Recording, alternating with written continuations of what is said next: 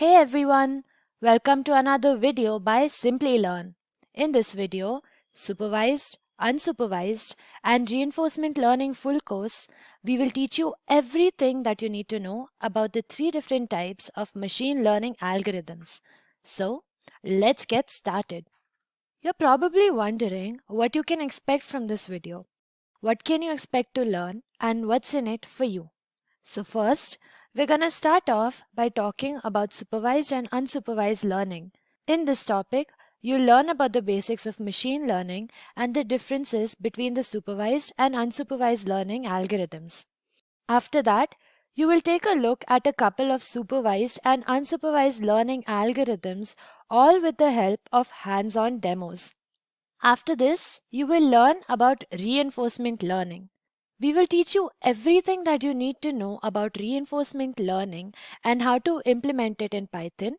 And then we will also take a look at Q-learning, a subtopic of reinforcement learning. And finally, we will take a look at a couple of machine learning interview questions and their answers that you're going to need to know to crack any interview for any company. We know humans learn from their past experiences, and machines follow instructions given by humans. But what if humans can train the machines to learn from their past data and do what humans can do and much faster? Well, that's called machine learning. But it's a lot more than just learning. It's also about understanding and reasoning. So today, we will learn about the basics of machine learning. So that's Paul. He loves listening to new songs. He either likes them or dislikes them. Paul decides this on the basis of the song's tempo, genre, intensity, and the gender of voice.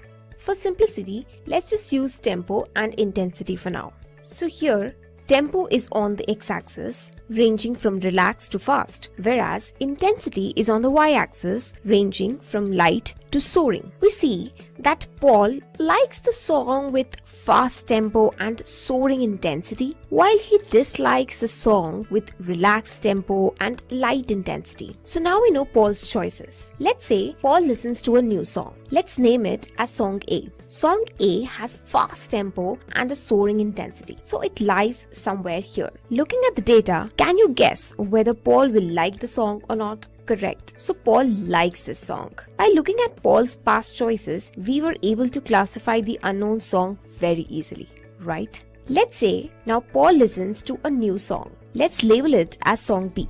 So Song B lies somewhere here with medium tempo and medium intensity. Neither relaxed nor fast, neither light nor soaring. Now can you guess whether Paul likes it or not? Not able to guess whether Paul will like it or dislike it? Are the choices unclear? Correct. We could easily classify Song A. But when the choice became complicated, as in the case of Song B, yes, and that's where machine learning comes in. Let's see how. In the same example, for Song B, if we draw a circle around the Song B, we see that there are 4 votes for like, whereas 1 vote for dislike. If we go for the majority votes, we can say that Paul will definitely like the song. That's all. This was a basic machine learning algorithm also. It's called k-nearest neighbors. So this is just a small example in one of the many machine learning algorithms. Quite easy, right? Believe me, it is. But what happens when the choices become complicated, as in the case of Song B? That's when machine learning comes in. It learns the data, builds the prediction model, and when the new data point comes in, it can easily predict for it.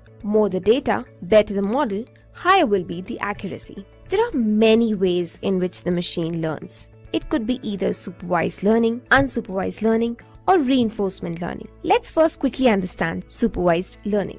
Suppose your friend gives you 1 million coins of 3 different currencies, say 1 rupee, 1 euro and 1 dirham. Each coin has different weights. For example, a coin of 1 rupee weighs 3 grams, 1 euro weighs 7 grams and 1 dirham weighs 4 grams. Your model will predict the currency of the coin. Here, your weight becomes the feature of coins, while currency becomes their label. When you feed this data to the machine learning model, it learns which feature is associated with which label. For example, it will learn that if a coin is of 3 grams, it will be a 1 rupee coin. Let's give a new coin to the machine. On the basis of the weight of the new coin, your model will predict the currency. Hence, supervised learning uses labeled data to train the model. Here the machine knew the features of the object and also the labels associated with those features. On this note, let's move to unsupervised learning and see the difference. Suppose you have cricket dataset of various players with their respective scores and wickets taken. When we feed this dataset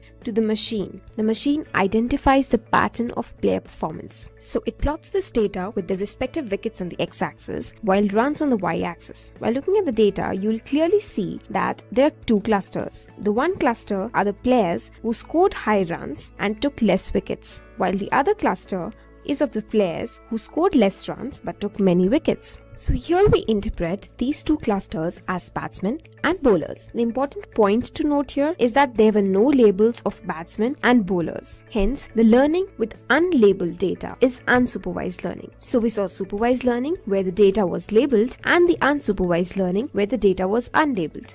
And then there is reinforcement learning, which is reward-based learning, or we can say that it works on the principle of feedback. Here, let's say you provide the system with an image of a dog and ask it to identify it. The system identifies it as a cat. So you give a negative feedback to the machine saying that it's a dog's image. The machine will learn from the feedback, and finally if it comes across any other image of a dog, it will be able to classify it correctly. That is reinforcement learning. To generalize machine learning model, let's see a flowchart. Input is given to a machine learning model, which then gives the output according to the algorithm applied. If it's right, we take the output as our final result. Else, we provide feedback to the training model and ask it to predict until it learns. I hope you've understood supervised and unsupervised learning. So let's have a quick quiz. You have to determine whether the given scenarios uses supervised or unsupervised learning. Simple, right? Scenario 1. Facebook recognizes your friend in a picture from an album of tagged photographs. Scenario 2. Netflix recommends new movies based on someone's past movie choices. Scenario 3. Analyzing bank data for suspicious transactions and flagging the fraud transactions. Think wisely and comment below your answers. Moving on, don't you sometimes wonder, how is machine learning possible in today's era? Well, that's because today we have humongous data available. Everybody is online, either making a transaction or just surfing the internet, and that's generating a huge amount of data every minute. And that data, my friend, is the key to analysis. Also, the memory handling capabilities of computers have largely increased, which helps them to process such a huge amount of data at hand without any delay. And yes, computers now have great computational powers. So there are a lot of applications of machine learning out there. To name a few, machine learning is used in healthcare, where diagnostics are predicted for doctors' review. The sentiment analysis that the tech giants are doing on social media is another interesting application of machine learning. Fraud detection in the finance sector, and also to predict customer churn in the e-commerce sector. While booking a cab, you must have encountered surge pricing often, where it says the fare of your trip has been updated. Continue booking? Yes, please, I'm getting late for office. Well, that's an interesting machine learning model which is used by global taxi giant Uber and others, where they have differential pricing in real time based on demand, the number of cars available, bad weather, rush hour, etc. So they use the surge pricing model to ensure that those who need a cab can get one. Also, it uses predictive modeling to predict where the demand will be high, with the goal that drivers can take care of the demand and surge pricing can be minimized. Great! Hey Siri, can you remind me to book a cab at 6 p.m. today? Okay, I'll remind you. Thanks. No problem. Comment below some interesting everyday examples around you where machines are learning and doing amazing jobs. Hi guys, this is Apeksha from Simplilearn, and we are going to talk about the 2 types of machine learning, supervised and unsupervised learning, their types and applications. But before we talk about them, let's quickly understand what is machine learning. These days, applications use artificial intelligence in machine learning to optimize speech recognition. I usually ask Siri things I want to know, like, hey Siri, how far is the nearest subway? So whenever we ask something to Siri, a powerful speech recognition kicks off and converts the audio into its corresponding textual form, which is then sent to the Apple servers for further processing. Then, neural language processing algorithms are run to understand the user's intent. And then finally, Siri tells you the answer. Well, this is what machine learning is all about. Making the machines learn and act like humans by feeding them with data and information without being explicitly programmed. As we saw in the previous example, when the data comes in, machines immediately starts analyzing the data and eventually gets trained on it and learns it. Now, when a new data point comes in, machine accurately makes prediction and decisions based on the past data. Now that you know what is machine learning, let's talk about supervised and unsupervised learning.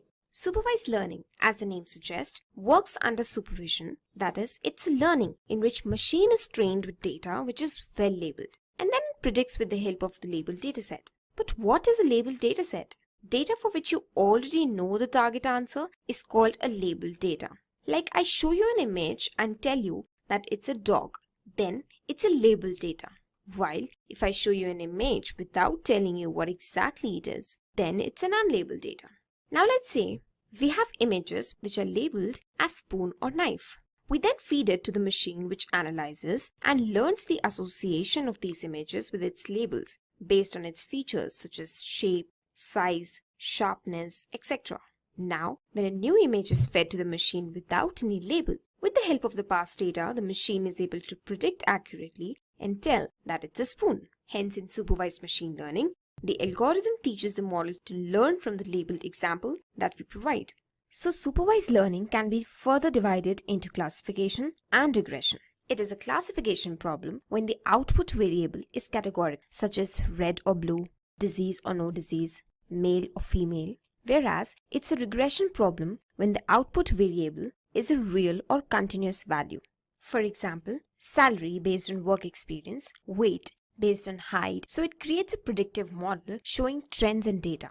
So now if I say, will I get a salary raise or not? That's classification. But if I say, how much salary raise will I get? That is regression. Now let's understand classification with the help of an example.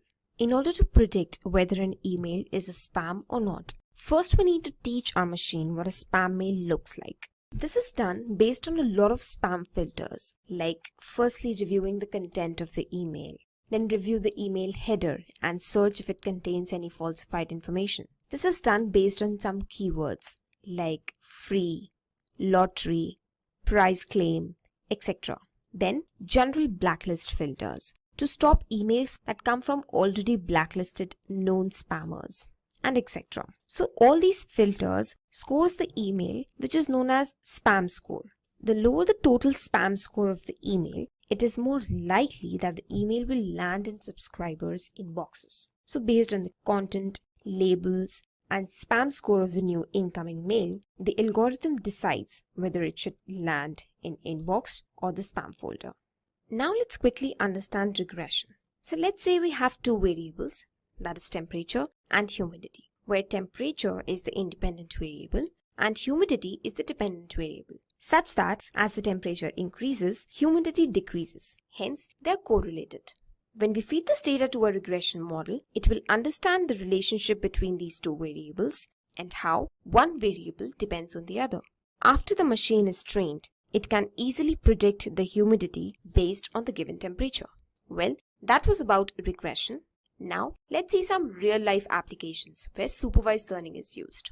So, supervised learning is used in risk assessment to assess risk in financial services or in insurance domain to minimize the risk portfolio of the companies. Image classification. Facebook recognizes your friend in a picture from an album of tagged photos. So, image classification is one of the key use cases of demonstrating supervised machine learning algorithms. Obviously, a lot more goes into all these, like convolutional neural networks, etc. Fraud detection, whether the transactions made by the user are authentic or not, and visual recognition, the ability of a machine learning model to identify objects, places, people, and actions in images.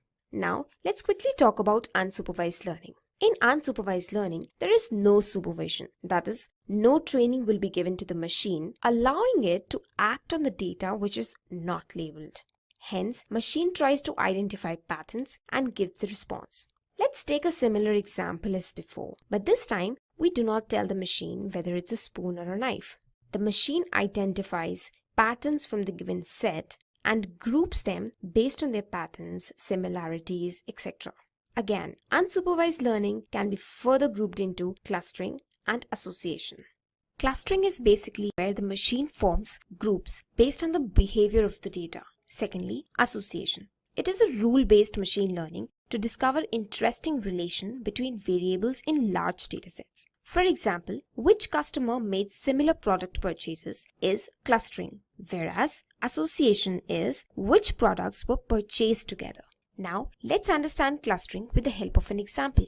To reduce their churn rate, a telecom company studies the behavior of the customers based on average call duration and internet usage and observes that while some customers' call duration is quite high, others have heavy internet usage. The customers are grouped based on their observed behavior and a strategy is adopted to minimize churn rate and maximize profit via suitable promotions and campaigns.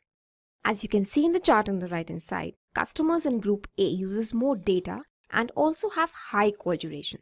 Group B customers are heavy internet users, while Group C customers have high call duration. So Group B will be given more data benefit plans, while Group C will be given cheaper call rates to buy their loyalty. So this was the example of clustering. Now let's understand association with another example. Let's say customer 1 goes to a supermarket and buys these products, say bread, milk, fruits, wheat. Then customer 2 goes and buys bread, milk, rice and butter. Now, when customer 3 goes and buys bread, it is highly likely that he will also buy milk. Hence, relationship is established based on customer behavior and recommendations are made. Now, let's look at some real-life applications of unsupervised learning. Market basket analysis is a machine learning model based on the algorithm that if you buy a certain group of items, you are less or more likely to buy another group of items. Semantic clustering. Semantically similar words share similar contexts. People post their queries on websites in their own ways. Semantic clustering groups all responses in a cluster with same meaning to ensure that the customer finds the information they want quickly and easily. It plays an important role in information retrieval, good browsing experience, and comprehension. Delivery store optimization. Machine learning models are used to predict the demand and keep up with the supply. Also, to open stores where demand is more and optimizing routes for more efficient deliveries according to past data and behavior. We can also use unsupervised machine learning models to identify accident-prone areas based on the intensity of those accidents and the area in order to introduce safety measures. By now, I hope you've understood supervised and unsupervised learning. For a quick recap, let's see a few differences between the two. The most fundamental difference is that supervised learning uses known and labeled data, and unsupervised learning uses unlabeled data as their input. Secondly, supervised learning follows a feedback mechanism, while unsupervised learning does not. Also, the most commonly used algorithms in supervised learning are decision tree, logistic regression, support vector machine, etc. And in unsupervised learning, there are k-means clustering, hierarchical clustering, a priori algorithm, and many more. Welcome to Linear Regression. My name is Richard Kirshner. I'm with Simplilearn. Let's look at an example of a common use for linear regression. Profit estimation of a company. If I was going to invest in a company, I would like to know how much money I could expect to make. So we'll take a look at a venture capitalist firm and try to understand which companies they should invest in. So we'll take the idea that we need to decide the companies to invest in. We need to predict the profit the company makes, and we're going to do it based on the company's expenses, and even just a specific expense. In this case, we have our company, we have the different expenses, so we have our R&D, which is your research and development, we have our marketing, we might have the location, we might have what kind of administration it's going through. Based on all this different information, we would like to calculate the profit. Now, in actuality, there's usually about 23 to 27 different markers that they look at if they're a heavy-duty investor. We're only going to take a look at one basic one. We're going to come in, and for simplicity, let's consider a single variable R&D and find out which companies to invest in based on that. So when we take our R&D and we're plotting the profit based on the R&D expenditure, how much money they put into the research and development, and then we look at the profit that goes with that. We can predict a line to estimate the profit. So we can draw a line right through the data. And when you look at that, you can see how much they invest in the R&D is a good marker as to how much profit they're going to have. We can also note that companies spending more on R&D make good profit. So let's invest in the ones that spend a higher rate in their R&D. What's in it for you? First, we'll have an introduction to machine learning, followed by machine learning algorithms. These will be specific to linear regression and where it fits into the larger model. Then we'll take a look at applications of linear regression, understanding linear regression, and multiple linear regression. Finally, we'll roll up our sleeves and do a little programming in use case profit estimation of companies. Let's go ahead and jump in. Let's start with our introduction to machine learning, along with some machine learning algorithms and where that fits in with linear regression. Let's look at another example of machine learning. Based on the amount of rainfall, how much would be the crop yield? So here we have our crops, we have our rainfall, and we want to know how much we're going to get from our crops this year. So we're going to introduce two variables, independent and dependent. The independent variable is a variable whose value does not change by the effect of other variables and is used to manipulate the dependent variable. It is often denoted as x. In our example, rainfall is the independent variable. This is a wonderful example because you can easily see that we can't control the rain, but the rain does control the crop.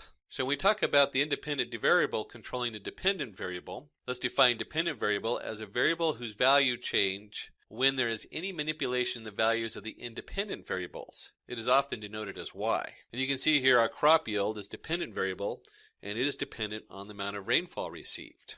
Now that we've taken a look at a real-life example, let's go a little bit into the theory and some definitions on machine learning and see how that fits together with linear regression. Numerical and categorical values. Let's take our data coming in, and this is kind of random data from any kind of project. We want to divide it up into numerical and categorical. So numerical is numbers, age, salary, height, where categorical would be a description, the color, a dog's breed, gender. Categorical is limited to very specific items, where numerical is a range of information.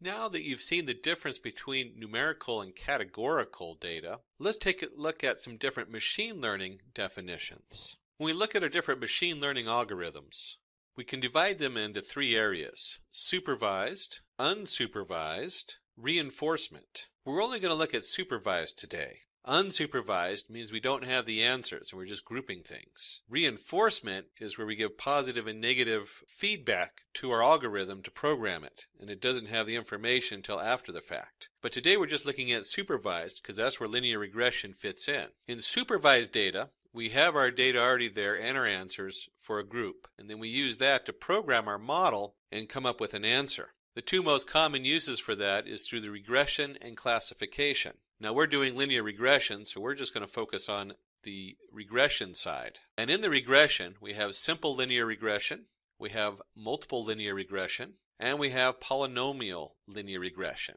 Now on these three, simple linear regression is the examples we've looked at so far, where we have a lot of data and we draw a straight line through it. Multiple linear regression means we have multiple variables. Remember where we had the rainfall and the crops? We might add additional variables in there, like how much food do we give our crops? When do we harvest them? Those would be additional information add into our model. And that's why it'd be multiple linear regression. And finally, we have polynomial linear regression. That is, instead of drawing a line, we can draw a curved line through it. Now that you see where regression model fits into the machine learning algorithms, and we're specifically looking at linear regression, let's go ahead and take a look at applications for linear regression. Let's look at a few applications of linear regression. Economic growth, used to determine the economic growth of a country or a state in the coming quarter, can also be used to predict the GDP of a country. Product price can be used to predict what would be the price of a product in the future. We can guess whether it's going to go up or down, or should I buy today. Housing sales, to estimate the number of houses a builder would sell and what price in the coming months. Score predictions, cricket fever, to predict the number of runs a player would score in the coming matches based on the previous performance. I'm sure you can figure out other applications you could use linear regression for. So let's jump in and let's understand linear regression and dig into the theory. Understanding linear regression. Linear regression is a statistical model used to predict the relationship between independent and dependent variables by examining two factors. The first important one is which variables in particular are significant predictors of the outcome variable. And the second one that we need to look at closely is how significant is the regression line to make predictions with the highest possible accuracy. If it's inaccurate, we can't use it. So it's very important we find out the most accurate line we can get. Since linear regression is based on drawing a line through data, we're going to jump back and take a look at some Euclidean geometry. The simplest form of a simple linear regression equation with one dependent and one independent variable is represented by y equals m times x plus c. And if you look at our model here, we plotted 2 points on here, x1 and y1, x2 and y2. Y being the dependent variable, remember that from before, and x being the independent variable. So y depends on whatever x is. M, in this case, is the slope of the line, where m equals the difference in the y2 minus y1 and x2 minus x1. And finally we have c, which is the coefficient of the line, or where it happens to cross the zero axes. Let's go back and look at an example we used earlier of linear regression. We're going to go back to plotting the amount of crop yield based on the amount of rainfall. And here we have our rainfall. Remember, we cannot change rainfall. And we have our crop yield, which is dependent on the rainfall. So we have our independent and our dependent variables. We're going to take this and draw a line through it as best we can through the middle of the data. And then we look at that, we put the red point on the y-axis is the amount of crop yield you can expect for the amount of rainfall, represented by the green dot. So if we have an idea what the rainfall is for this year and what's going on, then we can guess how good our crops are going to be. And we've created a nice line right through the middle to give us a nice mathematical formula. Let's take a look and see what the math looks like behind this. Let's look at the intuition behind the regression line. Now, before we dive into the math and the formulas that go behind this and what's going on behind the scenes, I want you to note that when we get into the case study and we actually apply some Python script, that this math that you're going to see here is already done automatically for you. You don't have to have it memorized. It is, however, good to have an idea what's going on, so if people reference the different terms, you'll know what they're talking about. Let's consider a sample data set with 5 rows and find out how to draw the regression line. We're only going to do 5 rows because if we did like the rainfall with hundreds of points of data, that would be very hard to see what's going on with the mathematics. So we'll go ahead and create our own 2 sets of data, and we have our independent variable x and our dependent variable y. And when x was 1, we got y equals 2. When x was 2, y was 4, and so on and so on. If we go ahead and plot this data on a graph, we can see how it forms a nice line through the middle. You can see where it's kind of grouped going upwards to the right. The next thing we want to know is what the means is of each of the data coming in, the x and the y. The means doesn't mean anything other than the average. So we add up all the numbers and divide by the total. So 1 plus 2 plus 3 plus 4 plus 5 over 5 equals 3. And the same for y, we get 4. If we go ahead and plot the means on the graph, we'll see we get 3, 4, which draws a nice line down the middle. A good estimate. Here we're going to dig deeper into the math behind the regression line. Now remember before I said you don't have to have all these formulas memorized or fully understand them, even though we're going to go into a little more detail of how it works. And if you're not a math whiz and you don't know, if you've never seen the sigma character before, which looks a little bit like an E that's opened up, that just means summation. That's all that is. So when you see the sigma character, it just means we're adding everything in that row. And for computers, this is great because as a programmer, you can easily iterate through each of the XY points and create all the information you need. So in the top half, you can see where we've broken that down into pieces. And as it goes through the first 2 points, it computes the squared value of X, the squared value of Y, and X times Y. And then it takes all of X and adds them up, all of Y adds them up, all of X squared adds them up, and so on and so on. And you can see we have the sum of equal to 15, the sum is equal to 20, all the way up to X times Y, where the sum equals 66. This all comes from our formula for calculating a straight line, where y equals the slope times x plus the coefficient c. So we go down below, and we're going to compute more like the averages of these, and we're going to explain exactly what that is in just a minute, and where that information comes from is called the square means error. But we'll go into that in detail in a few minutes. All you need to do is look at the formula and see how we've gone about computing it line by line instead of trying to have a huge set of numbers pushed into it. And down here you'll see where the slope m equals, and on the top part, if you read through the brackets, you have the number of data points times the sum of x times y, which we computed one line at a time there, and that's just the 66. And take all that and you subtract it from the sum of x times the sum of y. And those have both been computed. So you have 15 times 20. And on the bottom, we have the number of lines times the sum of x squared, easily computed as 86 for the sum, minus, I'll take all that and subtract the sum of x squared. And we end up, as we come across with our formula, you can plug in all those numbers, which is very easy to do on the computer. You don't have to do the math on a piece of paper or a calculator. And you'll get a slope of 0.6. And you'll get your C coefficient. If you continue to follow through that formula, you'll see it comes out as equal to 2.2. Continuing deeper into what's going behind the scenes, let's find out the predicted values of y for corresponding values of x using the linear equation where m equals 0.6 and c equals 2.2. We're going to take these values and we're going to go ahead and plot them. We're going to predict them, so y equals 0.6 times where x equals 1, plus 2.2 equals 2.8, so on and so on. And here, the blue points represent the actual y values, and the brown points represent the predicted y values, based on the model we created. The distance between the actual and predicted values is known as residuals or errors.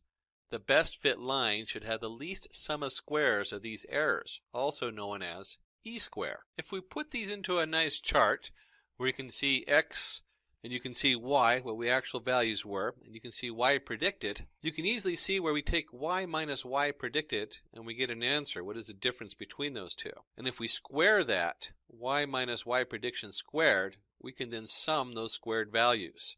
That's where we get the 0.64 plus the 0.36 plus 1, all the way down until we have a summation equals 2.4. So, the sum of squared errors for this regression line is 2.4. We check this error for each line and conclude the best fit line having the least e-square value. In a nice graphical representation, we can see here where we keep moving this line through the data points to make sure the best fit line has the least square distance between the data points and the regression line.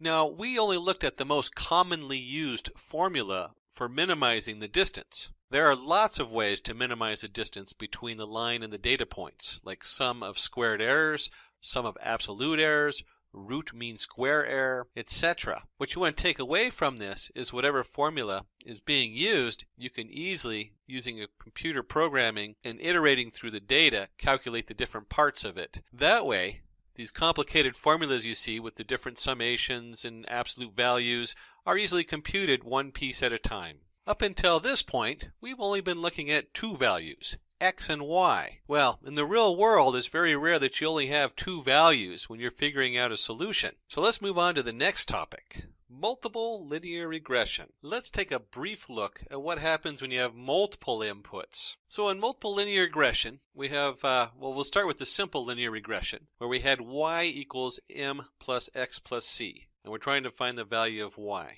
Now with multiple linear regression, we have multiple variables coming in. So instead of having just x, we have x1, x2, x3. And instead of having just one slope, each variable has its own slope attached to it. As you can see here, we have m1, m2, m3, and we still just have the single coefficient. So when you're dealing with multiple linear regression, you basically take your single linear regression and you spread it out. So you have y equals m1 times x1 plus m2 times x2, so on all the way to m to the nth, x to the nth, and then you add your coefficient on there. Implementation of linear regression. Now we get into my favorite part. Let's understand how multiple linear regression works by implementing it in Python. If you remember before, we were looking at a company and just based on its R&D, trying to figure out its profit. We're going to start looking at the expenditure of the company. We're going to go back to that. And we're going to predict its profit. But instead of predicting it just on the R&D, we're going to look at other factors like administration costs, marketing costs, and so on. And from there, we're going to see if we can figure out what the profit of that company is going to be. To start our coding,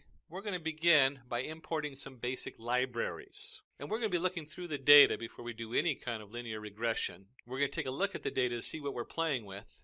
Then we'll go ahead and format the data to the format we need to be able to run it in the linear regression model. And then from there, we'll go ahead and solve it and just see how valid our solution is. So let's start with importing the basic libraries. Now, I'm going to be doing this in Anaconda Jupyter Notebook, a very popular IDE. I enjoy it because it's such a visual to look at and it's so easy to use.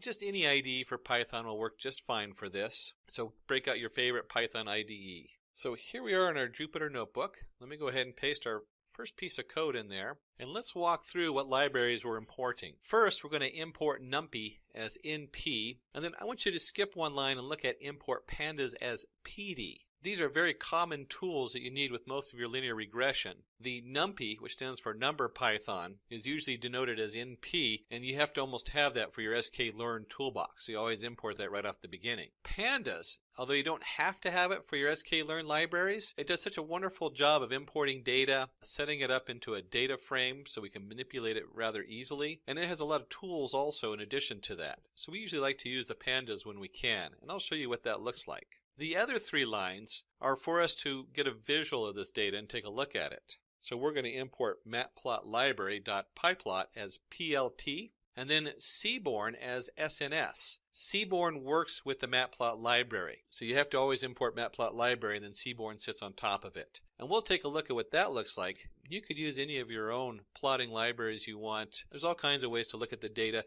These are just very common ones, and the Seaborn is so easy to use that it just looks beautiful. It's a nice representation that you can actually take and show somebody. And the final line is the ampersand matplotlibary inline. That is only because I'm doing an inline IDE. My interface in the Anaconda Jupyter Notebook requires I put that in there, or you're not going to see the graph when it comes up. Let's go ahead and run this. It's not going to be that interesting because we're just setting up variables. In fact, it's not going to do anything that we can see, but it is importing these different libraries and setup. The next step is load the data set and extract independent and dependent variables. Now, here in the slide, you'll see companies equals pd.read CSV, and it has a long line there with the file at the end, 1000companies.csv. You're going to have to change this to fit whatever setup you have. And the file itself, you can request. Just go down to the commentary below this video and put a note in there, and Simplilearn will try to get in contact with you and supply you with that file so you can try this coding yourself. So we're going to add this code in here, and we're going to see that I have companies equals pd.reader_csv, and I've changed this path to match my computer, c:/Simplilearn/1000_companies.csv. And then below there, we're going to set the x equals to companies under the I location, and because this is companies is a PD data set, I can use this nice notation that says take every row, that's what the first colon is, comma, except for the last column. That's what the second part is, where we have a colon -1, and we want the values set into there. So X is no longer a data set, a pandas data set, but we can easily extract the data from our pandas data set with this notation. And then Y, we're going to set equal to the last row. Well, the question is going to be, what are we actually looking at? So let's go ahead and take a look at that. And we're going to look at the companies.head, which lists the first 5 rows of data. And I'll open up the file in just a second so you can see where that's coming from. But let's look at the data in here as far as the way the pandas sees it. When I hit run, you'll see it breaks it out into a nice setup. This is what pandas, one of the things pandas is really good about, is it looks just like an Excel spreadsheet. You have your rows, and remember, when we're programming, we always start with 0. We don't start with 1. So it shows the first 5 rows. 0, 1, 2, 3, 4, and then it shows your different columns. R&D spend, administration, marketing spend, state, profit. It even notes that the top are column names. It was never told that, but Pandas is able to recognize a lot of things that they're not the same as the data rows. Why don't we go ahead and open this file up in a CSV so you can actually see the raw data. So here I've opened it up as a text editor, and you can see at the top we have R&D spend, comma, administration, comma, marketing spend, comma, state, comma, profit, carriage return. I don't know about you, but I'd go crazy trying to read files like this.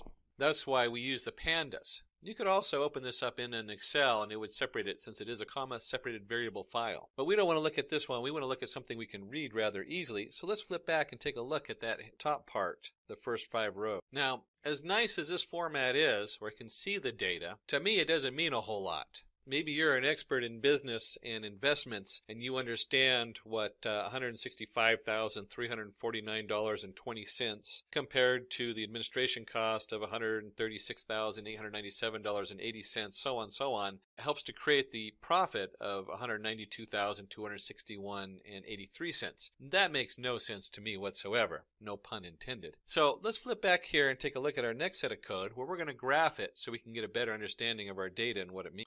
So at this point, we're going to use a single line of code to get a lot of information so we can see where we're going with this. Let's go ahead and paste that into our notebook and see what we got going. And so we have the visualization, and again we're using SNS, which is pandas. As you can see, we imported the matplot library, .pyplot as PLT, which then the Seaborn uses. And we imported the Seaborn as SNS. And then that final line of code helps us show this in our inline coding. Without this, it wouldn't display, and you could display it to a file and other means. And that's the matplot library inline with the ampersand at the beginning. So here we come down to the single line of code. Seaborn is great because it actually recognizes the Panda data frame. So I can just take the companies.core for coordinates, and I can put that right into the Seaborn. And when we run this, we get this beautiful plot. And let's just take a look at what this plot means. If you look at this plot, on mine the colors are probably a little bit more purplish and blue than the original one. We have the columns and the rows. We have R&D spending, we have administration, we have marketing spending, and profit. And if you cross-index any two of these, since we're interested in profit, if you cross-index profit with profit, it's going to show up, if you look at the scale on the right, way up in the dark. Why? Because those are the same data. They have an exact correspondence. So R&D spending is going to be the same as R&D spending, and the same thing with administration costs. So right down the middle, you get this dark row, or dark diagonal row, that shows that this is the highest corresponding data. That's exactly the same. And as it becomes lighter, there's less connections between the data. So we can see with profit, obviously profit is the same as profit. And next, it has a very high correlation with R&D spending, which we looked at earlier. And it has a slightly less connection to marketing spending, and even less to how much money we put into the administration. So now that we have a nice look at the data, let's go ahead and dig in and create some actual useful linear regression models so that we can predict values and have a better profit. Now that we've taken a look at the visualization of this data, we're going to move on to the next step. Instead of just having a pretty picture, we need to generate some hard data, some hard values. So let's see what that looks like. We're going to set up our linear regression model in two steps. The first one is we need to prepare some of our data so it fits correctly. And let's go ahead and paste this code into our Jupyter notebook. And what we're bringing in is we're going to bring in the sklearn pre-processing, where we're going to import the label encoder and the one hot encoder. To use the label encoder, we're going to create a variable called label encoder and set it equal to capital L label capital E encoder. This creates a class that we can reuse for transferring the labels back and forth. Now about now you should ask, what labels are we talking about? Let's go take a look at the data we processed before and see what I'm talking about here. If you remember when we did the companies.head and we printed the top 5 rows of data, we have our columns going across. We have column 0, which is R&D spending, column 1, which is administration, column 2, which is marketing spending, and column 3 is state. And you'll see under state we have New York, California, Florida. Now, to do a linear regression model, it doesn't know how to process New York. It knows how to process a number. So the first thing we're going to do is we're going to change that New York, California, and Florida, and we're going to change those to numbers. That's what this line of code does here. X equals, and then it has the colon comma 3 in brackets. The first part, the colon comma, means that we're going to look at all the different rows. So we're going to keep them all together. But the only row we're going to edit is the third row. And in there we're going to take the label coder and we're going to fit and transform the X, also the third row. So we're going to take that third row, we're going to set it equal to a transformation. And that transformation basically tells it that instead of having a New York, it has a 0 or a 1 or a 2. And then finally we need to do a one hot encoder, which equals one hot encoder categorical features equals 3. And then we take the X and we go ahead and do that equal to one hot encoder fit transform X to array. This final transformation preps our data for us so it's completely set the way we need it as just a row of numbers. Even though it's not in here, let's go ahead and print X and just take a look at what this data is doing. You'll see you have an array of arrays, and then each array is a row of numbers. And if I go ahead and just do row 0, you'll see I have a nice organized row of numbers that the computer now understands. We'll go ahead and take this out there because it doesn't mean a whole lot to us. It's just a row of numbers. Next, on setting up our data, we have avoiding dummy variable trap. This is very important. Why? Because the computer has automatically transformed our header into the setup, and it's automatically transformed all these different variables. So when we did the encoder created 2 columns. And what we need to do is just have the 1, because it has both the variable and the name. That's what this piece of code does here. Let's go ahead and paste this in here, and we have x equals x colon comma 1 colon. All this is doing is removing that one extra column we put in there when we did our one-hot encoder and our label encoding. Let's go ahead and run that. And now we get to create our linear regression model. And let's see what that looks like here. And we're going to do that in 2 steps. The first step is going to be in splitting the data. Now, whenever we create a predictive model of data, we always want to split it up so we have a training set and we have a testing set. That's very important. Otherwise, we'd be very unethical without testing it to see how good our fit is. And then we'll go ahead and create our multiple linear regression model and train it and set it up. Let's go ahead and paste this next piece of code in here, and I'll go ahead and shrink it down a size or 2 so it all fits on one line. So from the sklearn module selection, we're going to import train, test, split. And you'll see that we've created 4 completely different variables. We have capital X train, capital X test, smaller case y train, smaller case y test. That is the standard way that they usually reference these when we're doing different models.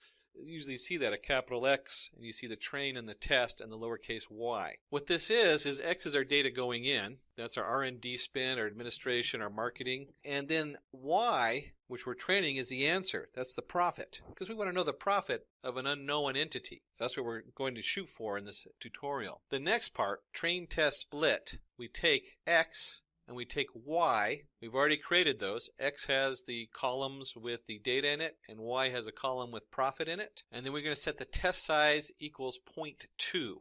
That basically means 20%.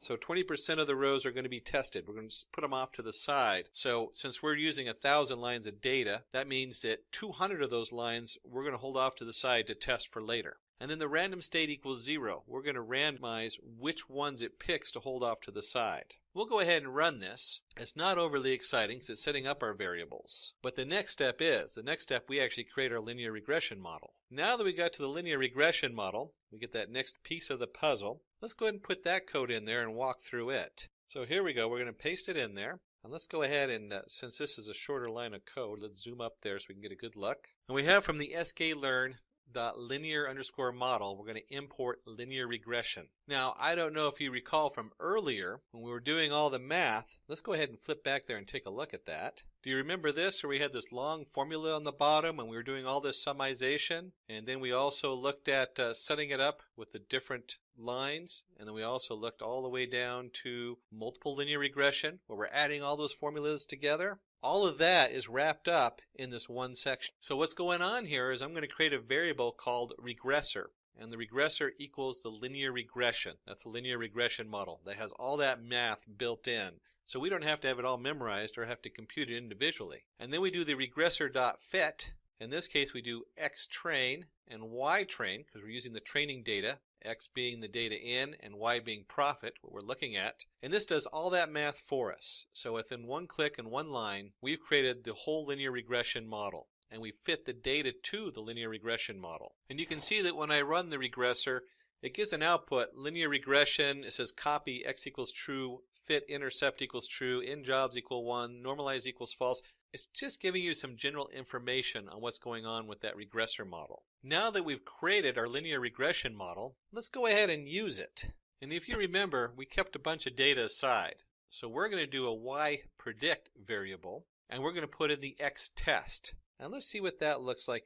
Scroll up a little bit, paste that in here. Predicting the test set results. So here we have y_predict equals regressor.predict X test going in, and this gives us Y predict. Now because I'm in Jupyter Inline, I can just put the variable up there, and when I hit the run button, it'll print that array out. I could have just as easily done print Y predict. So if you're in a different IDE that's not an inline setup like the Jupyter Notebook, you can do it this way, print Y predict. And you'll see that for the 200 different test variables we kept off to the side, it's going to produce 200 answers. This is what it says the profit are for those 200 predictions. But let's don't stop there. Let's keep going and take a couple look. We're going to take just a short detail here and calculating the coefficients and the intercepts. This gives us a quick flash at what's going on behind the line. We're going to take a short detour here, and we're going to be calculating the coefficient and intercepts. So you can see what those look like.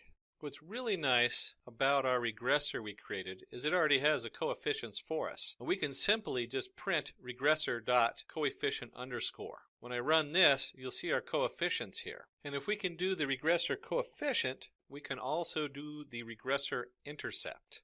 And let's run that and take a look at that. This all came from the multiple regression model, and we'll flip over so you can remember where this is going into and where it's coming from.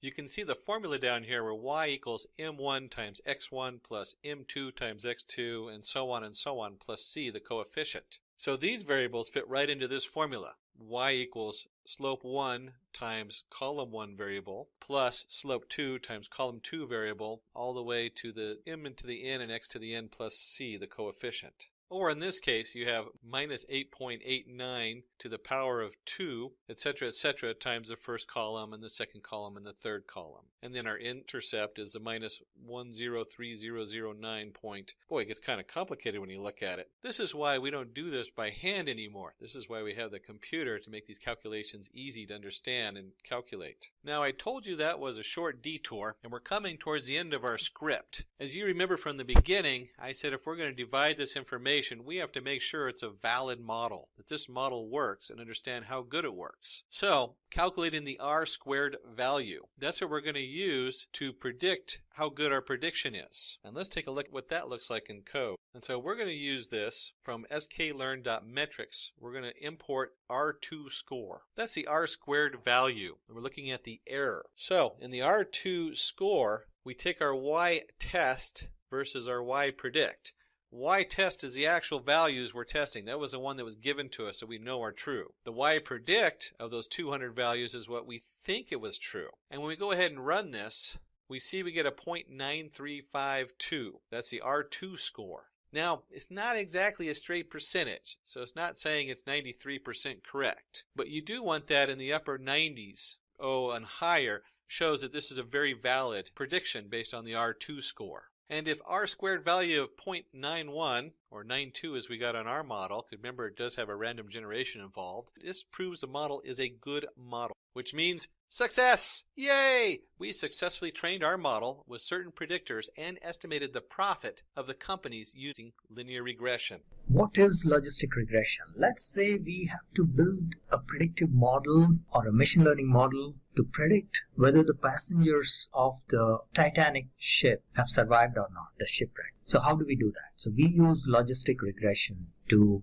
build a model for this. How do we use logistic regression? So we have the information about the passengers, their ID, whether they have survived or not, their class and name and so on and so forth. And we use this information where we already know whether the person has survived or not. That is the labeled information, and we help the system to train based on this information, based on this labeled data. This is known as labeled data. And during the process of building the model, we probably will remove some of the non-essential parameters or attributes here. We only take those attributes which are really required to make these predictions. And once we train the model, we run new data through it, whereby the model will predict whether the passenger has survived or not. Alright, what is logistic regression? As I mentioned earlier, logistic regression is an algorithm for performing binary classification. So let's take an example and see how this works. Let's say your car has not been serviced for quite a few years, and now you want to find out if it is going to break down in the near future. So this is like a classification problem. Find out whether your car will break down or not.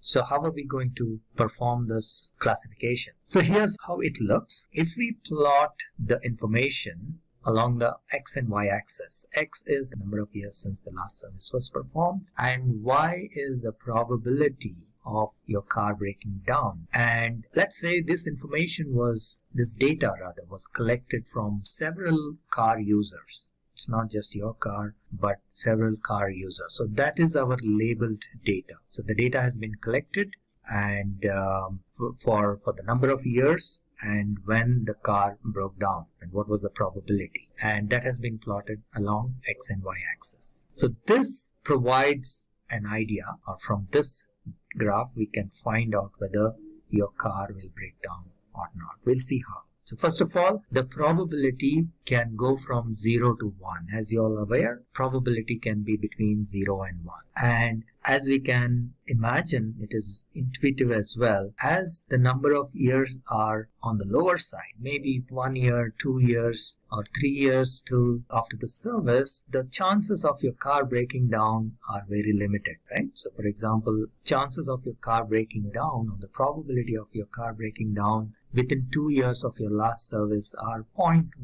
probability. Similarly, 3 years is maybe 0.3 and so on. But as the number of years increases, let's say if it was 6 or 7 years, there is almost a certainty that your car is going to break down. That is what this graph shows. So this is an example of an application of the classification algorithm. And we will see in little details how exactly logistic regression is applied here. One more thing needs to be added here is that the dependent variables outcome is discrete. So if we are talking about whether the car is going to break down or not, so that is a discrete value, the y that we are talking about, the dependent variable that we are talking about. What we are looking at is whether the car is going to break down or not, yes or no. That is what we are talking about. So here the outcome is discrete and not a continuous value. So this is how the logistic regression curve looks. Let me explain a little bit how exactly we are going to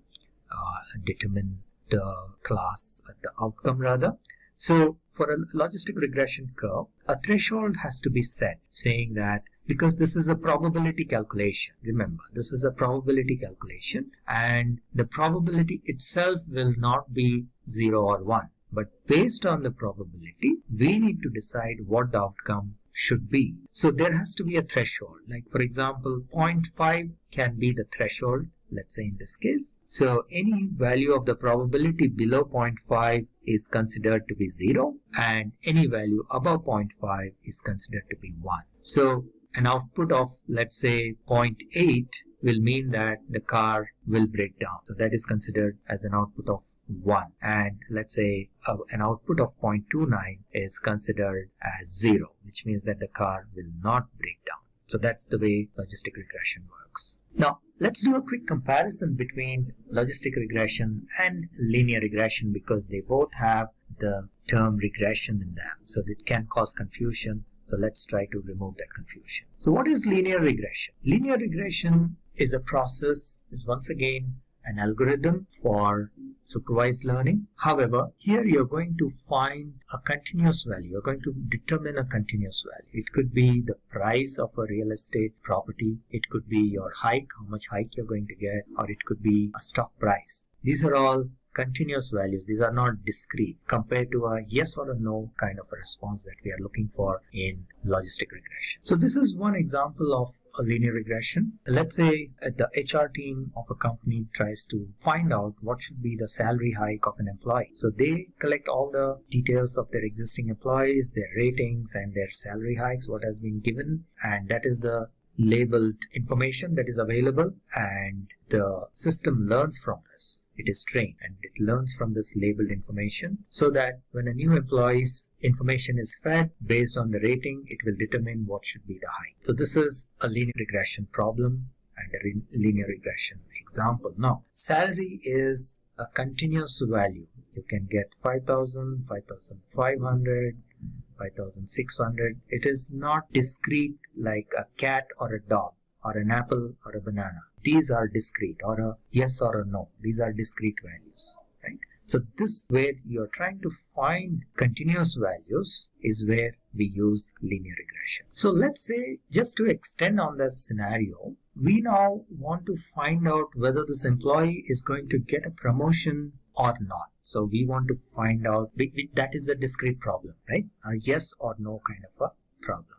In this case, we actually cannot use linear regression, even though we may have labeled data. So this is the labeled data. So based on the employee rating, these are the ratings, and then some people got the promotion, and this is the ratings for which people did not get promotion, that is a no, and this is the rating for which people got promotion. We just plotted the data about whether a person has got, an employee has got promotion or not, yes, no, right? So there is nothing in between. And what is the employee's rating? Okay, and ratings can be continuous, that is not an issue. But the output is discrete in this case, whether employee got promotion, yes, no. Okay, so if we try to plot that and we try to find a straight line, this is how it would look. And as you can see, it doesn't look very right, because it looks like there will be a lot of errors. The root mean square error, if you remember, for linear regression would be very, very high. And also the values cannot go beyond 0 or beyond 1. So the graph should probably look somewhat like this, clipped at 0 and 1. But still, the straight line doesn't look right. Therefore, instead of using a linear equation, we need to come up with something different. And therefore, the logistic regression model looks somewhat like this. So we calculate the probability, and if we plot that probability, not in the form of a straight line, but we need to use some other equation. We will see very soon what that equation is. Then it is a gradual process, right? So you see here, people with some of these ratings are not getting any promotions, and then slowly at certain rating they get promotion. So that is a gradual process. And this is how the math behind logistic regression looks. So we are trying to find the odds for a particular event happening. And this is the formula for finding the odds. So the probability of an event happening divided by the probability of the event not happening. So P, if it is the probability of the event happening, probability of the person getting a promotion, and divided by the probability of the person not getting a promotion, that is 1 minus P. So this is how you measure the odds. Now, the values of the odds range from 0 to infinity. So when this probability is 0, then the value of the odds is equal to 0. And when the probability becomes 1, then the value of the odds is 1 by 0, that will be infinity. But the probability itself remains between 0 and 1. Now, this is how an equation of a straight line looks. So y is equal to beta 0 plus beta 1x, where beta 0 is the y-intercept and beta 1 is the slope of the line. If we take the odds equation and take a log of both sides, then this would look somewhat like this. And the term logistic is actually derived from the fact that we are doing this. We take a log of px by 1 minus px. This is an extension of the calculation of odds that we have seen, right? And that is equal to beta 0 plus beta 1x, which is the equation of the straight line. And now from here, if you want to find out the value of px, you will see we can take the exponential on both sides, and then if we solve that equation, we will get the equation of px like this. Px is equal to 1 by 1 plus e to the power of minus beta 0 plus beta 1x. And recall, this is nothing but the equation of the line, which is equal to y. Y is equal to beta 0 plus beta 1x. So this is the equation also known as the sigmoid function, and this is the equation of the logistic regression algorithm. Alright, and if this is plotted, this is how the sigmoid curve is obtained. So let's compare linear and logistic regression, how they are different from each other. Let's go back. So linear regression is solved or used to solve regression problems, and logistic regression is used to solve classification problems. So both are called regression, but linear regression is used for solving regression problems where we predict continuous values, whereas logistic regression is used for solving classification problems where we have to predict discrete values. values. The response variables in case of linear regression are continuous in nature, whereas here they are categorical or discrete in nature. And linear regression helps to estimate the dependent variable when there is a change in the independent variable, whereas here in case of logistic regression it helps to calculate the probability or the possibility of a particular event happening. And linear regression, as the name suggests, is a straight line. That's why it's called linear regression, whereas logistic regression is a sigmoid function and the curve is, the shape of the curve is S. It's an S-shaped curve. This is another example of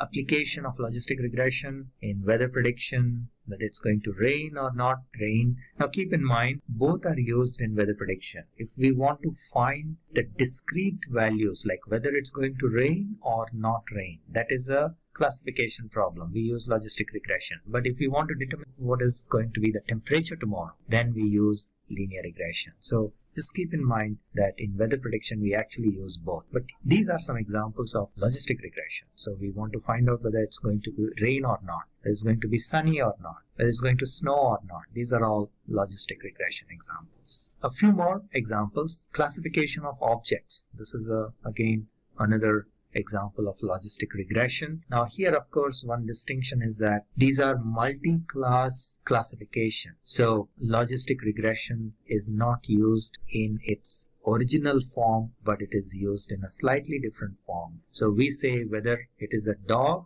or not a dog. I hope you understand. So instead of saying is it a dog or a cat or an elephant, we convert this into saying, so because we need to keep it to binary classification. So we say, is it a dog or not a dog? Is it a cat or not a cat? So that's the way logistic regression can be used for classifying objects. Otherwise, there are other techniques which can be used for performing multi-class classification. In healthcare, logistic regression is used to find the survival rate of a patient. So they take multiple parameters like trauma score and age and so on and so forth, and they try to predict the rate of survival. Alright, now finally let's take an example and see how we can apply logistic regression to predict the number that is shown in the image. So this is actually a live demo. I will take you into Jupyter Notebook and show the code. But before that, let me take you through a couple of slides to explain what we are trying to do. So let's say you have an 8x8 image and the image has a number 1, 2, 3, 4, and you need to train your model to predict what this number is. So how do we do this? So the first thing is, obviously, in any machine learning process, you train your model. So in this case, we are using logistic regression. So, and then we provide a training set to train the model, and then we test how accurate our model is with the test data, which means that like any machine learning process, we split our initial data into two parts, training set and test set. With the training set, we train our model, and then with the test set, we test the model till we get good accuracy, and then we use it for inference, right? So that is typical methodology of training, testing, and then deploying of machine learning models. So let's take a look at the code and see what we are doing. So I'll not go line by line, but just take you through some of the blocks. So first thing we do is import all the libraries, and then we basically take a look at the images and see what is the total number of images we can display using matplotlib, some of the images or a sample of these images, and then we split the data into training and test, as I mentioned earlier, and we can do some exploratory analysis, and then we build our model. We train our model with the training set, and then we test it with our test set and find out how accurate our model is using the confusion matrix, the heat map, and use heat map for visualizing this. And I will show you in the code what exactly is the confusion matrix and how it can be used for finding the accuracy. In our example, we get an accuracy of about 0.94, which is pretty good, or 94%, which is pretty good. Alright, so what is a confusion matrix? This is an example of a confusion matrix, and this is used for identifying the accuracy of a classification model, or like a logistic regression model. So the most important part in a confusion matrix is that, first of all, this, as you can see, this is a matrix, and the size of the matrix depends on how many outputs we are expecting, right? So the most important part here is that the model will be most accurate when we have the maximum numbers in its diagonal. Like in this case, that's why it has almost 93-94%, because the diagonals should have the maximum numbers, and the others other than diagonals, the cells other than the diagonals, should have very few numbers. So here that's what is happening. So there is a 2 here, there is a 1 here, but most of them are along the diagonal. What does this mean? This means that the number that has been fed is 0, and the number that has been detected is also 0. So the predicted value and the actual value are the same. So along the diagonals, that is true, which means that let's take this diagonal, right? If the maximum number is here, that means that like here in this case it is 34, which means that 34 of the images that have been fed, or rather actually there are 2 misclassifications in there. So 36 images have been fed which have number 4, and out of which 34 have been predicted correctly as number 4, and one has been predicted as number 8, and another one has been predicted as number 9. So these are 2 misclassifications. Okay, so that is the meaning of saying that the maximum number should be in the diagonal. So if you have all of them, so for an ideal model which has, let's say, 100% accuracy, everything will be only in the diagonal. There will be no numbers other than 0 in all other cells. So that is like a 100% accurate model. Okay, so that's the gist of how to use this matrix, how to use this confusion matrix. I know the name is a little funny sounding, confusion matrix, but actually it is not very confusing. It's very straightforward. So you are just plotting what has been predicted and what is the labeled information, or what is the actual data. That's also known as the ground truth sometimes. Okay, these are some fancy terms that are used. So predicted label and the actual label, that's all it is. Okay, yeah, so we are showing a little bit more information here. So 38 have been predicted, and here you will see that all of them have been predicted correctly. There have been 38 zeros, and the predicted value and the actual value is exactly the same. Whereas in this case, right, it has, there are, I think, 37 plus 5, 42 have been fed the images. 42 images are of digit 3, and the accuracy is only 37 of them have been accurately predicted. 3 of them have been predicted as number 7, and 2 of them have been predicted as number 8, and so on and so forth. Okay, all right, so with that, let's go into Jupyter Notebook and see how the code looks. So this is the code in Jupyter Notebook for logistic regression. In this particular demo, what we are going to do is train our model to recognize digits, which are the images which have digits from let's say 0 to 5 or 0 to 9, and then we will see how well it is trained and whether it is able to predict these numbers correctly or not. So let's get started. So the first part is, as usual, we are importing some libraries that are required, and then the last line in this block is to load the digits. So let's go ahead and run this code. Then here we will visualize the shape of these digits. So we can see here, if we take a look, this is how the shape is, 1797 by 64. These are like 8 by 8 images. So that's what is reflected in this shape. Now from here onwards, we are basically once again importing some of the libraries that are required, like NumPy and Matplot, and we will take a look at some of the sample images that we have loaded. So this one, for example, creates a figure, and then we go ahead and take a few sample images to see how they look. So let me run this code, and so that it becomes easy to understand. So these are about 5 images, sample images, that we are looking at. 0, 1, 2, 3, 4. So this is how the images, this is how the data is. Okay, and based on this, we will actually train our logistic regression model, and then we will test it and see how well it is able to recognize. So the way it works is the pixel information. So as you can see here, this is an 8 by 8 pixel kind of a image, and each pixel, whether it is activated or not activated, that is the information available for each pixel. Now, based on the pattern of this activation and non-activation of the various pixels, this will be identified as a 0, for example, right? Similarly, as you can see, so overall each of these numbers actually has a different pattern of the pixel activation, and that's pretty much that our model needs to learn for which number what is the pattern of the activation of the pixels, right? So that is what we are going to train our model. Okay, so the first thing we need to do is to split our data into training and test data set. Right? So whenever we perform any training, we split the data into training and test, so that the training data set is used to train the system. So we pass this probably multiple times, and then we test it with the test data set, and the split is usually in the form of and there are various ways in which you can split this data. It is up to the individual preferences. In our case here, we are splitting in the form of 23 and 77. So when we say test size as 0.23, that means 23% of that entire data is used for testing, and the remaining 77% is used for training. So there is a readily available function which is called train test split. So we don't have to write any special code for the splitting. It will automatically split the data based on the proportion that we give here, which is test size. So we just give the test size, automatically training size will be determined, and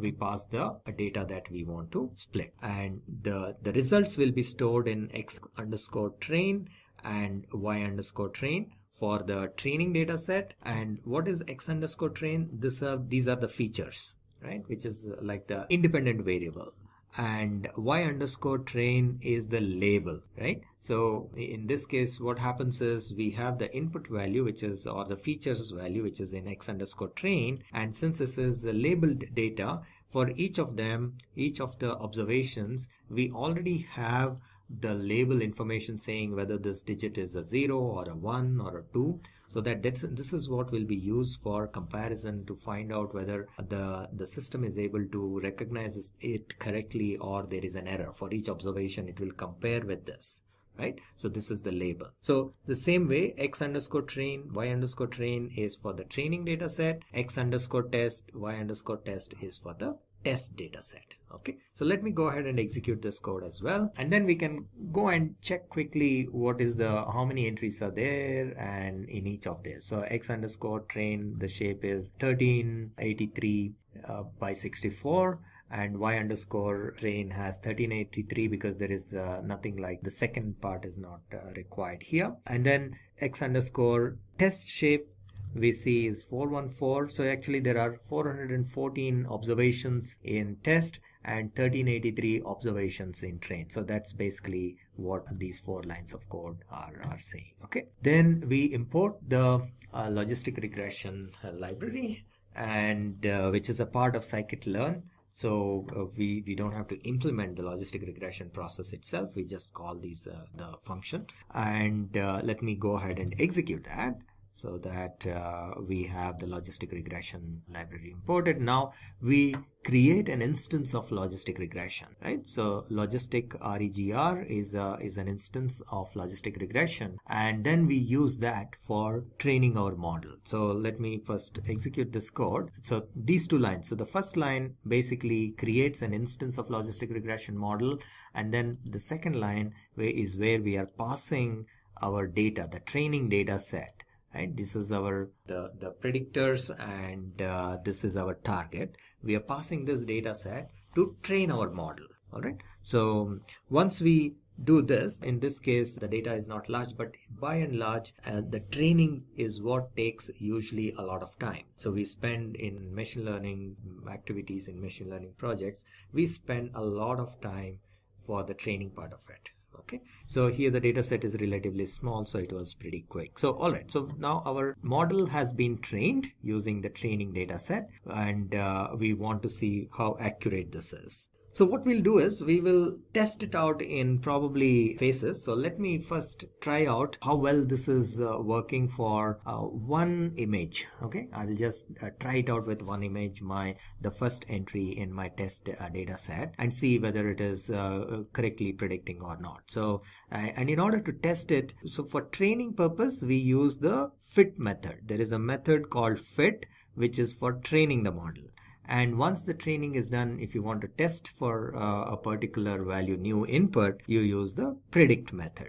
Okay, so let's run the predict method and we pass this particular image, and we see that the shape is or the prediction is 4. So let's try a few more. Let me see for the next 10. Seems to be fine. So let me just go ahead and test the entire data set. Okay, that's basically what we will do. So now we want to find out how accurately this has performed. So we use the score method to find what is the percentage of accuracy, and we see here that it has performed up to 94% accurate. Okay, so that's on this part. Now what we can also do is we can also see this accuracy using what is known as a confusion matrix. So let us go ahead and try that as well, so that we can also visualize how well this model has done. So let me execute this piece of code, which will basically import some of the libraries that are required, and we basically create a confusion matrix, an instance of confusion matrix, by running confusion matrix and passing these values. So this confusion underscore matrix method takes 2 parameters. One is the y underscore test, and the other is the prediction. So what is the y underscore test? These are the labeled values which we already know for the test data set, and predictions are what the system has predicted for the test data set. Okay, so this is known to us, and this is what the system has, the model has generated. So we kind of create the confusion matrix and we will print it, and this is how the confusion matrix looks. As the name suggests, it is a matrix, and the key point out here is that the accuracy of the model is determined by how many numbers are there in the diagonal. The more the numbers in the diagonal, the better the accuracy is. Okay, and first of all, the total sum of all the numbers in this whole matrix is equal to the number of observations in the test data set. That is the first thing, right? So if you add up all these numbers, that will be equal to the number of observations in the test data set, and then out of that the maximum number of them should be in the diagonal. That means the accuracy is pretty good. If the numbers in the diagonal are less and in all other places there are a lot of numbers, which means the accuracy is very low. The diagonal indicates a correct prediction.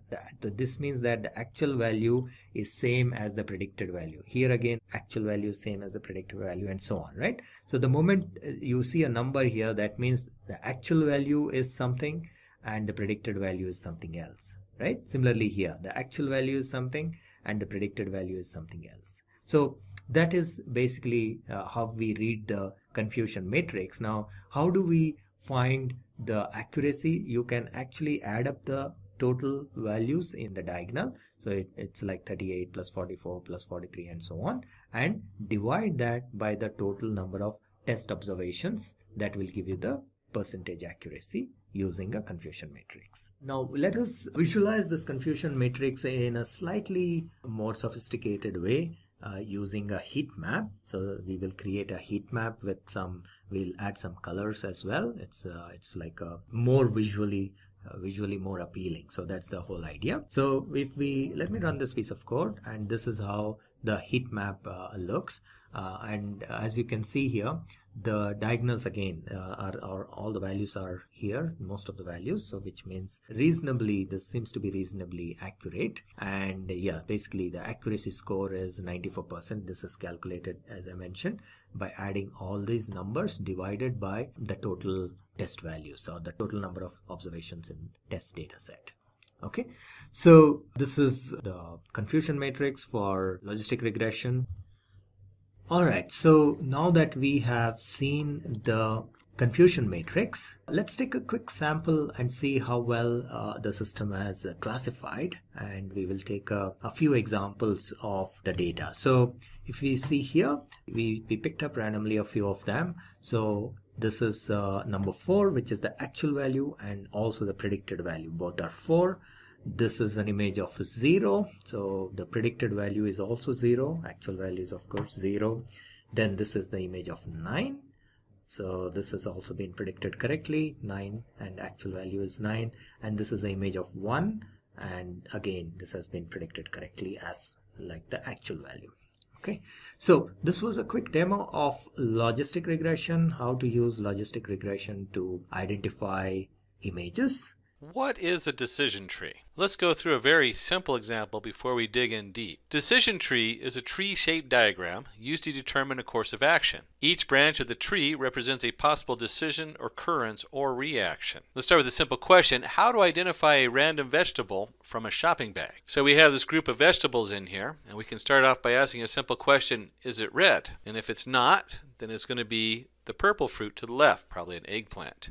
If it's true, it's going to be one of the red fruits. Is the diameter greater than 2? If false, it's going to be what looks to be a red chili. And if it's true, it's going to be a bell pepper from the capsicum family. So it's a capsicum. Problems that decision tree can solve. So let's look at the 2 different categories the decision tree can be used on. It can be used on the classification, the true, false, yes, no, and it can be used on regression, where we figure out what the next value is in a series of numbers or a group of data. In classification, the classification tree will determine a set of logical if-then conditions to classify problems. For example, discriminating between 3 types of flowers based on certain features. In regression, a regression tree is used when the target variable is numerical or continuous in nature. We fit the regression model to the target variable using each of the independent variables. Each split is made based on the sum of squared error.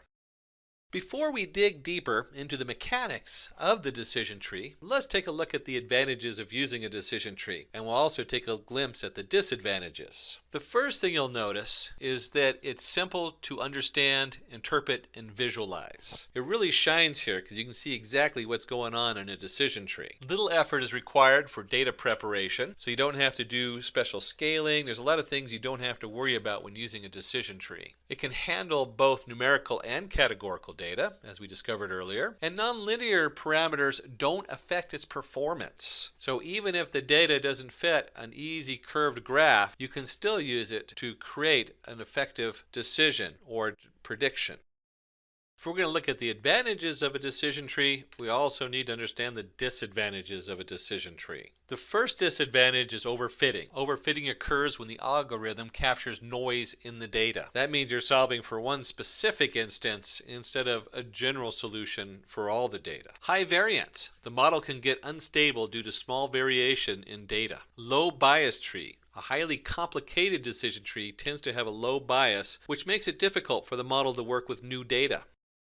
Decision tree important terms. Before we dive in further, we need to look at some basic terms. We need to have some definitions to go with our decision tree and the different parts we're going to be using. We'll start with entropy. Entropy is a measure of randomness or unpredictability in the data set. For example, we have a group of animals. In this picture, there's 4 different kinds of animals, and this data set is considered to have a high entropy. You really can't pick out what kind of animal it is based on looking at just the 4 animals as a big clump of entities. So as we start splitting it into subgroups, we come up with our second definition, which is information gain. Information gain. It is a measure of decrease in entropy after the data set is split. So in this case, based on the color yellow, we've split one group of animals on one side as true and those who aren't yellow as false. As we continue down the yellow side, we split based on the height, true or false equals 10, and on the other side, height is less than 10, true or false. And as you see, as we split it, the entropy continues to be less and less and less, and so our information gain is simply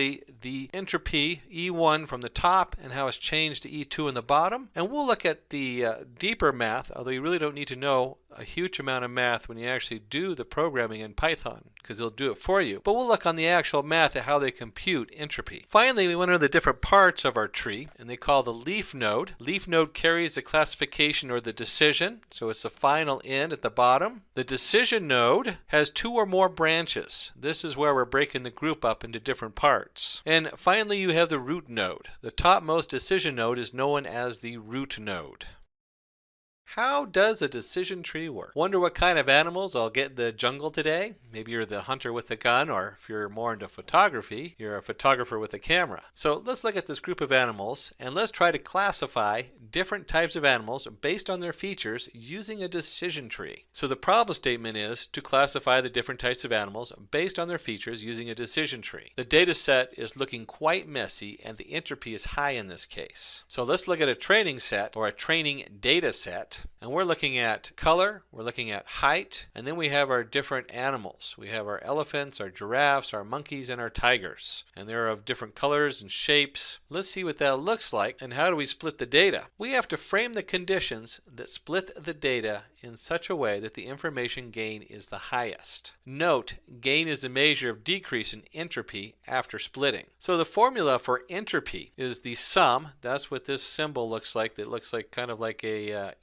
funky E, of K, where I equals 1 to K. K would represent the number of the different animals in there, where value, or P, value of I, would be the percentage of that animal, times the log base 2 of the same, the percentage of that animal. Let's try to calculate the entropy for the current data set and take a look at what that looks like. And don't be afraid of the math. You don't really have to memorize this math. Just be aware that it's there and this is what's going on in the background. And so we have 3 giraffes, 2 tigers, 1 monkey, 2 elephants, a total of 8 animals gathered. And if we plug that into the formula, we get an entropy that equals 3 over 8. So we have 3 giraffes, a total of 8, times the log. Usually they use base 2 on the log. So log base 2 of 3 over 8 plus, in this case let's say it's the elephants, 2 over 8, 2 elephants over a total of 8 times log base 2, 2 over 8, plus 1 monkey over a total of 8, log base 2, 1 over 8, and plus 2 over 8 of the tigers,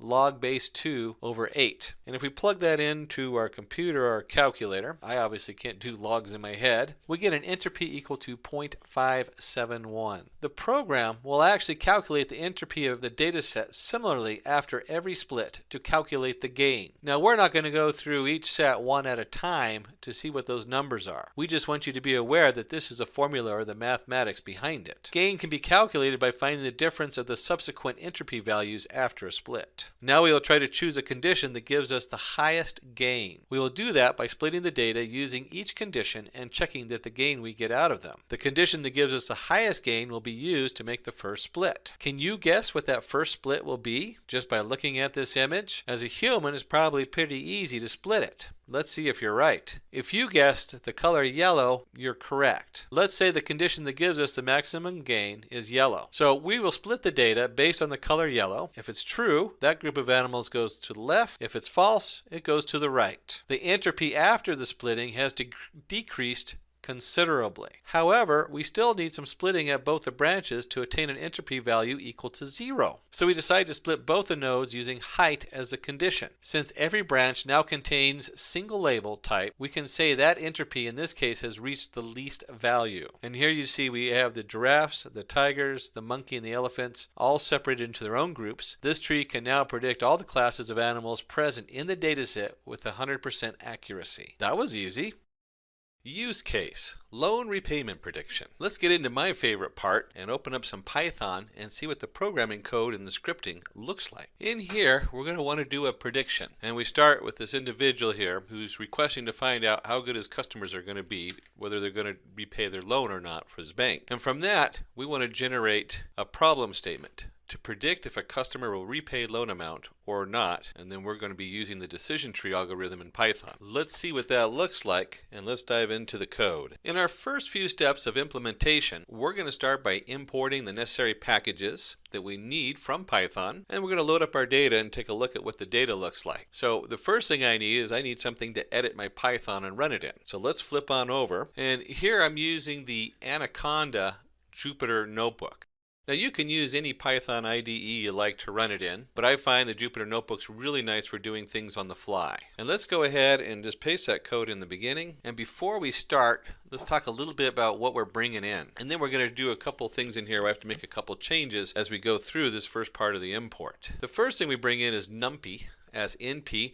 That's very standard when we're dealing with mathematics, especially with very complicated machine learning tools. You almost always see the numpy come in for your numbers. It's called number Python. It has your mathematics in there. In this case, we actually could take it out, but generally you'll need it for most of your different things you work with. And then we're going to use pandas as PD. That's also a standard. The pandas is a data frame setup, and you can liken this to taking your basic data and storing it in a way that looks like an Excel spreadsheet. So as we come back to this, when you see NP or PD, those are very standard uses, you'll know that that's the pandas, and I'll show you a little bit more when we explore the data in just a minute. Then we're going to need to split the data, so I'm going to bring in our train, test, and split, and this is coming from the sklearn package cross-validation. In just a minute, we're going to change that, and we'll go over that too. And then there's also the sk.tree import decision tree classifier. That's the actual tool we're using. Remember I told you don't be afraid of the mathematics, it's going to be done for you. Well, the decision tree classifier has all that mathematics in there for you, so you don't have to figure it back out again. And then we have sklearn.metrics for accuracy score. We need to score our setup. That's the whole reason we're splitting it between the training and testing data. And finally, we still need the sklearn import tree. And that's just the basic tree function is needed for the decision tree classifier. And finally, we're going to load our data down here. And I'm going to run this, and we're going to get two things on here. One, we're going to get an error, and two, we're going to get a warning. Let's see what that looks like. So the first thing we had is we have an error. Why is this error here? Well, it's looking at this and it says, I need to read a file. And when this was written, the person who wrote it, this is their path where they stored the file. So let's go ahead and fix that. And I'm going to put in here my file path. I'm just going to call it full file name. And you'll see it's on my C drive, and this is very lengthy setup on here where I stored the data2.csv file. Don't worry too much about the full path because on your computer it'll be different. The data.2csv file was generated by Simplilearn. If you want a copy of that, you can comment down below and request it here in the YouTube. And then if I'm going to give it a name, full file name, I'm going to go ahead and change it here to full file name. So let's go ahead and run it now and see what happens. And we get a warning. When you're coding, understanding these different warnings and these different errors that come up is probably the hardest lesson to learn. So let's just go ahead and take a look at this and use this as an opportunity to understand what's going on here. If you read the warning, it says the cross-validation is depreciated. So it's a warning on it's being removed.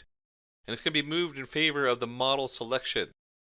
So if we go up here, we have sklearn.cross-validation. And if you research this and go to the sklearn site, you'll find out that you can actually just swap it right in there with model selection.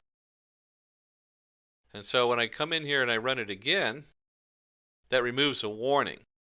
What they've done is they've had two different developers develop it in two different branches. And then they decided to keep one of those and eventually get rid of the other one. That's all that is. And very easy and quick to fix. Before we go any further, I went ahead and opened up the data from this file. Remember the data file we just loaded on here, the data_2.csv. Let's talk a little bit more about that and see what that looks like both as a text file, because it's a comma separated variable file, and in a spreadsheet. This is what it looks like as a basic text file. You can see at the top they've created a header, and it's got 1, 2, 3, 4, 5 columns, and each column has data in it. And let me flip this over because we're also going to look at this in an actual spreadsheet so you can see what that looks like. And here I've opened it up in the OpenOffice Calc, which is pretty much the same as Excel, and zoomed in, and you can see we've got our columns and our rows of data. A little easier to read in here. We have a result, yes, yes, no. We have initial payment, last payment, credit score, house number. If we scroll way down, we'll see that this occupies 1,001 lines of code, or lines of data, with the first one being a column and then 1,000 lines of data. Now, as a programmer, if you're looking at a small amount of data, I usually start by pulling it up in different sources so I can see what I'm working with. But in larger data, you won't have that option. It'll just be too large. So you need to either bring in a small amount that you can look at it like we're doing right now, or we can start looking at it through the Python code. So let's go ahead and move on and take the next couple steps to explore the data using Python. Let's go ahead and see what it looks like in Python to print the length and the shape of the data. So let's start by printing the length of the database. We can use a simple len function from Python. And when I run this, you'll see that it's 1,000 long. And that's what we expected. There's 1,000 lines of data in there if you subtract the column head. And this is one of the nice things when we did the balanced data from the Panda read CSV. You'll see that the header is row 0, so it automatically removes a row and then shows the data separate. It does a good job sorting that data out for us. And then we can use a different function, and let's take a look at that. And again, we're going to utilize the tools in Panda. And since the balance underscore data was loaded as a Panda data frame, we can do a shape on it. And let's go ahead and run the shape and see what that looks like. What's nice about this shape is not only does it give me the length of the data, we have 1,000 lines, it also tells me there's 5 columns. So when we were looking at the data, we had 5 columns of data. And then let's take one more step to explore the data using Python. And now that we've taken a look at the length and the shape, let's go ahead and use the pandas module for head, another beautiful thing in the data set that we can utilize. So let's put that on our sheet here, and we have print data set and balance data.head. And this is a pandas print statement of its own. So it has its own print feature in there. And then we went ahead and gave a label for our print job here of data set, just a simple print statement. And when we run that, and let's just take a closer look at that. Let me zoom in here. There we go. Pandas does such a wonderful job of making this a very clean, readable data set. So you can look at the data, you can look at the column headers, you can have it, when you put it as the head, it prints the first 5 lines of the data. And we always start with 0. So we have 5 lines, we have 0, 1, 2, 3, 4 instead of 1, 2, 3, 4, 5.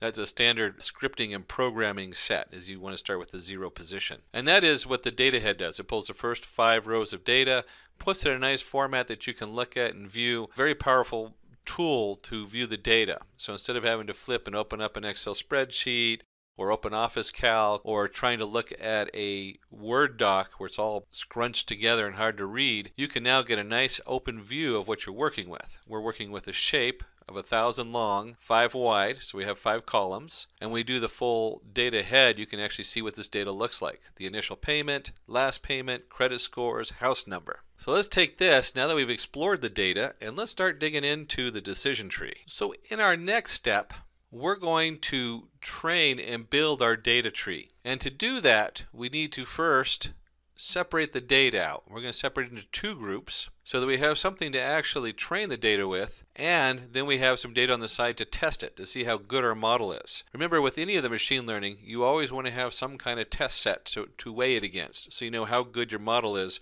when you distribute it. Let's go ahead and break this code down and look at it in pieces.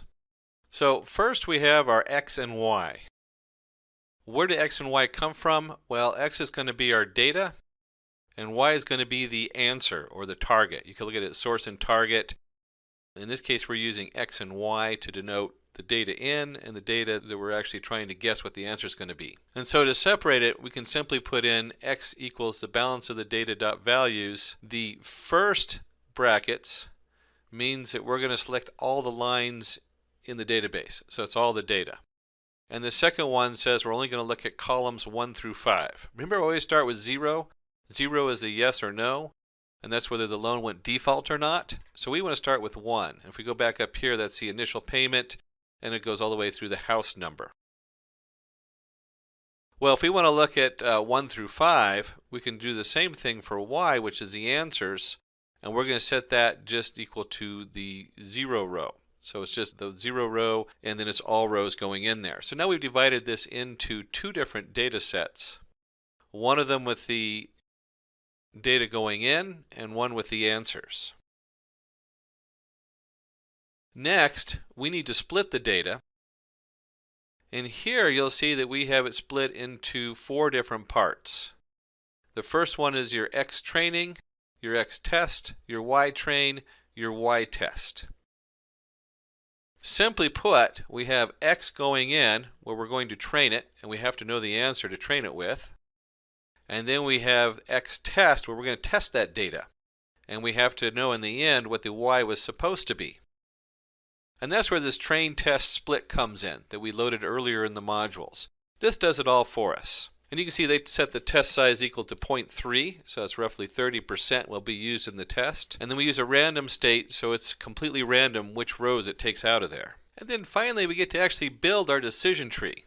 And they've called it here CLF_entropy. That's the actual decision tree, or decision tree classifier. And in here they've added a couple variables, which we'll explore in just a minute. And then finally, we need to fit the data to that. So we take our CLF entropy that we created, and we fit the X train, and since we know the answers for X train or the Y train, we go ahead and put those in. And let's go ahead and run this. And what most of these sklearn modules do is when you set up the variable, in this case when we set the CLF entropy equal to decision tree classifier, it automatically prints out what's in that decision tree. There's a lot of variables you can play with in here, and it's quite beyond the scope of this tutorial to go through all of these and how they work. But we're working on entropy, that's one of the options. We've added that it's completely a random state of 100, so 100%. And we have a max depth of 3. Now the max depth, if you remember above when we were doing the different graphs of animals, means it's only going to go down 3 layers before it stops. And then we have minimal samples of leaves as 5. So it's going to have at least 5 leaves at the end. So it'll have at least 3 splits, or have no more than 3 layers, and at least 5 end leaves with the final result at the bottom. Now that we've created our decision tree classifier, not only created it but trained it, let's go ahead and apply it and see what that looks like. So let's go ahead and make a prediction and see what that looks like. We're going to paste our predict code in here. And before we run it, let's just take a quick look at what's it's doing here. We have a variable yPredict that we're going to do.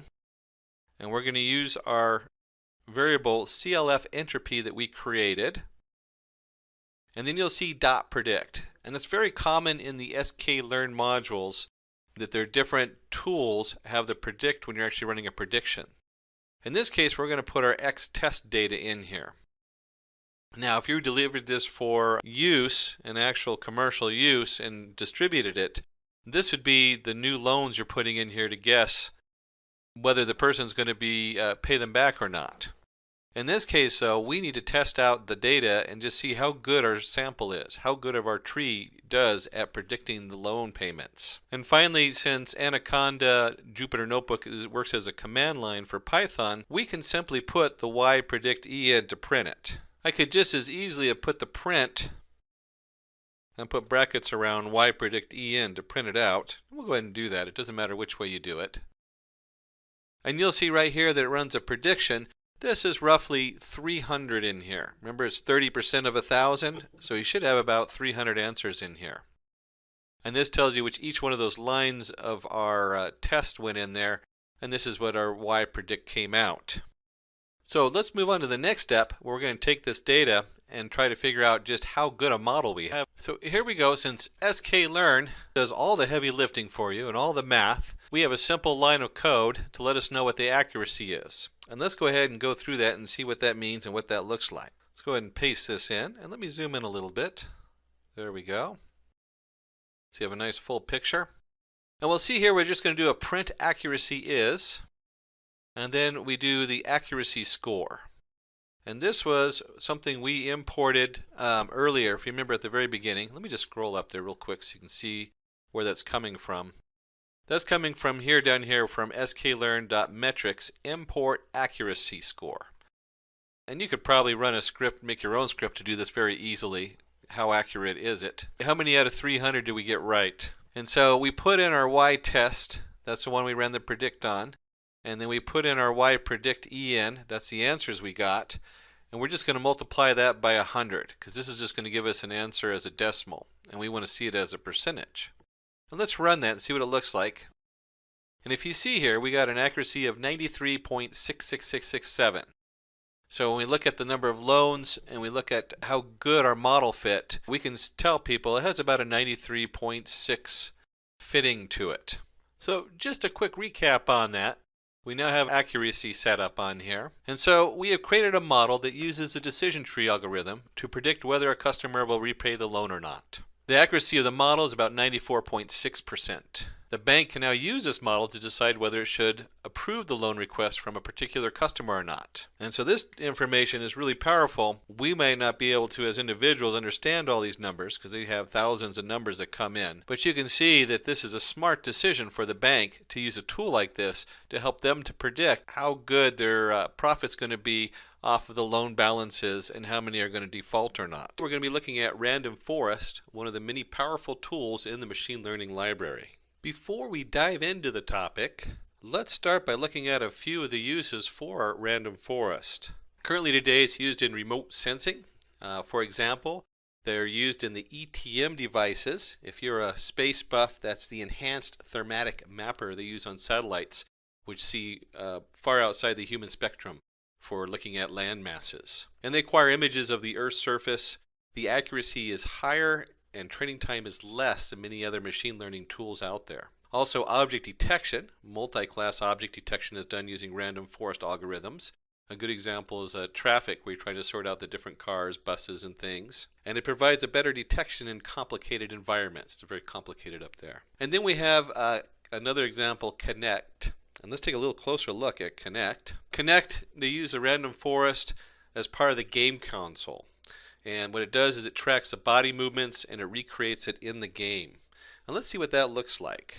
We have a user who performs a step. In this case, it looks like Elvis Presley going there. That is then recorded so that Connect registers the movement. And then it marks the user based on accuracy. And it looks like we have Prince going on this one. From Elvis Presley to Prince. It's great. So it marks the user based on the accuracy. If we look at that a little closer, we have a training set to identify body parts. Where are the hands? Where are the feet? What's going on with the body? That then goes into a random forest classifier that learns from it.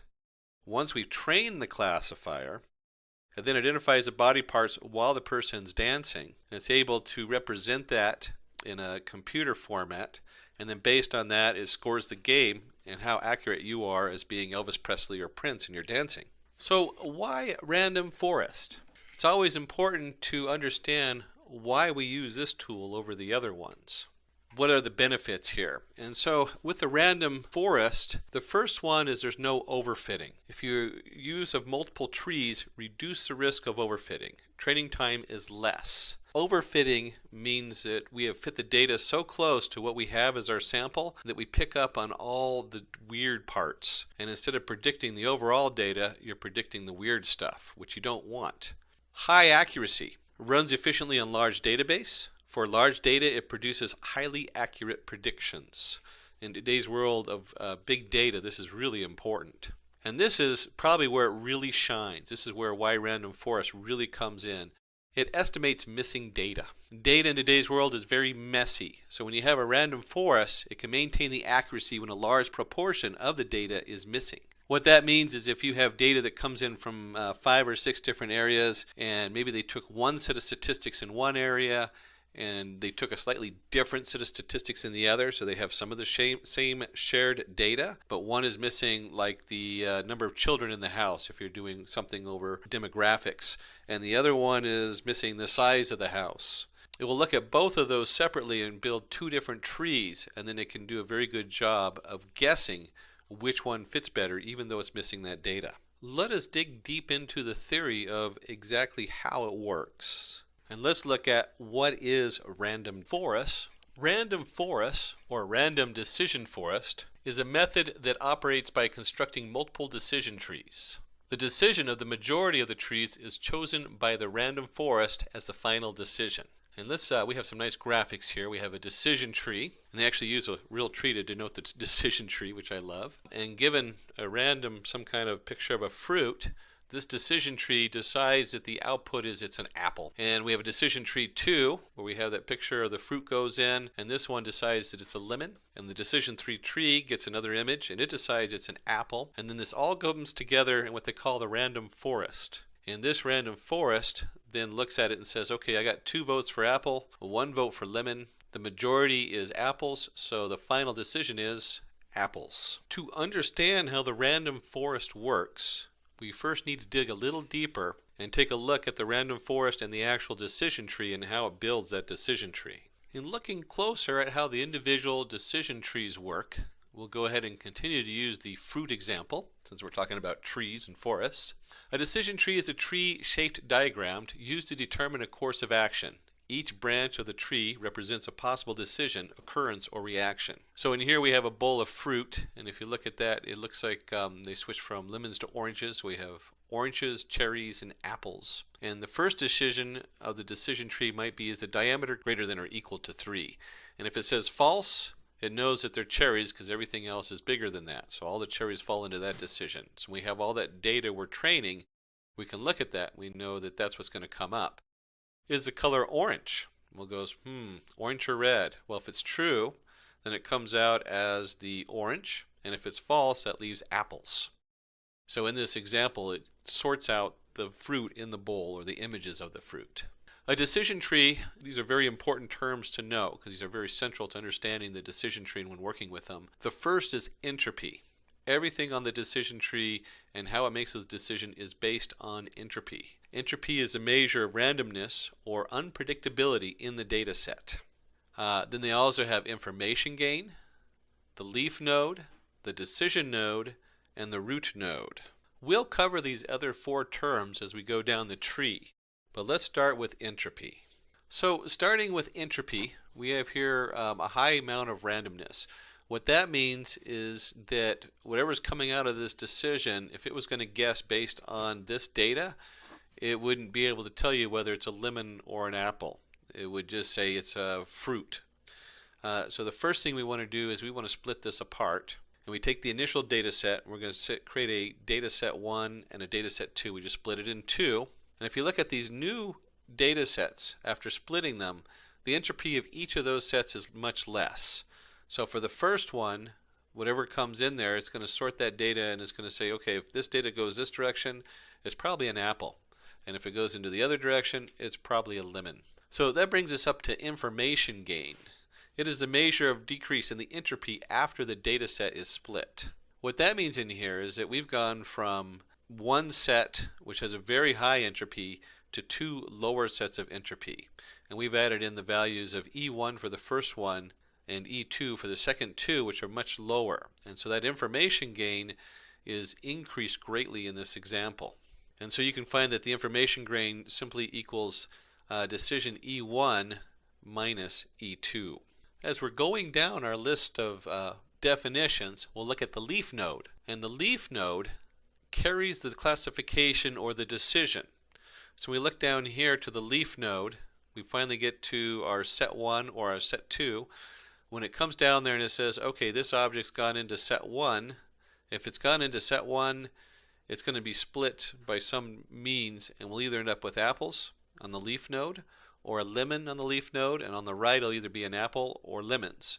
Those leaf nodes, or those final decisions or classifications, that's the definition of leaf node in here. If we're going to have a final leaf where we make the decision, we should have a name for the nodes above it, and they call those decision nodes. A decision node has 2 or more branches. And you can see here where we have the 5 apples and 1 lemon, and in the other case the 5 lemons and 1 apple. They have to make a choice of which tree it goes down based on some kind of measurement or information given to the tree. And that brings us to our last definition. The root node, the topmost decision node, is known as the root node. And this is where you have all of your data and you have your first decision it has to make, or the first split in information. So far we've looked at a very general image with the fruit being split. Let's look and see exactly what that means to split the data and how do we make those decisions on there. Let's go in there and find out, how does a decision tree work. So let's try to understand this, and let's use a simple example, and we'll stay with the fruit. We have a bowl of fruit, and so let's create a problem statement, and the problem is we want to classify the different types of fruits in the bowl based on different features. The data set in the bowl is looking quite messy, and the entropy is high in this case. So if this bowl was our decision maker, it wouldn't know what choice to make. It has so many choices. Which one do you pick? Apple, grapes, or lemons? And so we look in here, we're going to start with a training set. So this is our data that we're training our data with. And we have a number of options here. We have the color, and under the color we have red, yellow, purple. We have a diameter, 331, 331, and we have a label, apple, lemon, grapes, apple, lemon, grapes. And how do we split the data? We have to frame the conditions to split the data in such a way that the information gain is the highest. And it's very key to note that we're looking for the best gain. We don't want to just start sorting out the smallest piece in there.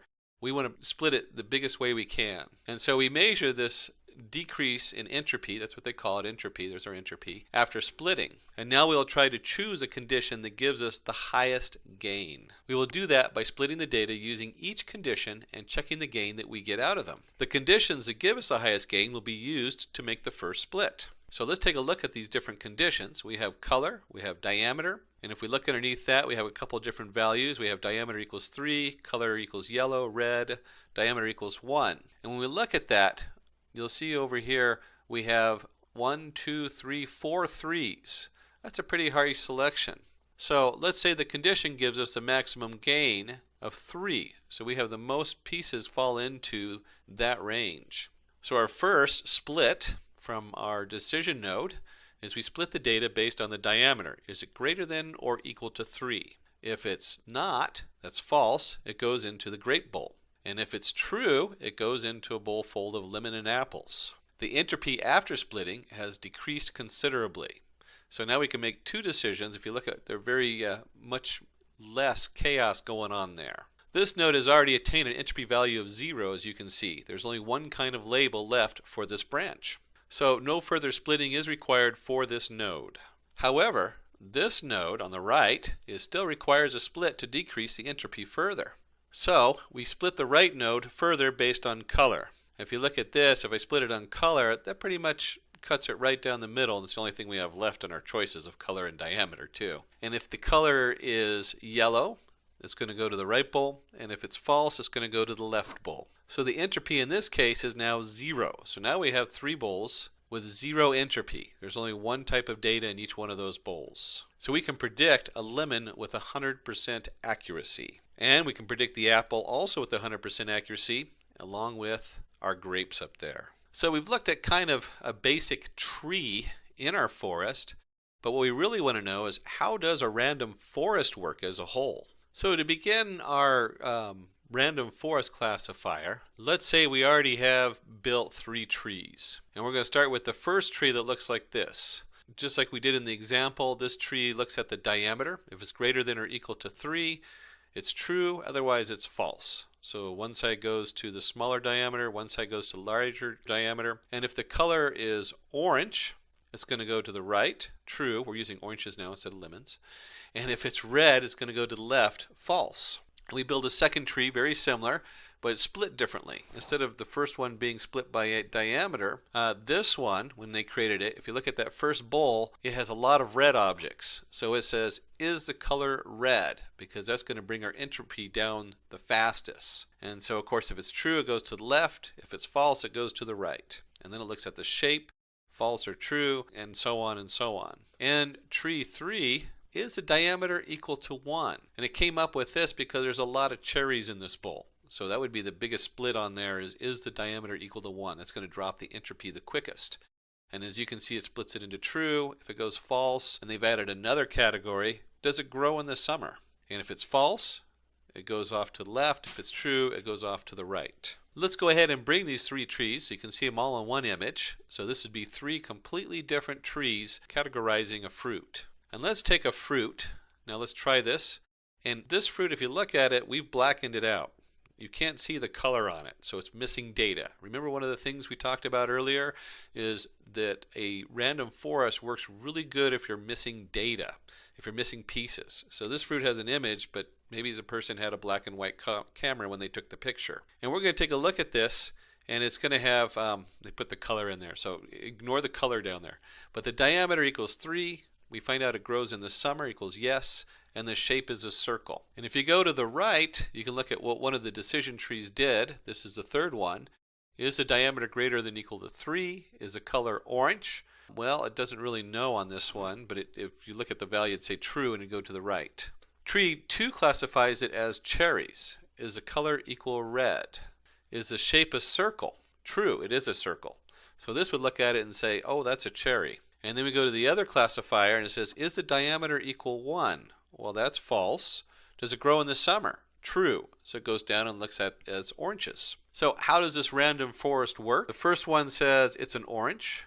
The second one said it was a cherry. And the third one says, it's an orange.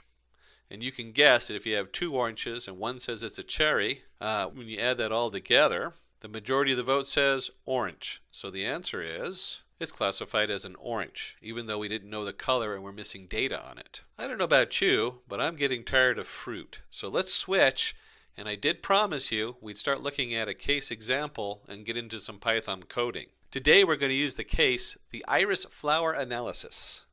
Ooh, this is the exciting part as we roll up our sleeves and actually look at some Python coding. Before we start the Python coding, we need to go ahead and create a problem statement. Wonder what species of iris do these flowers belong to? Let's try to predict the species of the flowers using machine learning in Python. Let's see how it can be done. So here we begin to go ahead and implement our Python code. And you'll find that the first half of our implementation is all about organizing and exploring the data coming in. Let's go ahead and take this first step, which is loading the different modules into Python, and let's go ahead and put that in our favorite editor, whatever your favorite editor is. In this case, I'm going to be using the Anaconda Jupyter Notebook, which is one of my favorites. Certainly there's Notepad++ and Eclipse and dozens of others, or just even using the Python terminal window. Any of those will work just fine to go ahead and explore this Python coding. So here we go. Let's go ahead and flip over to our Jupyter Notebook. And I've already opened up a new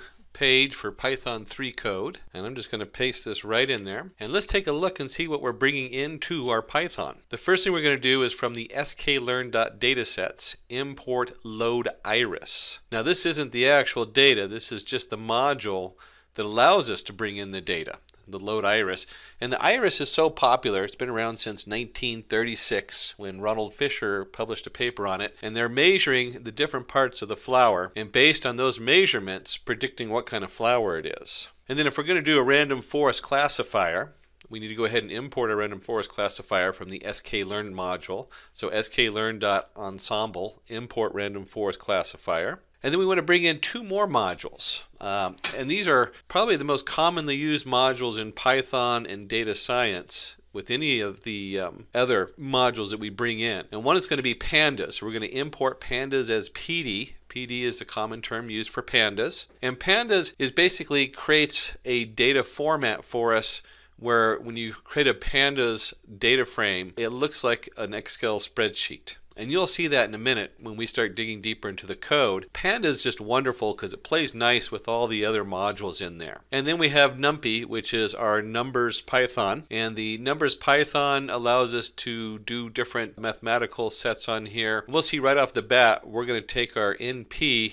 and we're going to go ahead and seed the randomness with it with 0. So np.random.seed is seeding that as 0. This code doesn't actually show anything. We're going to go ahead and run it because I need to make sure I have all those loaded. And then let's take a look at the next module on here. The next 6 slides, including this one, are all about exploring the data. Remember I told you half of this is about looking at the data and getting it all set. So let's go ahead and take this code right here, the script, and let's get that over into our Jupyter Notebook. And here we go. We've gone ahead and run the imports.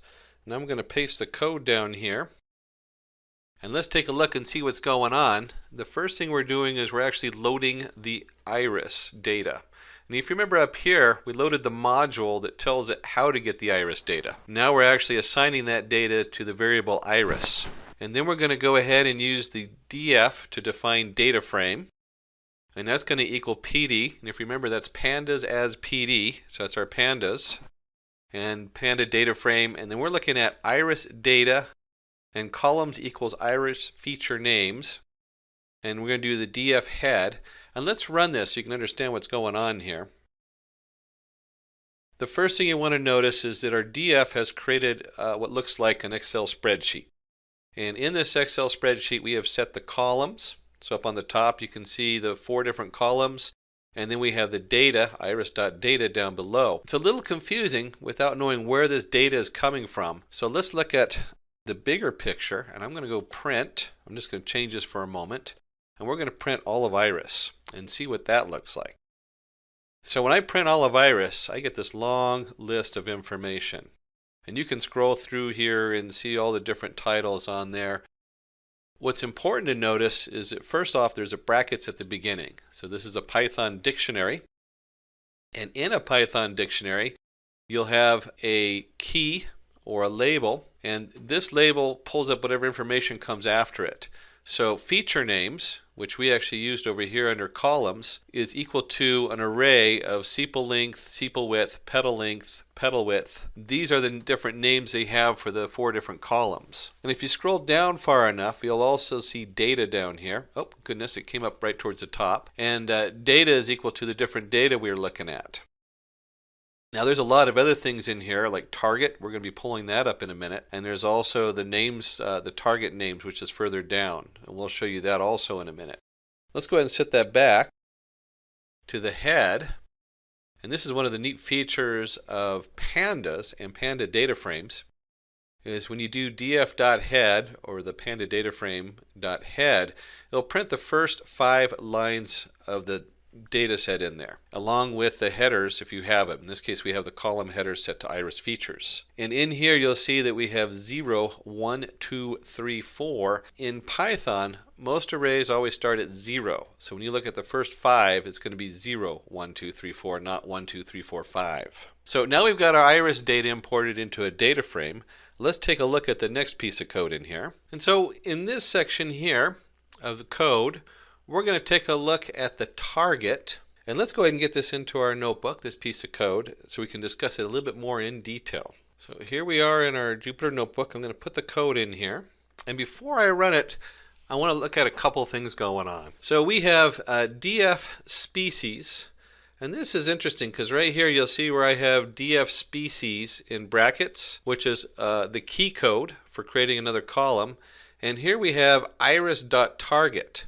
Now these are both in the pandas setup on here. So in pandas we can do either one. I could have just as easily done iris and then in brackets target, depending on what I'm working on. Both are acceptable.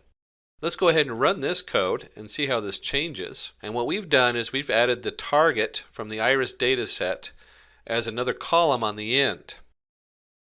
Now what species is, this is what we're trying to predict. So we have our data, which tells us the answer for all these different pieces, and then we've added a column with the answer. That way when we do our final setup, we'll have the ability to program our neural network to look for this different data and know what a setosa is, or a varicolor, which we'll see in just a minute, or virginica. Those are the 3 that are in there. And now we're going to add one more column. I know, we're organizing all this data over and over again. It's kind of fun. There's a lot of ways to organize it. What's nice about putting everything onto one data frame is I can then do a printout and it shows me exactly what I'm looking at. And I'll show you where that's different, where you can alter that and do it slightly differently. But let's go ahead and put this into our script up to date now. And here we go. We're going to put that down here. And we're going to run that. And let's talk a little bit about what we're doing. Now, we're exploring data, and one of the challenges is knowing how good your model is. Did your model work? And to do this, we need to split the data up. And we split it into 2 different parts. They usually call it the training and the testing. And so in here, we're going to go ahead and put that in our database so you can see it clearly. And we've set it df. And remember, you can put brackets. This is creating another column. Is train, so we're going to use part of it for training. And this equals np, remember that stands for numpy, .random.uniform. So we're generating a random number between 0 and 1. And we're going to do it for each of the rows. That's where the length df comes from. So each row gets a generated number, and if it's less than 0.75, it's true, and if it's greater than 0.75, it's false. This means we're going to take 75% of the data, roughly, because there's a randomness involved, and we're going to use that to train it. And then the other 25% we're going to hold off to the side and use that to test it later on. So let's flip back on over and see what the next step is. So now that we've labeled our database for which is training and which is testing, let's go ahead and sort that into two different variables, train and test. And let's take this code and let's bring it into our project. And here we go, let's paste it on down here. And before I run this, let's just take a quick look at what's going on here. Is we have up above, we created, remember there's our def.head, which prints the first 5 rows. And we've added a column is train at the end. And so we're going to take that, we're going to create 2 variables. We're going to create 2 new data frames. One's called train, one's called test, 75% in train, 25% in test. And then to sort that out, we're going to do that by doing df, our main original data frame with the iris data in it. And if df is train equals true, that's going to go in the train. And if df is train equals false, it goes in the test. And so when I run this, we're going to print out the number in each one. Let's see what that looks like. And you'll see that it puts 118 in the training module, and it puts 32 in the testing module, which lets us know that there was 150 lines of data in here. So if you went and looked at the original data, you could see that there's 150 lines. And that's roughly 75% in one and 25% for us to test our model on afterward. So let's jump back to our code and see where this goes. In the next 2 steps, we want to do one more thing with our data, and that's make it readable to humans. I don't know about you, but I hate looking at zeros and ones. So let's start with the features, and let's go ahead and take those and make those readable to humans. And let's put that in our code. Let's see, here we go, paste it in. And you'll see here we've done a couple very basic things. We know that the columns in our data frame, again this is a panda thing, the df columns, and we know the first 4 of them, 0, 1, 2, 3, that'd be the first 4, are going to be the features or the titles of those columns. And so when I run this, you'll see down here that it creates an index, SEPA length, SEPA width, petal length, and petal width. And this should be familiar because if you look up here, here's our column titles going across, and here's the first 4. One thing I want you to notice here is that when you're in a command line, whether it's Jupyter Notebook or you're running command line in the terminal window, if you just put the name of it, it'll print it out. This is the same as doing print features. And the shorthand is you just put features in here. If you're actually writing a code and saving the script and running it by remote, you really need to put the print in there. But for this, when I run it, you'll see it gives me the same thing. But for this, we want to go ahead and we'll just leave it as features because it doesn't really matter. And this is one of the fun thing about Jupyter Notebooks is I'm just building the code as we go. And then we need to go ahead and create the labels for the other part. So let's take a look and see what that. For our final step in prepping our data, before we actually start running the training and the testing, is we're going to go ahead and convert the species on here into something the computer understands. So let's put this code into our script and see where that takes us. Alright, here we go. We've set y equal to pd.factorize train species of 0. So let's break this down just a little bit. We have our pandas right here, pd. Factorize. What is factorize doing? I'm going to come back to that in just a second. Let's look at what train species is and why we're looking at the group 0 on there. And let's go up here, and here is our species. Remember this that we created this whole column here for species? And then it has Setosa, Setosa, Setosa, Setosa, and if you scroll down enough you'd also see Virginica and Varicolor.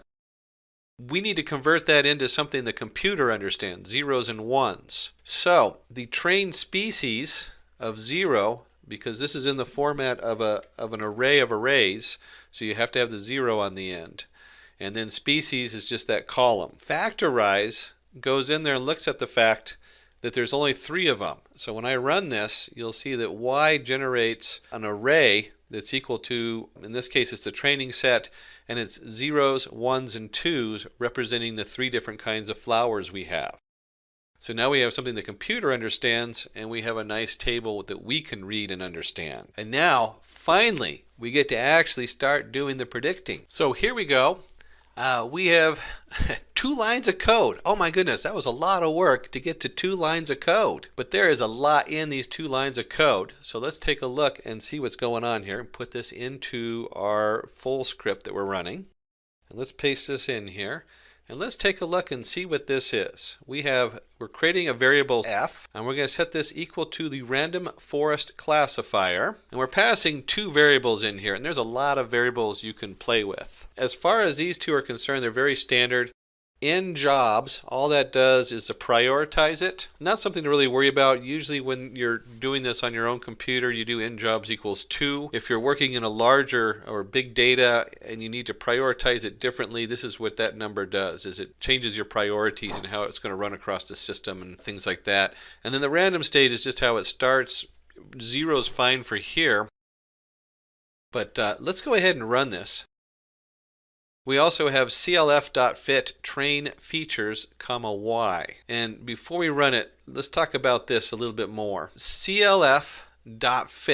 So we're training it. We are actually creating our random forest classifier right here. This is the code that does everything. And we're going to take our training set. Remember, we kept our test off to the side. And we're going to take our training set with the features, and then we're going to go ahead and put that in, and here's our target, the y.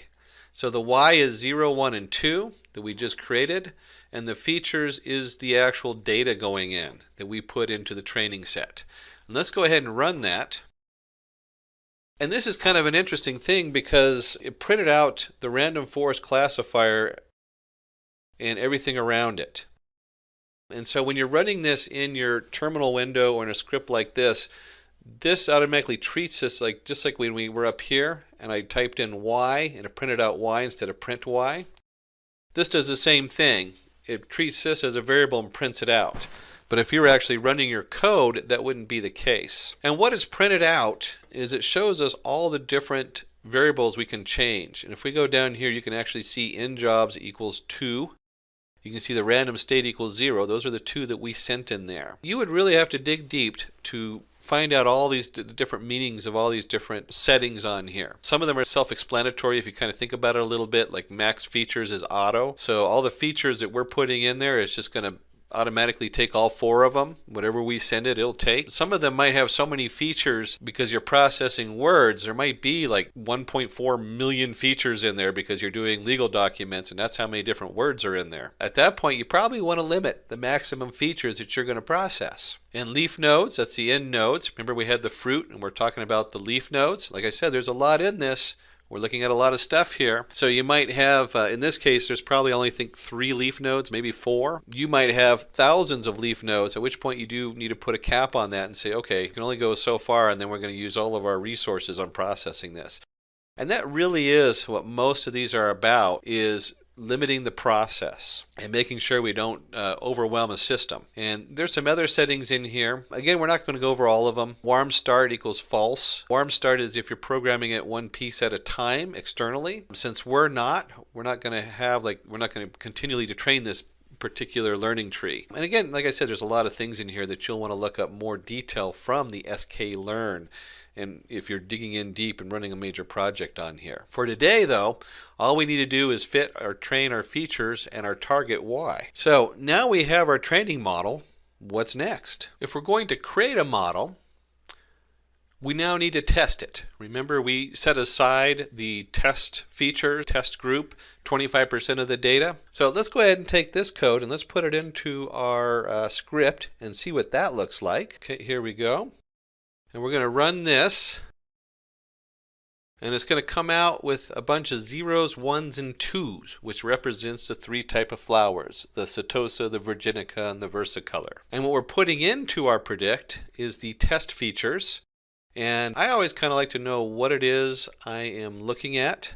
So real quick, we're going to do test features. And remember, features is an array of sepal length, sepal width, petal length, petal width.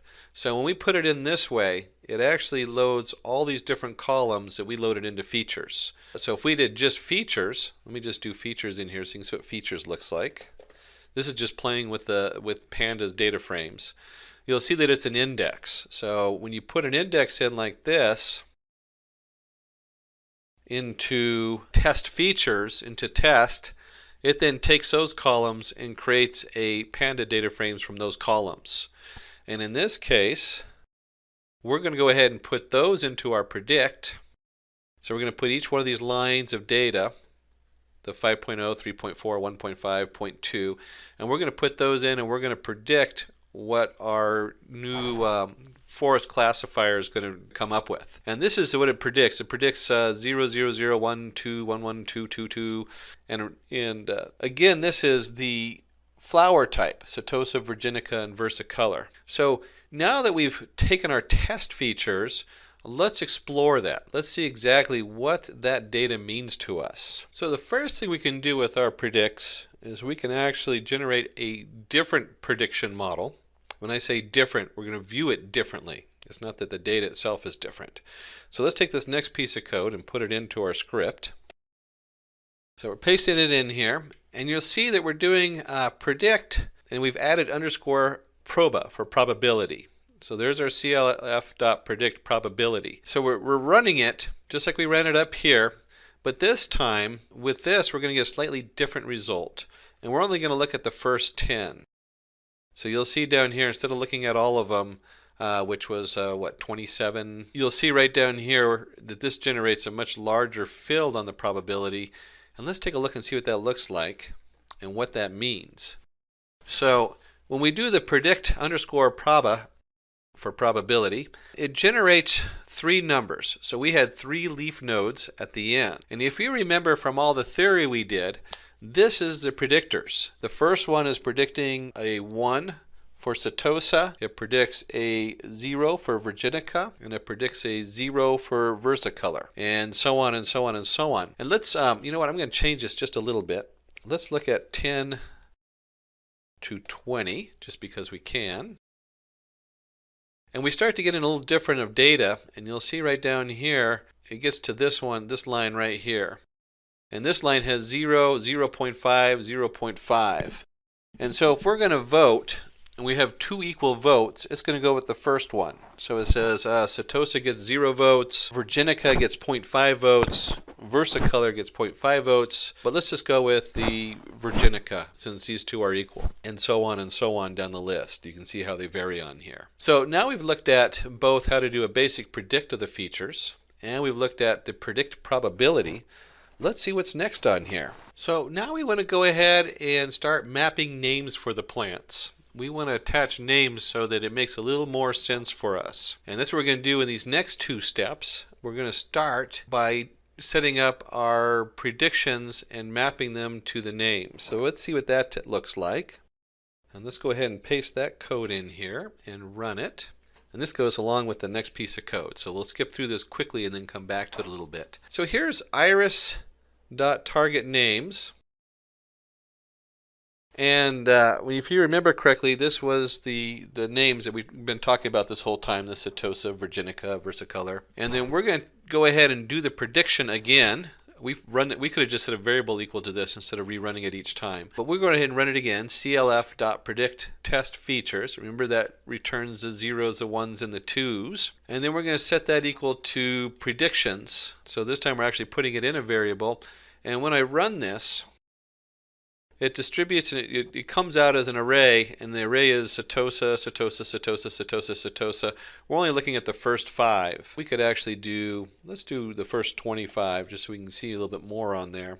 And you'll see that it starts mapping it to all the different flower types, the Versicolor and the Virginica in there. And let's see how this goes with the next one. So let's take a look at the top part of our species in here, and we'll take this code and put it in our script. And let's put that down here and paste it. There we go. And we'll go ahead and run it. And let's talk about both these sections of code here and how they go together. The first one is our predictions. And I went ahead and did predictions through 25. Let's just do 5. And so we have setosa, setosa, setosa, setosa. That's what we're predicting from our test model. And then we come down here and we look at test species.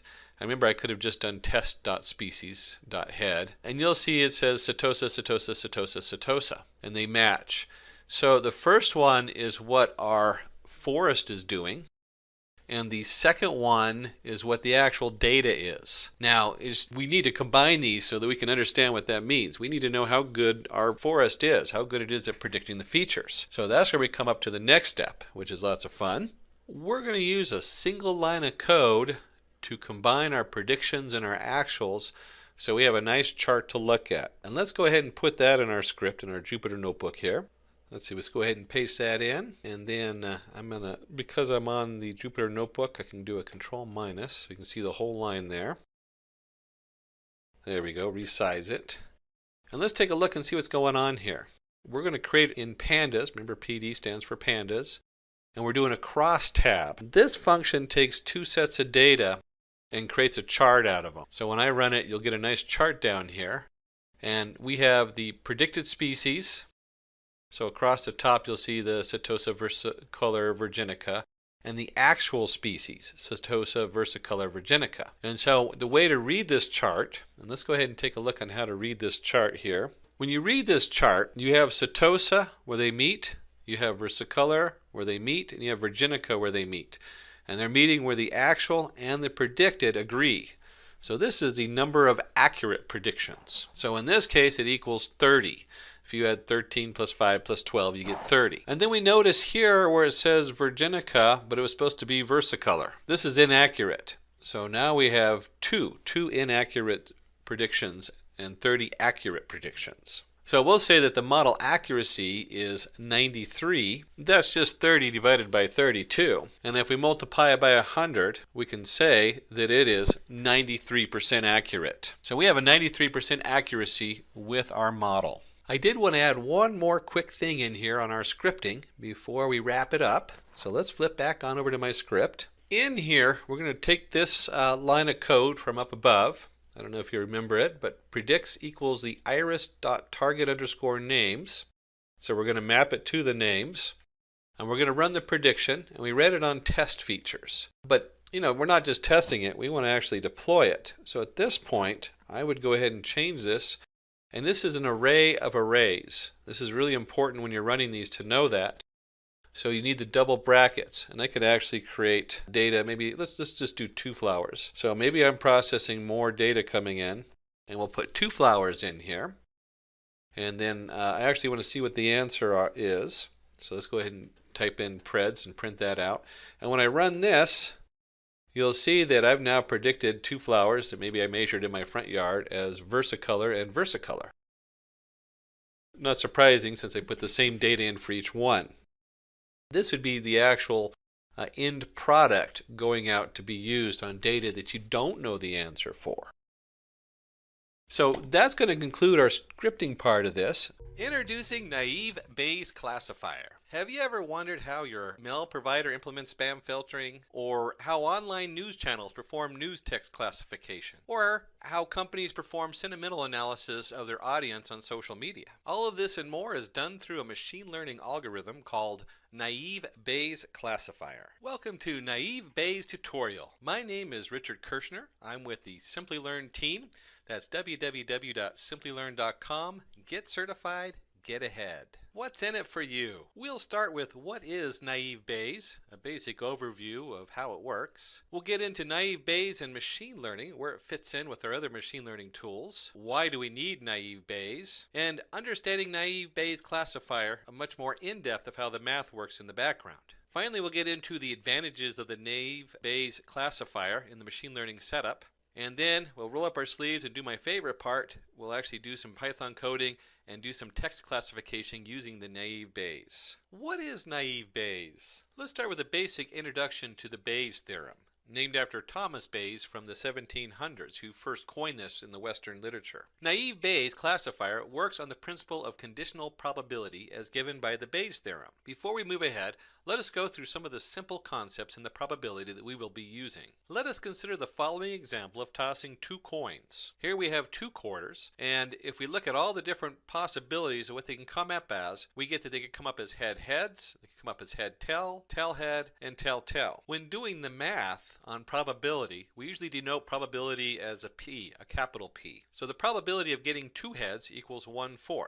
You can see on our data set we have two heads, and this occurs once out of the four possibilities. And then the probability of at least one tail occurs 3/4 of the time. You'll see on 3 of the coin tosses we have tails in them, and out of 4 that's 3/4. And then the probability of the second coin being head given the first coin is tail is 1/2, and the probability of getting two heads given the first coin is a head is 1/2. We'll demonstrate that in just a minute and show you how that math works. Now when we're doing it with two coins it's easy to see, but when you have something more complex you can see where these formulas really come in and work. So the Bayes theorem gives us the conditional probability of an event A given another event B has occurred. In this case, the first coin toss will be B and the second coin toss A. This can be confusing because we've actually reversed the order of them and go from B to A instead of A to B. You'll see this a lot when you work in probabilities. The reason is we're looking for event A. We want to know what that is. So we're going to label that A since that's our focus. And then given another event B has occurred. In the Bayes theorem, as you can see on the left, the probability of A occurring given B has occurred equals the probability of B occurring given A has occurred times the probability of A over the probability of B. This simple formula can be moved around just like any algebra formula. And we could do the probability of A after a given B times probability of B equals the probability of B given A times probability of A. You can easily move that around and multiply it and divide it out.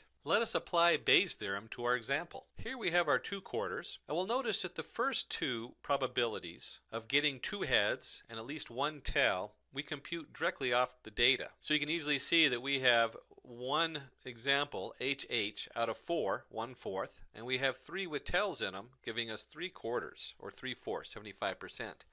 The second condition, the second set, 3 and 4, we're going to explore a little bit more in detail. Now we stick to a simple example with two coins because you can easily understand the math. The probability of throwing a tail doesn't matter what comes before it, and the same with the heads. So it's still going to be 50% or 1/2. But when that probability gets more complicated, let's say you have a D6 dice or some other instance, then this formula really comes in handy. But let's stick to the simple example for now. In this sample space, let A be the event that the second coin is head and B be the event that the first coin is tails. Again, we reversed it because we want to know what the second event's going to be, so we're going to be focusing on A. And we write that out as the probability of A given B. And we know this from our formula that equals the probability of B given A times the probability of A over the probability of B. And when we plug that in, we plug in the probability of the first coin being tails given the second coin is heads, and the probability of the second coin being heads given the first coin being over the probability of the first coin being tails. When we plug that data in, and we have the probability of the first coin being tails given the second coin is heads times the probability of the second coin being heads over the probability of the first coin being tails. You can see it's a simple formula to calculate. We have 1/2 times 1/2 over 1/2, or 1/2 equals 0.5, or 1/4. So the Bayes theorem basically calculates the conditional probability of the occurrence of an event based on prior knowledge of conditions that might be related to the event. We will explore this in detail when we take up an example of online shopping further in this tutorial. Understanding naive Bayes and machine learning. Like with any of our other machine learning tools, it's important to understand where the naive Bayes fits in the hierarchy. So under the machine learning, we have supervised learning, and there is other things like unsupervised learning. There's also a reward system. This falls under the supervised learning. And then under the supervised learning, there's classification. There's also regression, but we're going to be in the classification side. And then under classification is your naive Bayes. Let's go ahead and glance into where is naive Bayes used. Let's look at some of the use scenarios for it. As a classifier, we use it in face recognition. Is this Cindy or is it not Cindy or whoever? Or it might be used to identify parts of the face that they then feed into another part of the face recognition program. This is the eye, this is the nose, this is the mouth. Weather prediction, is it going to be rainy or sunny? Medical recognition, news prediction. It's also used in medical diagnosis. We might diagnose somebody as either as high risk or not as high risk for cancer or heart disease or other ailments. And news classification. When you look at the Google News and it says, well, is this political or is this world news? Or a lot of that's all done with the naive Bayes. Understanding naive Bayes classifier. Now, we already went through a basic understanding with the coins and the two heads and two tails and head, tail, tail heads, etc. We're going to do just a quick review on that and remind you that the naive Bayes classifier is based on the Bayes theorem, which gives a conditional probability of event A given event B. And that's where the probability of A given B equals the probability of B given A times probability of A over probability of B. Remember, this is an algebraic function, so we can move these different entities around. We can multiply by the probability of B, so it goes to the left-hand side, and then we could divide by the probability of A given B, and just as easily come up with a new formula for the probability of B. To me, staring at these algebraic functions kind of gives me a slight headache. It's a lot better to see if we can actually understand how this data fits together in a table. And let's go ahead and start applying it to some actual data so you can see what that looks like. So we're going to start with the shopping demo problem statement. And remember, we're going to solve this first in table form so you can see what the math looks like, and then we're going to solve it in Python. And in here we want to predict whether the person will purchase a product. Are they going to buy or don't buy? Very important if you're running a business, you want to know how to maximize your profits, or at least maximize the purchase of the people coming into your store. And we're going to look at a specific combination of different variables. In this case, we're going to look at the day, the discount, and the free delivery. And you can see here under the day, we want to know whether it's on the weekday. You know, somebody's working, they come in after work, or maybe they don't work. Weekend, you can see the bright colors coming down there, celebrating not being in work, or holiday. And did we offer a discount that day? Yes or no? Did we offer free delivery that day? Yes or no? And from this, we want to know whether the person's going to buy based on these traits so we can maximize them and find out the best system for getting somebody to come in and purchase our goods and products from our store. Now, having a nice visual is great, but we do need to dig into the data. So let's go ahead and take a look at the data set.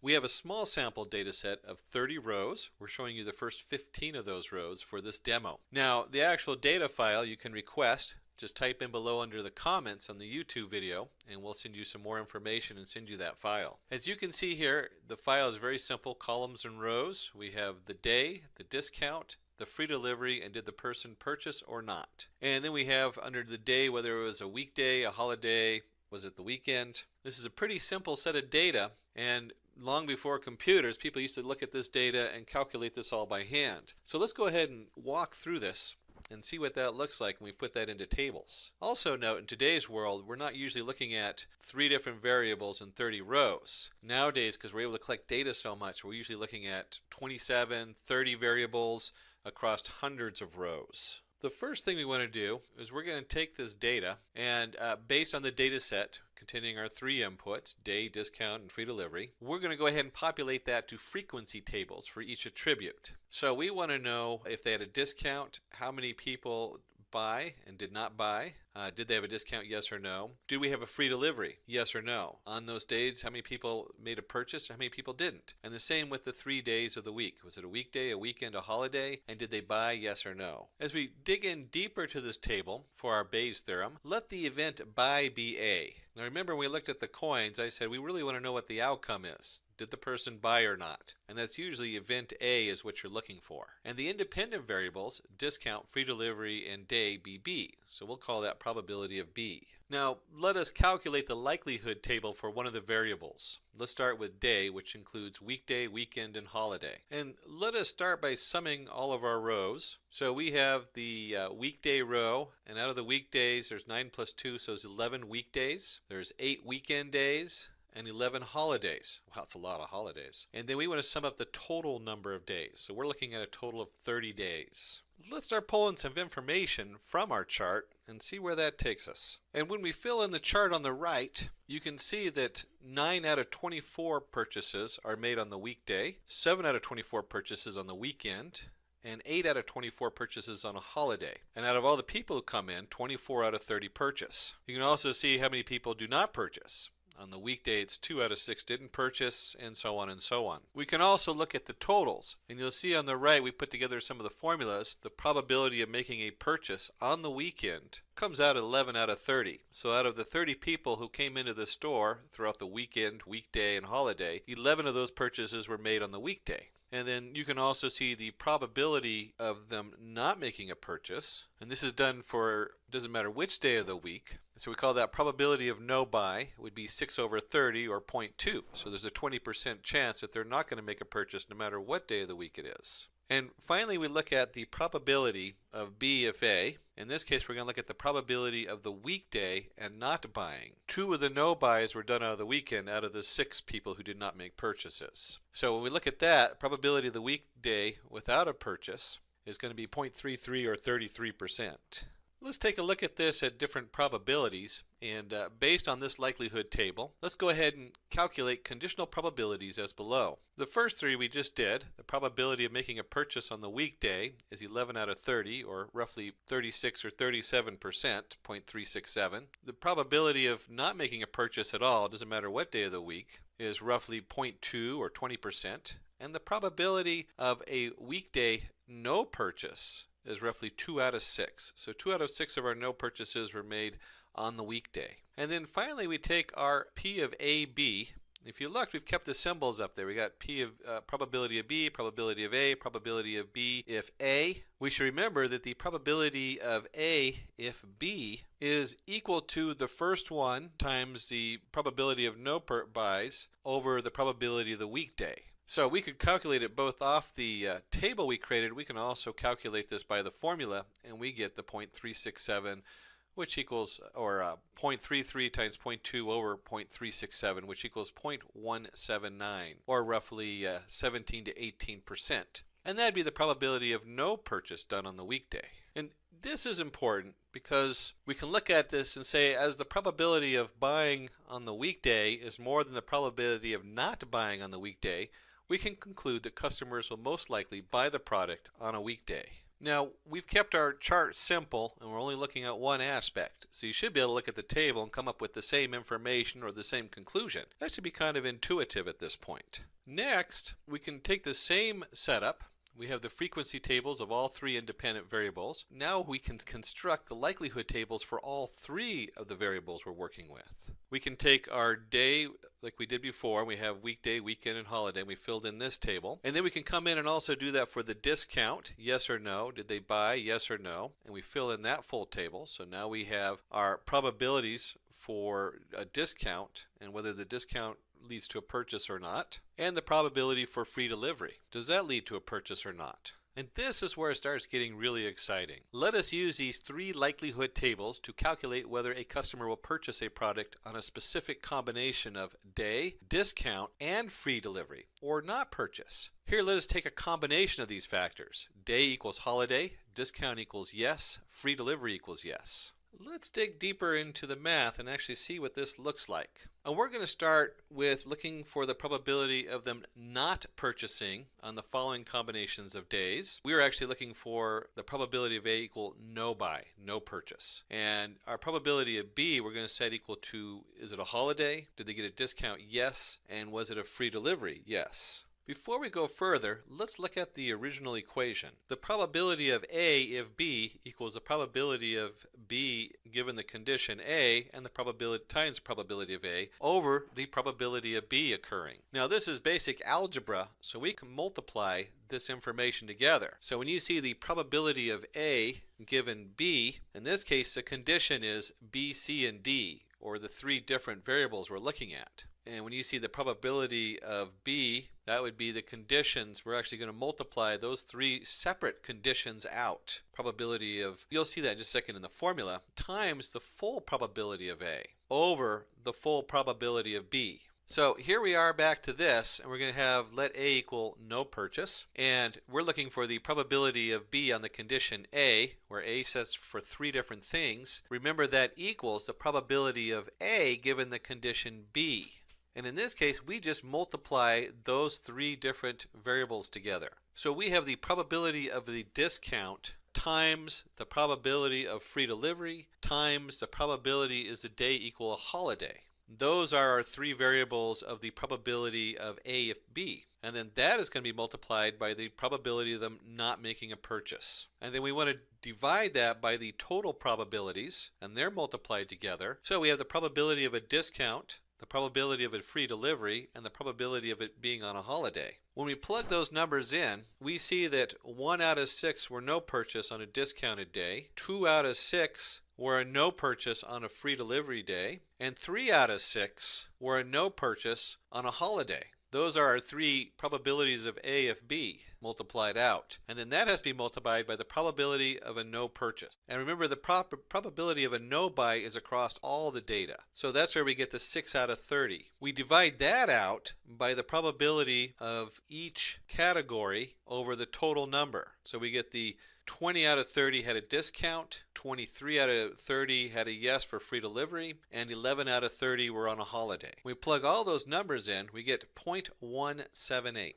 So in our probability math, we have a 0.178 if it's a no buy for a holiday, a discount, and a free delivery. Let's turn that around and see what that looks like if we have a purchase. I promise this is the last page of math before we dig into the Python script. So here we're calculating the probability of the purchase using the same math we did to find out if they didn't buy. Now we want to know if they did buy. And again, we're going to go by the day equals a holiday, discount equals yes, free delivery equals yes, and let A equal buy. Now right about now you might be asking, why are we doing both calculations? Why would we want to know the no buys and buys for the same data going in? Well, we're going to show you that in just a moment, but we have to have both of those pieces of information so that we can figure it out as a percentage as opposed to a probability equation. And we'll get to that normalization here in just a moment. Let's go ahead and walk through this calculation. And as you can see here, the probability of A on the condition of B being all three categories. Did we have a discount with a purchase? Did we have a free delivery with a purchase? And is a day equal to holiday? And when we plug this all into that formula and multiply it all out, we get our probability of a discount, probability of a free delivery, probability of the day being a holiday, times the overall probability of it being a purchase, divided by, again multiplying the three variables out, the full probability of there being a discount, the full probability of being a free delivery, and the full probability of there being a day equal holiday. And that's where we get this 19 over 24 times 21 over 24 times 8 over 24 times the P of A, 24 over 30, divided by the probability of the discount, the free delivery times the day, or 20 over 30, 23 over 30 times 11 over 30, and that gives us our 0.986. So, what are we going to do with these two pieces of data we just generated? Well, let's go ahead and go over them. We have a probability of purchase equals 0.986. We have a probability of no purchase equals 0.178. So, finally, we have a conditional probabilities of purchase on this day. Let us take that, we're going to normalize it, and we're going to take these probabilities and turn them into percentages. This is simply done by taking the sum of probabilities, which equals 0.986 plus 0.178, and that equals the 1.164. If we divide each probability by the sum, we get the percentage. And so the likelihood of a purchase is 84.71%, and the likelihood of no purchase is 15.29%, given these three different variables. So if it's on a holiday, if it's with a discount and has free delivery, then there's an 84.71% chance that the customer is going to come in and make a purchase. Hooray! They purchased our stuff. We're making money. If you're owning a shop, that's is the bottom line, is you want to make some money so that you can keep your shop open and have a living. Now, I promised you that we were going to be finishing up the math here with a few pages. So we're going to move on and we're going to do two steps. The first step is I want you to understand why you want to use the naive Bayes. What are the advantages of naive Bayes? And then once we understand those advantages, we'll just look at that briefly, then we're going to dive in and do some Python coding. Advantages of naive Bayes classifier. So let's take a look at the 6 advantages of the naive Bayes classifier, and we're going to walk around this lovely wheel. It looks like an origami folded paper. The first one is very simple and easy to implement. Certainly you could walk through the tables and do this by hand. You got to be a little careful because the notations can get confusing. You have all these different probabilities, and I certainly mess those up as I put them on, is it on the top or the bottom? You got to really pay close attention to that.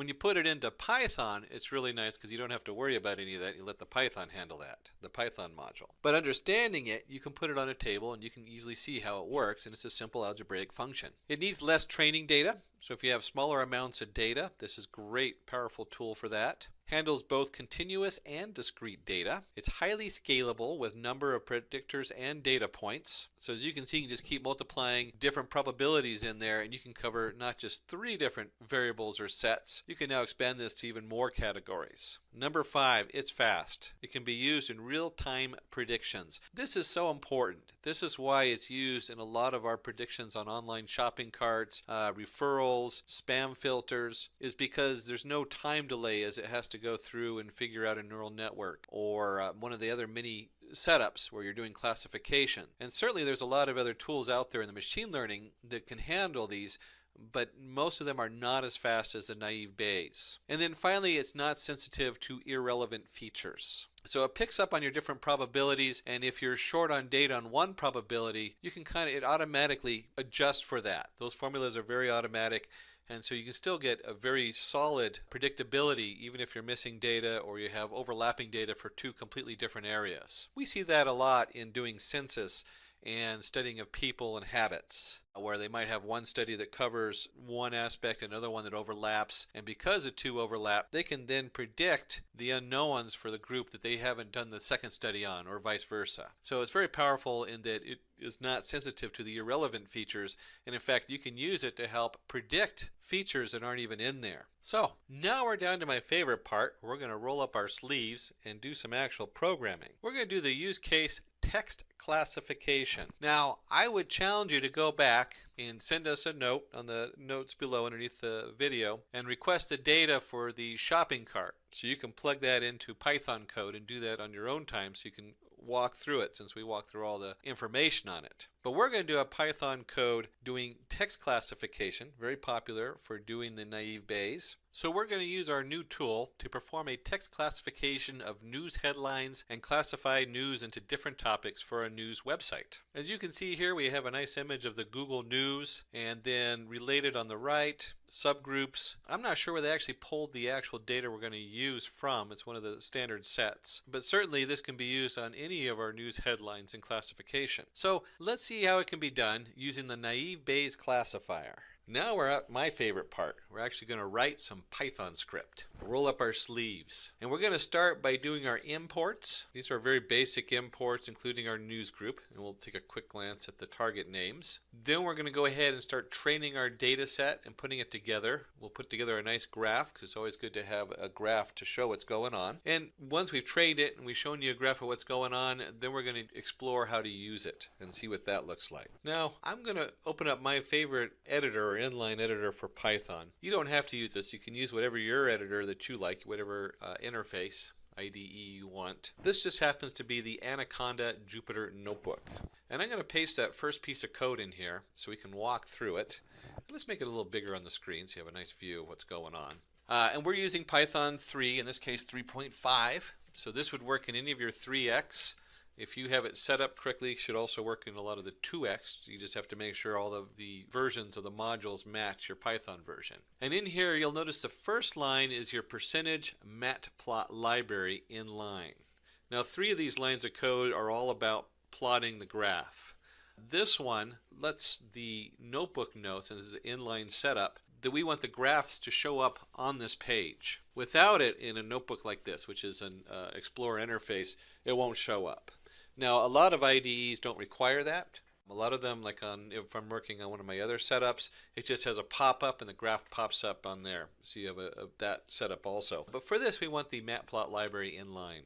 And then we're going to import NumPy as NP. That's NumberPython, which has a lot of different formulas in it that we use for both of our sklearn module. And we also use it for any of the upper math functions in Python. And it's very common to see that as NP, NumPy as NP. The next 2 lines are all about our graphing. Remember I said 3 of these were about graphing? Well, we need our matplotlibary.pyplot as PLT, and you'll see that PLT is a very common setup, as is the SNS, and just like the NP. And we're going to import Seaborn as SNS, and we're going to do the SNS.set. Now, Seaborn sits on top of pyplot, And it just makes a really nice heat map. It's really good for heat maps. And if you're not familiar with heat maps, that just means we give it a color scale. The term comes from the brighter red it is, the hotter it is in some form of data, and you can set it to whatever you want.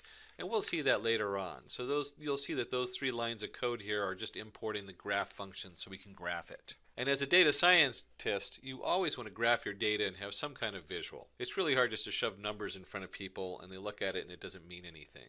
And then from the sklearn.datasets, we're going to import the fetch 20 news groups. Very common one for analyzing, tokenizing words and setting them up and exploring how the words work and how do you categorize different things when you're dealing with documents.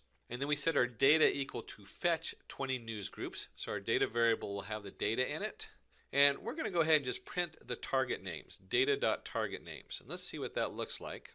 And you'll see here we have alt atheism, comp graphics, comp os ms windows.miscellaneous. And it goes all the way down to talkpolitics.miscellaneous, talkreligion.miscellaneous. These are the categories they've already assigned to this news group. And it's called Fetch 20 because you'll see I believe there's 20 different topics in here, or 20 different categories as we scroll down. Now, we've gone through the 20 different categories, and we're going to go ahead and start defining all the categories and set up our data. So we're actually going to go ahead and get the data all set up and take a look at our data. And let's move this over to our Jupyter Notebook, and let's see what this code does. First, we're going to set our categories. Now, if you noticed up here, I could have just as easily set this equal to data.target_names, because it's the same thing. But we want to kind of spell it out for you so you can see the different categories. It kind of makes it more visual so you can see what your data is looking like in the background. Once we've created the categories, we're going to open up a train set. So this training set of data is going to go into fetch 20 news groups, and it's a subset in there called train, and categories equals categories. So we're pulling out those categories that match. And then if you have a train set, you should also have the testing set. We have test equals fetch 20 news groups, subset equals test, and categories equals categories. Let's go down one size so it all fits on my screen. There we go. And just so we can really see what's going on, let's see what happens when we print out one part of that data. So it creates train, and under train it creates train.data, and we're just going to look at data piece number 5. And let's go ahead and run that and see what that looks like. And you can see when I print train.data number 5 under train, it prints out one of the articles. This is article number 5. You can go through and read it on there. And we can also go in here and change this to test, which should look identical because it's splitting the data up into different groups, train and test. And we'll see test number 5 is a different article, but it's another article in here. And maybe you're curious and you want to see just how many articles are in here. We could do length of train.data. And if we run that, you'll see that the training data has 11,314 articles.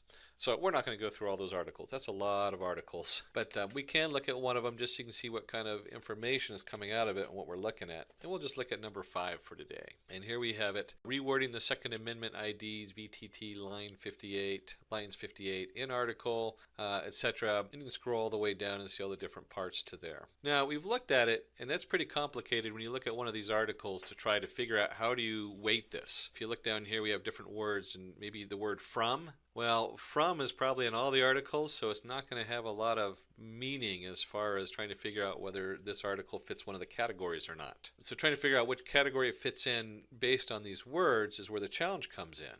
Now that we've viewed our data, we're going to dive in and do the actual predictions. This is the actual naive Bayes. And we're going to throw another model at you, or another module at you here in just a second. We can't go into too much detail, but it deals specifically working with words and text and what they call tokenizing those words. So let's take this code and let's skip on over to our Jupyter Notebook and walk through it. And here we are in our Jupyter Notebook. Let's paste that in there. And I can run this code right off the bat. It's not actually going to display anything yet, but it has a lot going on in here. So at the top, we had the print module from the earlier one. I didn't know why that was in there. So we're going to start by importing our necessary packages. And from the sklearn features extraction.txt, we're going to import tf-idf vectorizer. I told you we're going to throw a module at you. We can't go too much into the math behind this or how it works. You can look it up. The notation for the math is usually tf.idf. And that's just a way of weighing the words. And it weighs the words based on how many times they're used in a document, how many times or how many documents they're used in. And it's a well-used formula. It's been around for a while. It's a little confusing to put this in here, but let's let it know that it just goes in there and weights the different words in the document for us. That way we don't have to wait. And if you put a weight on it, if you remember I was talking about that up here earlier, if these are all emails, they probably all have the word from in them. From probably has a very low weight. It has very little value in telling you what this document's about. Same with words like in article, in articles, in, cost of, maybe cost might, or where words like criminal, weapons, destruction, these might have a heavier weight because they describe a little bit more what the article's doing. Well, how do you figure out all those weights in the different articles? That's what this module does. That's what the TF-IDF vectorizer is going to do for us. And then we're going to import our sklearn.naive Bayes, and that's our multinomial NB. Multinomial naive Bayes, pretty easy to understand that, where that comes from. And then finally we have the Skylearn pipeline import make pipeline. Now the make pipeline is just a cool piece of code because we're going to take the information we get from the TF-IDF vectorizer and we're going to pump that into the multinomial NB. So a pipeline is just a way of organizing how things flow. It's used commonly. You probably already guessed what it is if you've done any businesses. They talk about the sales pipeline. If you're on a work crew or a project manager, you have your pipeline of information that's going through or your projects and what has to be done in what order. That's all this pipeline is.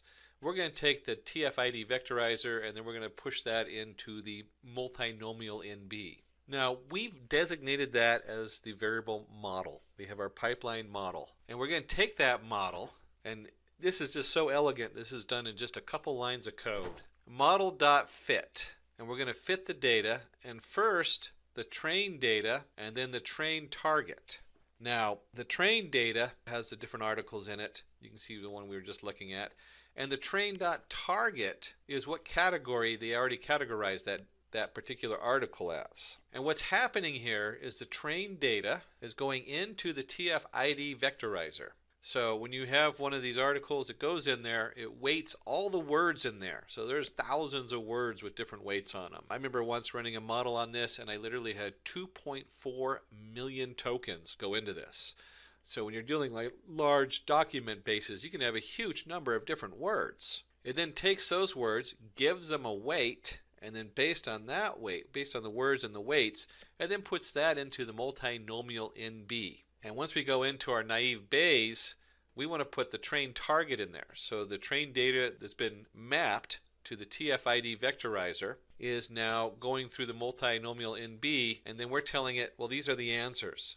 These are the answers to the different documents. So this document that has all these words with these different weights from the first part is going to be whatever category it comes out of. Maybe it's the talk show or the article on religion, miscellaneous. Once we fit that model, we can then take labels and we're going to set that equal to model.predict. Most of the sklearn use the term .predict to let us know that we've now trained the model and now we want to get some answers. And we're going to put our test data in there because our test data is the stuff we held off to the side. We didn't train it on there and we don't know what's going to come up out of it, and we just want to find out how good our labels are. Do they match what they should be? Now, I've already run this through. There's no actual output to it to show. This is just setting it all up. This is just training our model, creating the labels so we can see how good it is, and then we move on to the next step to find out what happened. To do this, we're going to go ahead and create a confusion matrix and a heat map. So the confusion matrix, which is confusing just by its very name, is basically going to ask how confused is our answer. Did it get it correct, or did it miss some things in there or have some missed labels? And then we're going to put that on a heat map so we'll have some nice colors to look at to see how that plots out. Let's go ahead and take this code and see how that, take a walk through it and see what that looks like. So back to our Jupyter notebook, I'm going to put the code in there, and let's go ahead and run that code. Take it just a moment. And remember, we had the inline, that way my graph shows up on the inline here. And let's walk through the code and then we'll look at this and see what that means. So, make it a little bit bigger. There we go. No reason not to use the whole screen. Too big. So we have here from sklearn metrics import confusion matrix. And that's just going to generate a set of data that says the prediction was such, the actual truth was either agreed with it or was something different. And it's going to add up those numbers so we can take a look and just see how well it worked. And we're going to set a variable mat equal to confusion matrix. And we have our test target, our test data that was not part of the training. Very important in data science, we always keep our test data separate. Otherwise, it's not a valid model if we can't properly test it with new data. And this is the labels we created from that test data. These are the ones that we predict it's going to be. So we go in and we create our SN heat map. The SNS is our seaborne, which sits on top of the pie plot. So when we create a SNS.heatmap, we take our confusion matrix, and it's going to be mat.t. And do we have other variables that go into the SNS.heatmap? We're not going to go into detail what all the variables mean. The annotation equals true. That's what tells it to put the numbers here. So you have the 166, the 1, the 0001. Format D and C bar equals false have to do with the format.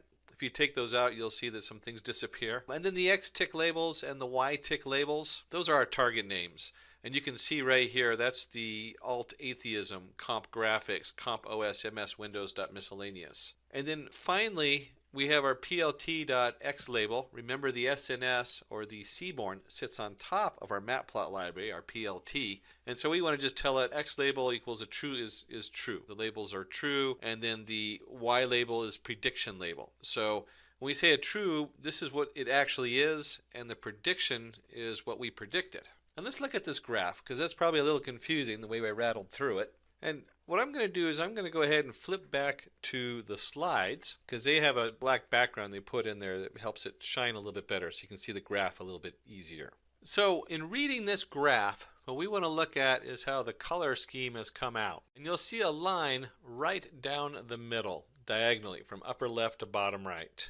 What that is if you look at the labels, we have our predicted label on the left and our true label on the right. Those are the numbers where the prediction and the true come together. And this is what we want to see, is we want to see those lit up. That's what that heat map does. As you can see that it did a good job of finding those data.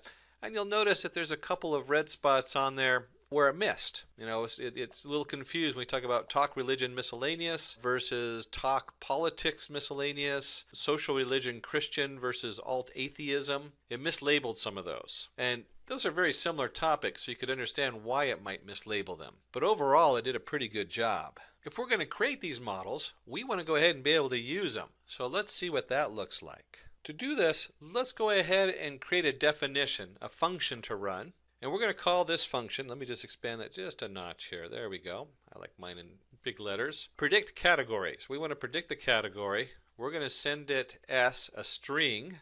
And then we're sending it train equals train. We have our training model. And then we had our pipeline, model equals model. This way we don't have to resend these variables each time. The definition knows that because I said train equals train, and I put the equal for model. And then we're going to set the prediction equal to the model.predict S. So it's going to send whatever string we send to it. It's going to push that string through the pipeline, the model pipeline. It's going to go through and tokenize it and put it through the TF, IDF, convert that into numbers and weights for all the different documents and words, and then it'll put that through our naive Bayes. And from it, we'll go ahead and get our prediction. We're going to predict what value it is. And so we're going to return train.targetNamesPredict of 0. And remember that the train.targetNames, that's just categories. I could have just as easily put categories in there .predict of 0. So we're taking the prediction, which is a number, and we're converting it to an actual category. We're converting it from, I don't know what the actual numbers are, but let's say 0 equals alt atheism. So we're going to convert that 0 to the word, or 1, maybe it equals comp graphics. So we're going to convert number 1 into comp graphics. That's all that is. And then we got to go ahead and then we need to go ahead and run this. So I load that up. And then once I run that, we can start doing some predictions. I'm going to go ahead and type in predict category. And let's just do predict category Jesus Christ. And it comes back and says it's social, religion, Christian. That's pretty good. Now, note I didn't put print on this. One of the nice things about the Jupyter Notebook Editor and a lot of inline editors is if you just put the name of the variable out as returning the variable train.target_names, it'll automatically print that for you. In your own IDE, you might have to put in print. Let's see where else we can take this. And maybe you're a space science buff. So how about sending load to International Space Station? And if we run that, we get science space. Or maybe you're a automobile buff. And let's do, they were going to tell me Audi is better than BMW, but I'm going to do BMW is better than an Audi. So maybe you're a car buff. And we run that, and you'll see it says recreational. I'm assuming that's what REC stands for. Autos. So I did a pretty good job labeling that one. How about if we have something like a caption running through there? President of India. And if we run that, it comes up and says talk, politics, miscellaneous. So when we take our definition or our function and we run all these things through, kudos, we made it. We were able to correctly classify texts into different groups based on which category they belong to using the naive Bayes classifier. Now, we did throw in the pipeline, the TF, IDF, vectorizer. We threw in the graphs. Those are all things that you don't necessarily have to know to understand the naive Bayes setup or classifier. But they're important to know. One of the main uses for the naive Bayes is with the TF, IDF tokenizer or vectorizer, where it tokenizes the word and adds labels.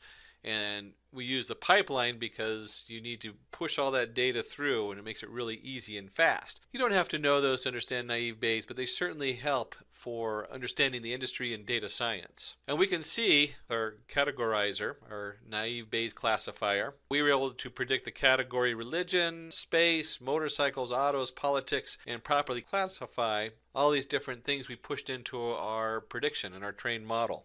Before we dive into the SVM, let's take a look at applications of the support vector machine, at least some general ones that are commonly used with it. Face detection, text and hypertext categorization, classification of images, and bioinformatics. These are only but a few of those that are used with this SVM. As we go through this lesson, see if you can figure out what other ones you could apply it to, and also what you would want to use some other tools for. So in this example, last week, my son and I visited a fruit shop. Dad, is that an apple or a strawberry? So the question comes up, what fruit did I just pick up from the fruit stand? After a couple of seconds, you could figure out that it was a strawberry. So let's take this model a step further, and let's, why not build a model which can predict an unknown data? And in this, we're going to be looking at some sweet strawberries or crispy apples. We wanted to be able to label those two and decide what the fruit is. And we do that by having data already put in. So we already have a bunch of strawberries, we know are strawberries, and they're already labeled as such. We already have a bunch of apples, we know are apples and are labeled as such. Then once we train our model, that model then can be given the new data, and the new data is this image. In this case, you can see a question mark on it, and it comes through and goes, it's a strawberry. In this case, we're using the support vector machine model. SVM is a supervised learning method that looks at data and sorts it into one of two categories. And in this case, we're sorting the strawberry into the strawberry side. At this point, you should be asking the question, how does the prediction work? Before we dig into an example with numbers, let's apply this to our fruit scenario. We have our support vector machine. We've taken it and we've taken a labeled sample of data, strawberries and apples, and we draw on a line down the middle between the two groups. This split now allows us to take new data, in this case an apple and a strawberry, and place them in the appropriate group based on which side of the line they fall in. And that way we can predict the unknown. As colorful and tasty as the fruit example is, let's take a look at another example with some numbers involved, and we can take a closer look at how the math works. In this example, we're going to be classifying men and women, and we're going to start with a set of people with a different height and a different weight.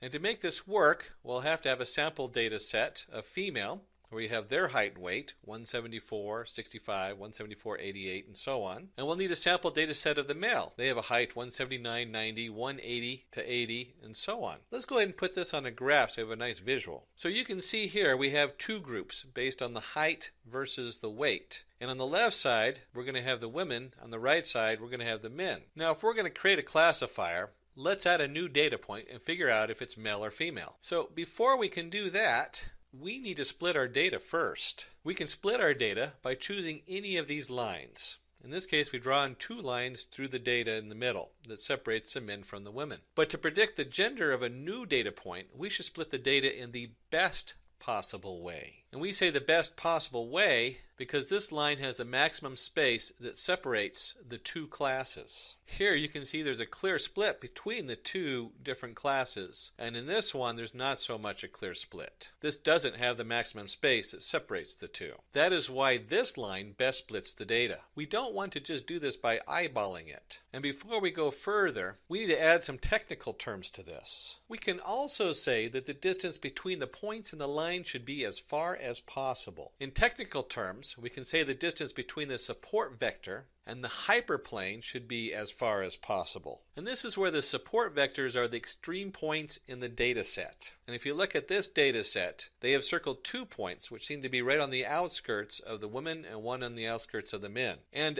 hyperplane has a maximum distance to the support vectors of any class. Now you'll see the line down the middle, and we call this the hyperplane because when you're dealing with multiple dimensions, it's really not just a line but a plane of intersections. And you can see here where the support vectors have been drawn in dashed lines. The math behind this is very simple. We take d plus, the shortest distance to the closest positive point, which would be on the men's side, and d minus is the shortest distance to the closest negative point, which is on the women's side. The sum of d plus and d minus is called the distance margin, or the distance between the two support vectors that are shown in the dashed lines. And then, by finding the largest distance margin, we can get the optimal hyperplane. Once we've created an optimal hyperplane, we can easily see which side the new data fits in. And based on the hyperplane, we can say the new data point belongs to the male gender. Hopefully that's clear how that works on a visual level. As a data scientist, you should also be asking what happens if the hyperplane is not optimal. If we select a hyperplane having low margin, then there is a high chance of misclassification. This particular SVM model, the one we discussed so far, is also called or referred to as the LSVM. So far so clear, but a question should be coming up. We have our sample data set, but instead of looking like this, what if it looked like this, where we have 2 sets of data, but one of them occurs in the middle of another set? You can see here where we have the blue and the yellow, and then blue again on the other side of our data line. In this data set, we can't use a hyperplane. So when you see data like this, it's necessary to move away from a 1D view of the data to a 2-dimensional view of the data. And for the transformation, we use what's called a kernel function. The kernel function will take the 1D input and transfer it to a 2-dimensional output. As you can see in this picture here, the 1D when transferred to a 2-dimensional makes it very easy to draw a line between the two data sets. What if we make it even more complicated? How do we perform an SVM for this type of data set? Here you can see we have a 2-dimensional data set where the data is in the middle surrounded by the green data on the outside. In this case, we're going to segregate the two classes. We have our sample data set, and if you draw a line through it, it's obviously not an optimal hyperplane in there. So to do that, we need to transfer the 2D to a 3D array. And when you translate it into a 3-dimensional array using the kernel, you can see where you can place a hyperplane right through it and easily split the data. Before we start looking at a programming example and dive into the script, let's look at the advantage of the support vector machine. We'll start with high dimensional input space, or sometimes referred to as the curse of dimensionality. We looked at earlier 1 dimension, 2 dimension, 3 dimension. When you get to 1,000 dimensions, a lot of problems start occurring with most algorithms that have to be adjusted for. The SVM automatically does that in high dimensional space. One high dimensional space that we work on is sparse document vectors. This is where we tokenize the words in documents so we can run our machine learning algorithms over them. I've seen ones get as high as 2.4 million different tokens. That's a lot of vectors to look at. And finally, we have regularization parameter. The regularization parameter, or lambda, is a parameter that helps figure out whether we're going to have a bias or overfitting of the data, whether it's going to be overfitted to a very specific instance or it's going to be biased to a high or low value. With the SVM, it naturally avoids the overfitting and bias problems that we see in many other algorithms. These 3 advantages of the support vector machine make it a very powerful tool to add to your repertoire of machine learning tools. Now, we did promise you a use case study where we're actually going to dive into some Python programming. And so we're going to go into a problem statement and start off with the zoo. So in the zoo example, we have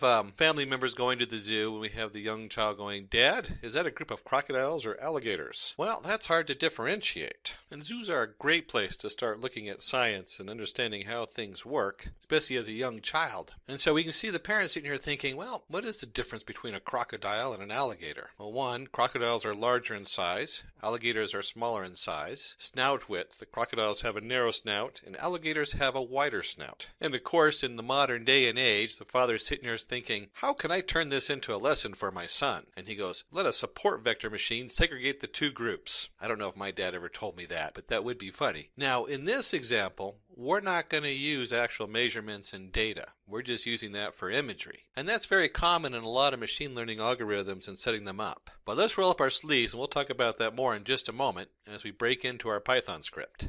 So here we arrive in our actual coding.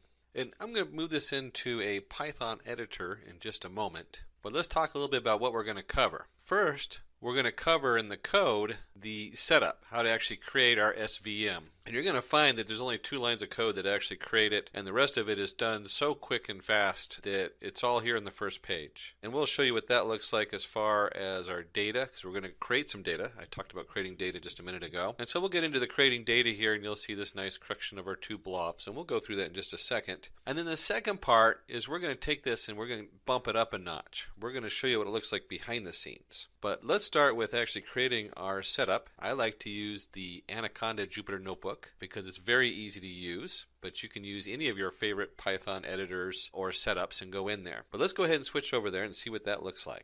So here we are in the Anaconda Python Notebook, or Anaconda Jupyter Notebook with Python. We're using Python 3. I believe this is 3.5, but it should be work in any of your 3x versions. And you'd have to look at the sklearn and make sure if you're using a 2x version or an earlier version. Now let's go ahead and put our code in there. And one of the things I like about the Jupyter Notebook is I can go up to View, and I'm going to go ahead and toggle the line numbers on to make it a little bit easier to talk about. And we can even increase the size because this is edited in this case I'm using Google Chrome Explorer, and that's how it opens up for the editor. Although like I said, any editor will work. Now the first step is going to be our imports. And we're going to import 4 different parts. The first 2 I want you to look at are line 1 and line 2 are numpy as np and matplotlibary.pyplot as plt. Now these are very standardized imports when you're doing work. The first one is the numbers Python. We need that because part of the platform we're using uses that for the numpy array. And I'll talk about that in a minute so you can understand why we want to use a numpy array versus the standard Python array. And normally it's pretty standard setup to use np for numpy. The matplot library is how we're going to view our data. So this has, you do need the np for the sklearn module, but the matplot library is purely for our use for visualization.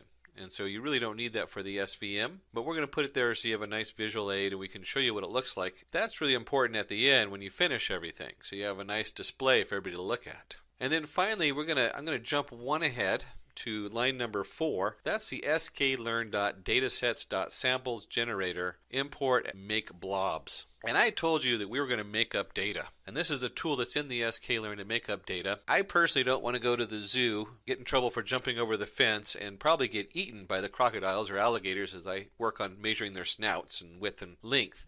Instead, we're just going to make up some data. And that's what that make blobs is. It's a wonderful tool if you're ready to test your setup and you're not sure about what data you're going to put in there. You can create this blob and it makes it real easy to use. And finally, we have our actual SVM, the sklearn import SVM on line 3. So that covers all our imports. We're going to create, remember I used the make blobs to create data. And we're going to create a capital X and a lowercase y equals make blobs in samples equals 40. So we're going to make 40 lines of data. It's going to have 2 centers with a random state equals 20. So each group's going to have 20 different pieces of data in it. And the way that looks is that we'll have under X an XY plane. So I'll have 2 numbers under X, and Y will be 0 or 1. That's the 2 different centers. So we have yes or no, in this case alligator or crocodile. That's what that represents. And then I told you that the actual sklearn or the SVM is in 2 lines of code. And we see it right here with CLF equals SVM.SVC kernel equals linear, and I set C equal to 1, although in this example, since we are not regularizing the data, because we want it to be very clear and easy to see, I went ahead, you can set it to 1,000 a lot of times when you're not doing that. But for this thing, linear, because it's a very simple linear example, we only have the 2 dimensions, and it'll be a nice linear hyperplane. It'll be a nice linear line instead of a full plane. plane, so we're not dealing with a huge amount of data. And then all we have to do is do clf.fit x, y, and that's it. CLF has been created, and then we're going to go ahead and display it. And I'm going to talk about this display here in just a second, but let me go ahead and run this code. And this is what we've done, is we've created two blobs. You'll see the blue on the side and then kind of an orangish on the other side. That's our two sets of data. They represent, one represents crocodiles and one represents alligators. And then we have our measurements. In this case, we have like the width and length of the snout. And I did say I was going to come up here and talk just a little bit about our plot. And you'll see PLT, that's what we imported. We're going to do a scatter plot. That means we're just putting dots on there. And then look at this notation. I have the capital X, and then in brackets I have a colon, comma, 0. That's from NumPy. If you did that in a regular array, you'll get an error in a Python array. You have to have that in a NumPy array. It turns out that our makeblobs returns a NumPy array. And this notation is great because what it means is the first part is the colon. It means we're going to do all the rows. That's all the data in our blob we created under capital X. And then the second part has a comma, 0. We're only going to take the first value. And then if you notice, we do the same thing, but we're going to take the second value. Remember, we always start with 0 and then 1. So we have column 0 and column 1. And you can look at this as our XY plots. The first one is the X plot, and the second one is the Y plot. So the first one is on the bottom, 0, 2, 4, 6, 8, and 10. And then the second one, X of the 1, is the 4, 5, 6, 7, 8, 9, 10 going up the left-hand side. S equals 30 is just the size of the dot, so we can see them instead of real tiny dots. And then CMap equals plt.cm.paired. And you'll also see the C equals Y. That's the color. We're using two colors, 0, 1, and that's why we get the nice blue and the two different colors for the alligator and the crocodile. Now you can see here that we did this, the actual fit was done in 2 lines of code. A lot of times there'll be a third line where we regularize the data. We set it between like -1 and 1, and we reshape it. But for this, it's not necessary, and it's also kind of nice because you can actually see what's going on. And then if we wanted to actually run a prediction. Let's take a look and see what that looks like. And to predict some new data, and we'll show this again as we get towards the end of digging in deep, you can simply assign your new data. In this case, I am giving it a width and length 3, 4 and a width and length 5, 6. And note that I put the data as a set of brackets, and then I have the brackets inside. And the reason I do that is because when we're looking at data, it's designed to process a large amount of data coming in. We don't want to just process one line at a time. And so in this case, I'm processing 2 lines, and then I'm just going to print, and you'll see clf.predict new data. So the clf and the .predict part is going to give us an answer, and let's see what that looks like. And you'll see 0, 1. So predicted the first one, the 3, 4, is going to be on the one side, and the 5, 6 is going to be on the other side. So one came out as an alligator, and one came out as a crocodile. Now that's a pretty short explanation for the setup, but really we want to dig in and see what's going on behind the scenes. And let's see what that looks like. So the next step is to dig in deep and find out what's going on behind the scenes. And also put that in a nice pretty graph. We're going to spend more work on this than we did actually generating the original model. And you'll see here that we go through a few steps, and I'll move this over to our editor in just a second. We come in, we create our original data. It's exactly identical to the first part, and I'll explain why we redid that and show you how not to redo that. And then we're going to go in there and add in those lines. We're going to see what those lines look like and how to set those up. And finally, we're going to plot all that on here and show it, and you'll get a nice graph with what we saw earlier when we were going through the theory behind this, where it shows the support vectors and the hyperplane. And those are done where you can see the support vectors as the dashed lines and the solid line, which is the hyperplane. Let's get that into our Jupyter notebook. Before I scroll down to a new line, I want you to notice line 13. It has plot show. And we're going to talk about that here in just a second, but let's scroll down to a new line down here, and I'm going to paste that code in. And you'll see that the plot show has moved down below. Let's scroll up a little bit. And if you look at the top here of our new section, 1, 2, 3, and 4 is the same code we had before. And let's go back up here and take a look at that. We're going to fit the values on our SVM, and then we're going to plot scatter it, and then we're going to do a plot show. So you should be asking, why are we redoing the same code?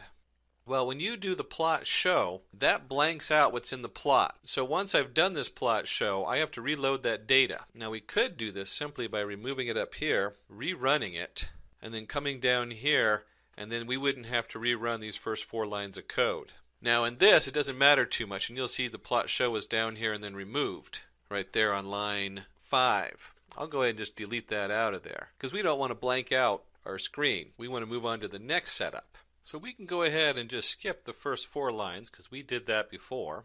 And let's take a look at the AX equals plt.gca. Now right now, we're actually spending a lot of time just graphing. That's all we're doing here. Okay, so this is how we display a nice graph with our results and our data. AX is very standard used variable when you're talking about PLT, and it's just setting it to that axis, the last axis in the PLT. It can get very confusing if you're working with many different layers of data on the same graph, and this makes it very easy to reference the AX. So this reference is looking at the PLT that we created and we already mapped out our 2 blobs on.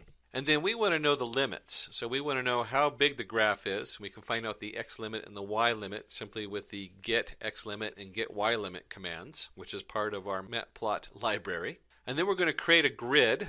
And you'll see down here we've set the variable xx equal to np.linespace, x limit 0, x limit 1, 30. And we've done the same thing for the y space. And then we're going to go in here and we create a mesh grid. And this is a numpy command. So we're back to our numbers Python. Let's go through what these numpy commands mean with the line space and the mesh grid. We've taken xx, small xx equals np line space, and we have our x limit 0 and our x limit 1, and we're going to create 30 points on it. And we're going to do the same thing for the y-axis. Now, this has nothing to do with our evaluation. It's all we're doing is we're creating a grid of data. And so we're creating a set of points between 0 and the x limit. We're creating 30 points, and the same thing with the y. And then the mesh grid loops those all together so it forms a nice grid. So if we were going to do this, say, between the limit 0 and 10 and do 10 points, we would have a 0, 0, 1, 1, 0, 1, 0, 2, 0, 3, 0, 4 to 10, and so on. You can just imagine a point at each corner of one of those boxes. And the mesh grid combines them all, so we take the YY and the XX we created and creates the full grid. And we've set that grid into the YY coordinates and the XX coordinates. Now remember, when we're working with NumPy and Python, we like to separate those. We like to have, instead of it being x comma 1, x comma y, and then x2 comma y2, and in the next set of data, it would be a column of x's and a column of y's. And that's what we have here, is we have a column of y's, and we put it as a capital YY, and a column of x's, capital XX, with all those different points being listed. And finally, we get down to the NumPy VStack. Just as we created those in the mesh grid, we're now going to put them all into one array, XY array. Now that we've created the stack of data points, we're going to do something interesting here. We're going to create a value z, and the z equals the CLF. That's our support vector machine we created, and we've already trained. And we have a dot decision function, and we're going to put the XY in there. So here we have all this data. We're going to put that XY in there, that data, and we're going to reshape it. And you'll see that we have the XX.shape in here. This literally takes the XX, resets it up connected to the Y, and the Z value lets us know whether it is the left-hand side. It's going to generate 3 different values, the Z value does. And it'll tell us whether that data is a support vector to the left, the hyperplane in the middle, or the support vector to the right. So it generates 3 different values for each of those points. And those points have been reshaped so that they're right on a line, on those 3 different lines. So we've set all of our data up. We've labeled it to 3 different areas, and we've reshaped it. And we've just taken 30 points in each direction. If you do the math, you have 30 times 30, so that's 900 points of data. And we separated it between the 3 lines and reshaped it to fit those 3 lines. We can then go back to our matplot library, where we've created the AX, and we're going to create a contour. And you'll see here where we have contour, capital XX, capital YY. These have been reshaped to fit those lines. Z is the labels. So now we have the 3 different points with the labels in there, and we can set the colors equals K. And I told you we had 3 different labels, but we have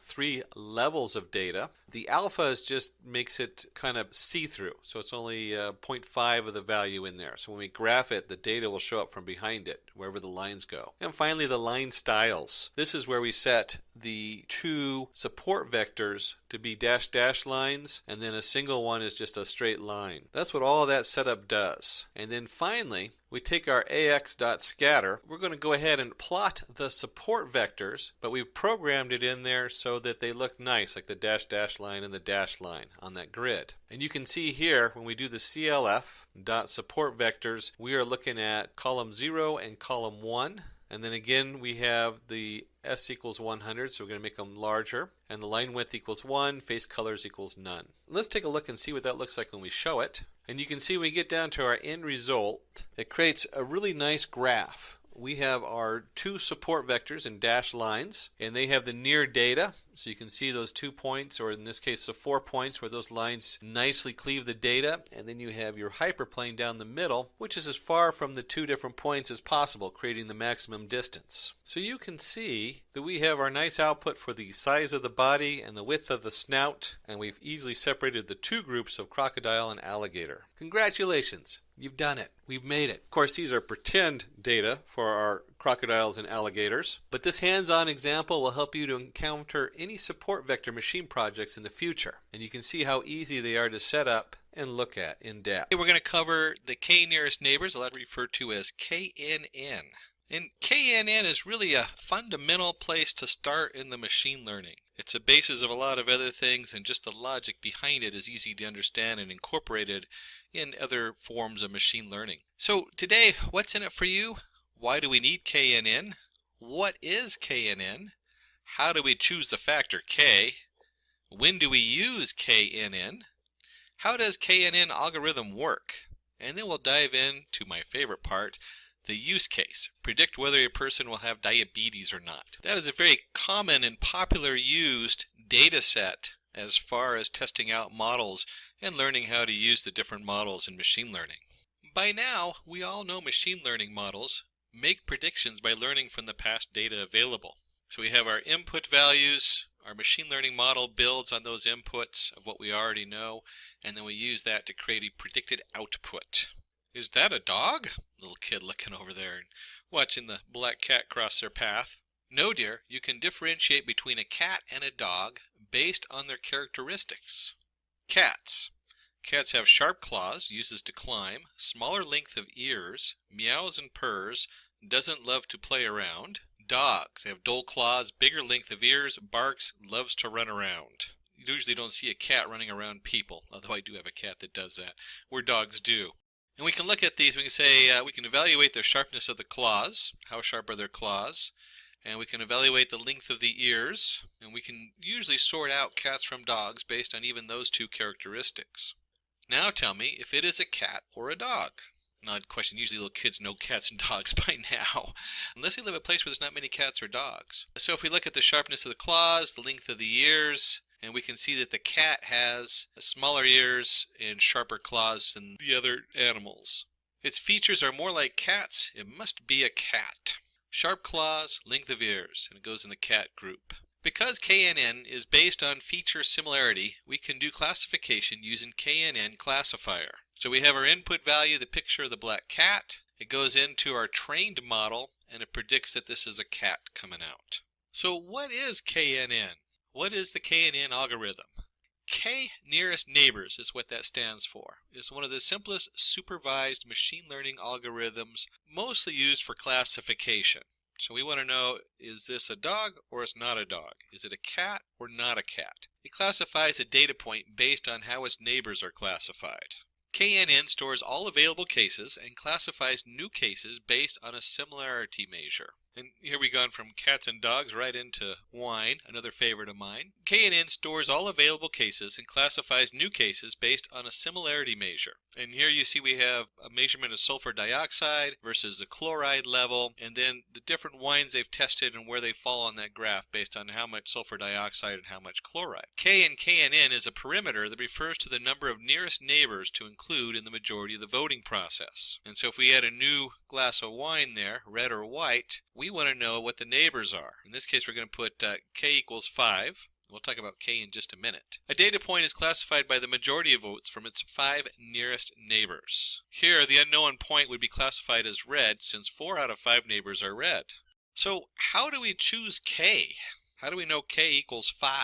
I mean, that was the value we put in there, so we're going to talk about it. How do we choose the factor k? KNN algorithm is based on feature similarity. Choosing the right value of k is a process called parameter tuning and is important for better accuracy. So at k equals 3, we can classify, we have a question mark in the middle, as either a square or not. Is it a square, or is it, in this case, a triangle? And so if we set k equals to 3, we're going to look at the 3 nearest neighbors. We're going to say this is a square. And if we put k equals to 7, we classify as a triangle, depending on what the other data is around it. And you can see as the k changes, depending on where that point is, that drastically changes your answer. And we jump here where we go, how do we choose the factor of k? You'll find this in all machine learning. Choosing these factors, that's the face you get. It's like, oh my gosh, did I choose the right k? Did I set it right, my values in whatever machine learning tool you're looking at, so that you don't have a huge bias in one direction or the other. And in terms of KNN, the number of k, if you choose it too low, the bias is based on, it's just too noisy. It's right next to a couple things, and it's going to pick those things, and you might get a skewed answer. And if your k is too big,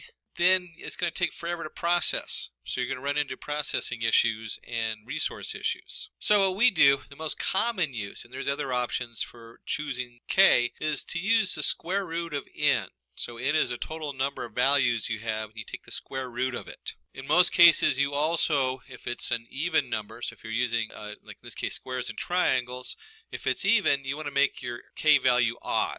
That helps it select better. So in other words, you're not going to have a balance between two different factors that are equal. So usually you take the square root of n, and if it's even, you add 1 to it or subtract 1 from it, and that's where you get the k value from. That is the most common use, and it's pretty solid. It works very well. When do we use KNN? We can use KNN when data is labeled. So you need a label on it. We know we have a group of pictures with dogs, dogs, cats, cats. Data is noise-free. And so you can see here, when we have a class and we have like underweight, 140, 23, Hello Kitty, normal, that's pretty confusing. We have a high variety of data coming in, so it's very noisy, and that would cause an issue. Data set is small, so we're usually working with smaller data sets where you might get into a gig of data if it's really clean, it doesn't have a lot of noise. Because KNN is a lazy learner, i.e. it doesn't learn a discriminative function from the training set. So it's very lazy, so if you have very complicated data and you have a large amount of it, you're not going to use the KNN. But it's really great to get a place to start. Even with large data, you can sort out a small sample and get an idea of what that looks like using the KNN. And also just using for smaller data sets, KNN works really good. How does the KNN algorithm work? Consider a data set having two variables, height in centimeters and weight in kilograms. And each point is classified as normal or underweight. So we can see right here we have two variables, true, false. They're either normal or they're not. They're underweight. On the basis of the given data, we have to classify the below set as normal or underweight using KNN. So if we have new data coming in that says 57 kilograms and 177 centimeters, is that going to be normal or underweight? To find the nearest neighbors, we'll calculate the Euclidean distance. According to the Euclidean distance formula, the distance between 2 points in the plane with the coordinates x, y, and ab is given by distance d equals the square root of x minus a squared plus y minus b squared. And you can remember that from the two edges of a triangle. We're computing the third edge since we know the x side and the y side. Let's calculate it to understand clearly. So we have our unknown point, and we placed it there in red, and we have our other points where the data is scattered around. The distance d1 is the square root of 170 minus 167 squared plus 57 minus 51 squared, which is about 6.7. And distance 2 is about 13. And distance 3 is about 13.4. Similarly, we will calculate the Euclidean distance of unknown data point from all the points in the data set. And because we're dealing with small amount of data, that's not that hard to do, and it's actually pretty quick for a computer. And it's not a really complicated math, so you can just see how close is the data based on the Euclidean distance. Hence, we have calculated the Euclidean distance of unknown data point from all the points as shown, where x1 and y1 equal 57 and 170, whose class we have to classify. So now we're looking at that, we're saying, well, here's the Euclidean distance. Who's going to be their closest neighbors? Now let's calculate the nearest neighbor at k equals 3. And we can see the three closest neighbors puts them at normal. And that's pretty self-evident. When you look at this graph, it's pretty easy to say, okay, we're just voting. Normal, normal, normal, 3 votes for normal. This is going to be a normal weight. So majority of neighbors are pointing towards normal. Hence, as per KNN algorithm, the class of 57,170 should be normal. So a recap of KNN. Positive integer k is specified along with a new sample. We select the k entries in our database which are closest to the new sample. We find the most common classification of these entries. This is the classification we give to the new sample. So as you can see, it's pretty straightforward. We're just looking for the closest things that match what we got. So let's take a look and see what that looks like in a use case in Python. So let's dive into the predict diabetes use case. So use case, predict diabetes. The objective, predict whether a person will be diagnosed with diabetes or not. We have a data set of 768 people who were or were not diagnosed with diabetes. And let's go ahead and open that file and just take a look at that data. And this is in a simple spreadsheet format. The data itself is comma separated, very common set of data, and it's also a very common way to get the data. And you can see here we have columns A through I. That's what 1, 2, 3, 4, 5, 6, 7, 8. 8 columns with a particular attribute, and then the 9th column, which is the outcome, is whether they have diabetes. As a data scientist, the first thing you should be looking at is insulin. Well, you know, if someone has insulin, they have diabetes because that's why they're taking it. And that could cause issue in some of the machine learning packages, but for a very basic setup, this works fine for doing the KNN. And the next thing you notice is it didn't take very much to open it up. I can scroll down to the bottom of the data. There's 768. It's pretty much a small data set. You know, at 769, I can easily fit this into my RAM on my computer. I can look at it, I can manipulate it, and it's not going to really tax just a regular desktop computer. You don't even need an enterprise version to run a lot of this. So let's start with importing all the tools we need. And before that, of course, we need to discuss what IDE I'm using. Certainly you can use any particular editor for Python, but I like to use for doing very basic visual stuff the Anaconda, which is great for doing demos, with the Jupyter Notebook. And just a quick view of the Anaconda Navigator, which is the new release out there, which is really nice. You can see under Home, I can choose my application. We're going to be using Python 3.6. I have a couple different versions on this particular machine. If I go under Environments, I can create a unique environment for each one, which is nice. And there's even a little button there where I can install different packages. So if I click on that button and open the terminal, I can then use a simple pip install to install different packages I'm working with. Let's go ahead and go back under Home, and we're going to launch our notebook. And I've already, kind of like the old cooking shows, I've already prepared a lot of my stuff, so we don't have to wait for it to launch because it takes a few minutes for it to open up a browser window. In this case, it's going to open up Chrome because that's my default that I use. And since the script is pre-done, you'll see I have a number of windows open up at the top, the one we're working in. And since we're working on the KNN predict whether a person will have diabetes or not, let's go ahead and put that title in there. And I'm also going to go up here and click on Cell. Actually, we want to go ahead and first insert a cell below, and then I'm going to go back up to the top cell, and I'm going to change the cell type to Markdown. That means this is not going to run as Python. It's a Markdown language. So if I run this first one, it comes up in nice big letters, which is kind of nice. Remind us what we're working on. And by now, you should be familiar with doing all of our imports. We're going to import the pandas as PD, import numpy as NP. Pandas is the pandas data frame, and numpy is a number array. Very powerful tools to use in here. So we have our imports. So we've brought in our pandas, our numpy, our two general Python tools. And then you can see over here we have our train test split. By now you should be familiar with splitting the data. We want to split part of it for training our thing and then training our particular model. And then we want to go ahead and test the remaining data just to see how good it is. Pre-processing, a standard scalar preprocessor, so we don't have a bias of really large numbers. Remember in the data we had like number of pregnancies isn't going to get very large, where the amount of insulin they take can get up to 256. So 256 versus 6. That will skew results, so we want to go ahead and change that so that they're all uniform between -1 and 1. And then the actual tool. This is the k-neighbors classifier we're going to use. And finally, the last three are 3 tools to test, all about testing our model. How good is it? We just put down test on there. And we have our confusion matrix, our F1 score, and our accuracy. So we have our 2 general Python modules we're importing, and then we have our 6 modules specific from the sklearn setup. And then we do need to go ahead and run this so that these are actually imported. There we go. And then move on to the next step. And so in this set, we're going to go ahead and load the database. We're going to use pandas. Remember, pandas is PD. And we'll take a look at the data in Python. We looked at it in a simple spreadsheet, but usually I like to also pull it up so that we can see what we're doing. So here's our data set equals pd.readcsv. That's a pandas command. And the diabetes folder I just put in the same folder where my IPython script is. If you put it in a different folder, you'd need the full length on there.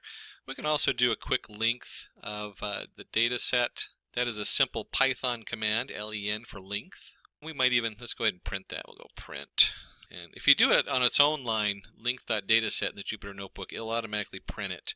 But when you're in most of your different setups, you want to do the print in front of there. And then we want to take a look at the actual dataset. And since we're in pandas, we can simply do dataset head. And again, let's go ahead and add the print in there. If you put a bunch of these in a row, the dataset 1 head, dataset 2 head, it only prints out the last one. So I always like to keep the print statement in there. But because most projects only use one data frame, pandas data frame, doing it this way doesn't really matter. The other way works just fine. And you can see when we hit the run button, we have the 768 lines, which we knew, and we have our pregnancies. It's automatically given a label on the left. Remember, the head only shows the first 5 lines. So we have 0 through 4. And just a quick look at the data, you can see it matches what we looked at before. We have pregnancy, glucose, blood pressure, all the way to age, and then the outcome on the end. And we're going to do a couple things in this next step. We're going to create a list of columns where we can't have 0. There's no such thing as 0 skin thickness or 0 blood pressure, 0 glucose. Any of those, you'd be dead. So not a really good factor if they have a 0 in there because they didn't have the data. And we'll take a look at that because we're going to start replacing that information with a couple of different things. And let's see what that looks like. So first we create a nice list. As you can see, we have the values we talked about: glucose, blood pressure, skin thickness. And this is a nice way when you're working with columns, is to list the columns you need to do some kind of transformation on. Very common thing to do. And then for this particular setup, we certainly could use there's some Panda tools that will do a lot of this, where we can replace the NA. But we're going to go ahead and do it as a dataset column equals dataset column.replace. This is still pandas. You can do it direct. There's also one that you look for your NAN. A lot of different options in here. But the NAN, NumPy NAN is what that stands for, it doesn't exist. So the first thing we're doing here is we're replacing the 0 with a NumPy none. There's no data there. That's what that says. That's what this is saying right here. So put the 0 in, and we're going to replace zeros with no data. So if it's a 0, that means the person's, well, hopefully not dead. Hopefully they just didn't get the data. The next thing we want to do is we're going to create the mean, which is the integer from the data set from the column dot mean, where we skip NAs. We can do that. That is a pandas command there, the skip NA. So we're going to figure out the mean of that data set. And then we're going to take that data set column and we're going to replace all the NP-NAN with the means. Why did we do that? And we could have actually just taken this step and gone right down here and just replaced 0 and skip anything except you could actually, there's a way to skip zeros and then just replace all the zeros. But in this case, we want to go ahead and do it this way. So you can see that we're switching this to a non-existent value. Then we're going to create the mean. Well, this is the average person. So if we don't know what it is, if they did not get the data and the data is missing, one of the tricks is you replace it with the average. What is the most common data for that? This way you can still use the rest of those values to do your computation, and it kind of just brings that particular value, those missing values, out of the equation. Let's go ahead and take this and we'll go ahead and run it. Doesn't actually do anything, so we're still preparing our data.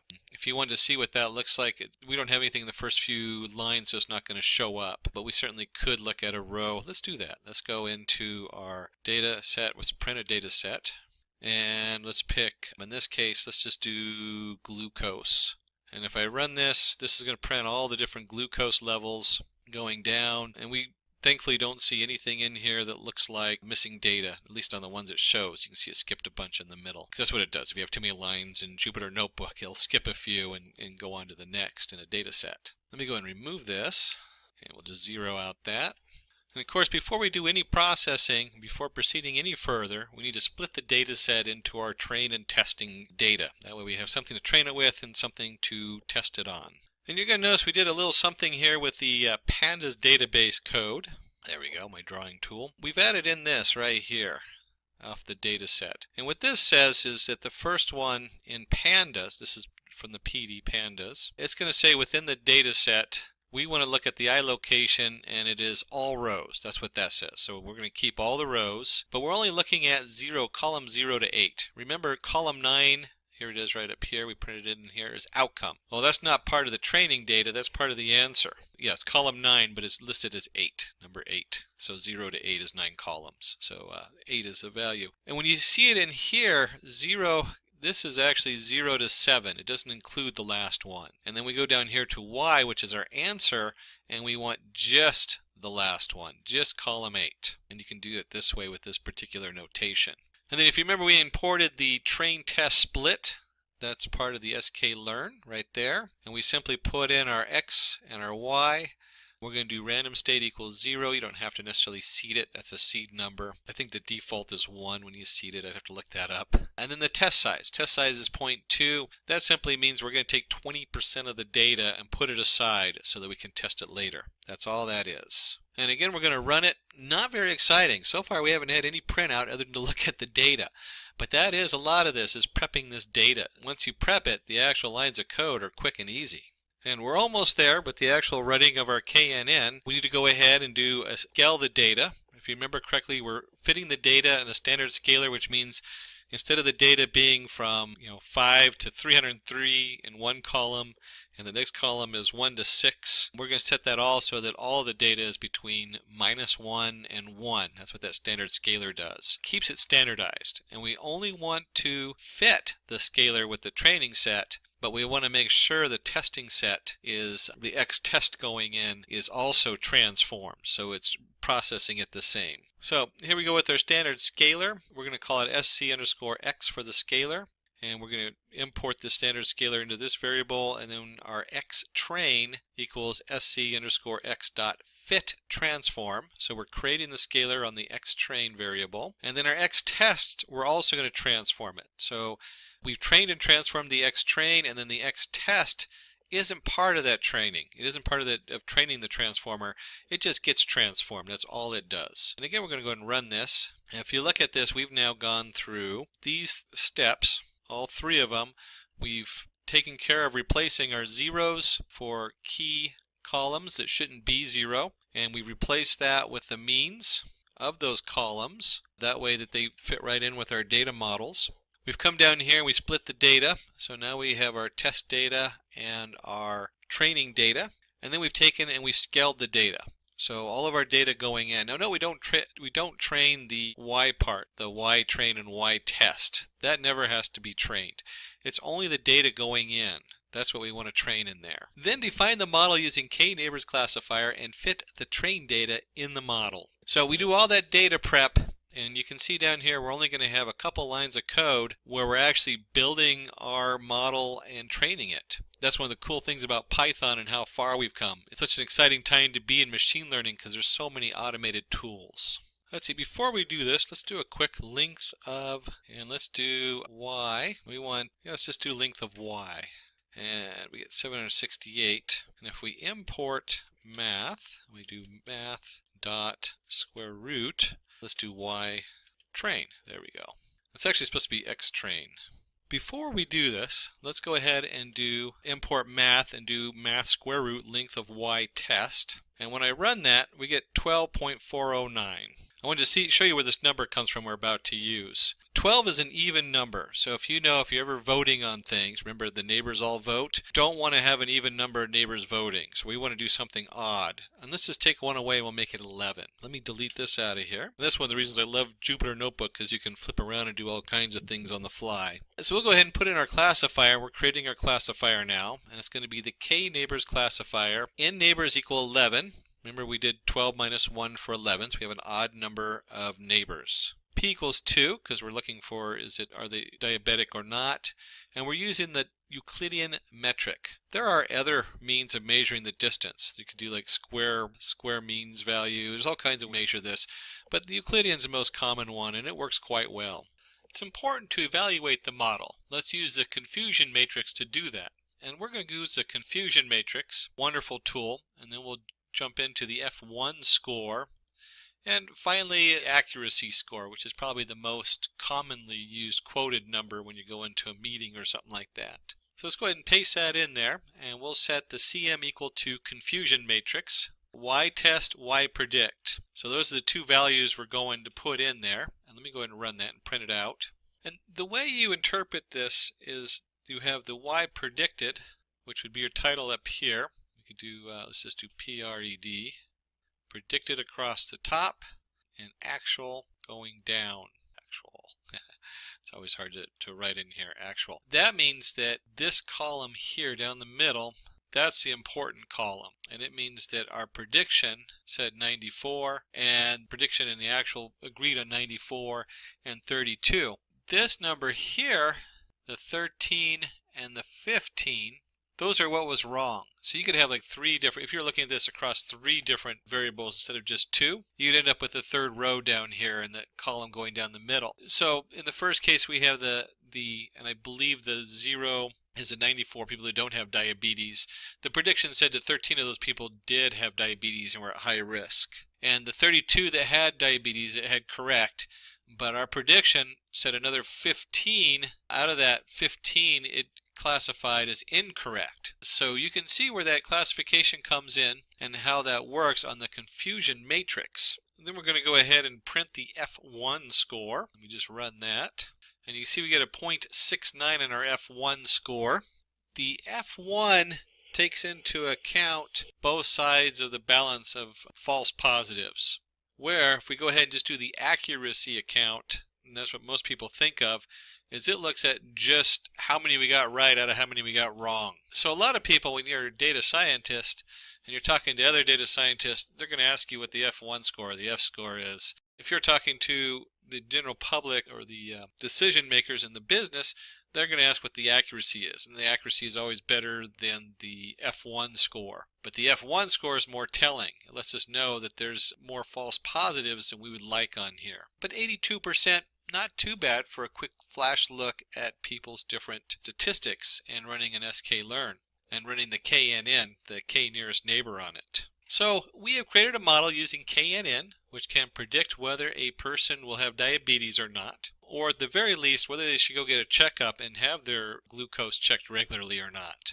The print accuracy score, we got the 0.818, was pretty close to what we got, and we can pretty much round that off and just say we have an accuracy of 80%. It tells us it is a pretty fair fit in the model. So what is K-means clustering? K-means clustering is an unsupervised learning algorithm. In this case, you don't have labeled data, unlike in supervised learning. So you have a set of data and you want to group them. And as the name suggests, you want to put them into clusters, which means objects that are similar in nature, similar in characteristics, need to be put together. So that's what K-means clustering is all about. The term K is basically a number. So we need to tell the system how many clusters we need to perform. So if K is equal to 2, there will be 2 clusters. If K is equal to 3, it's 3 clusters, and so on and so forth. That's what the K stands for. And of course, there is a way of finding out what is the best or optimum value of K for a given data. We will look at that. So that is K-means clustering. So let's take an example. K-means clustering is used in many scenarios, but let's take an example of cricket, the game of cricket. Let's say you received data of a lot of players from maybe all over the country or all over the world, and this data has information about the runs scored by the people or by the player and the wickets taken by the player. And based on this information, we need to cluster this data into 2 clusters, batsmen and bowlers. So this is an interesting example. Let's see how we can perform this. So we have the data, which consists of primarily 2 characteristics, which is the runs and the wickets. So the bowlers basically take wickets and the batsmen score runs. There will be, of course, a few bowlers who can score some runs, and similarly there will be some batsmen who would have taken a few wickets. But with this information, we want to cluster those players into batsmen and bowlers. So how does this work? Let's say this is how the data is. So there is information on the y-axis about the runs scored, and on the x-axis about the wickets taken by the players. So if we do a quick plot, this is how it would look. And when we do the clustering, we need to have the clusters like shown in the third diagram out here. So we need to have a cluster which consists of people who have scored high runs, which is basically the batsmen, and then we need a cluster with people who have taken a lot of wickets, which is typically the bowlers. There may be a certain amount of overlap, but we will not talk about it right now. So with k-means clustering, we will have here, that means k is equal to 2, and we will have two clusters, which is batsmen and bowlers. So how does this work?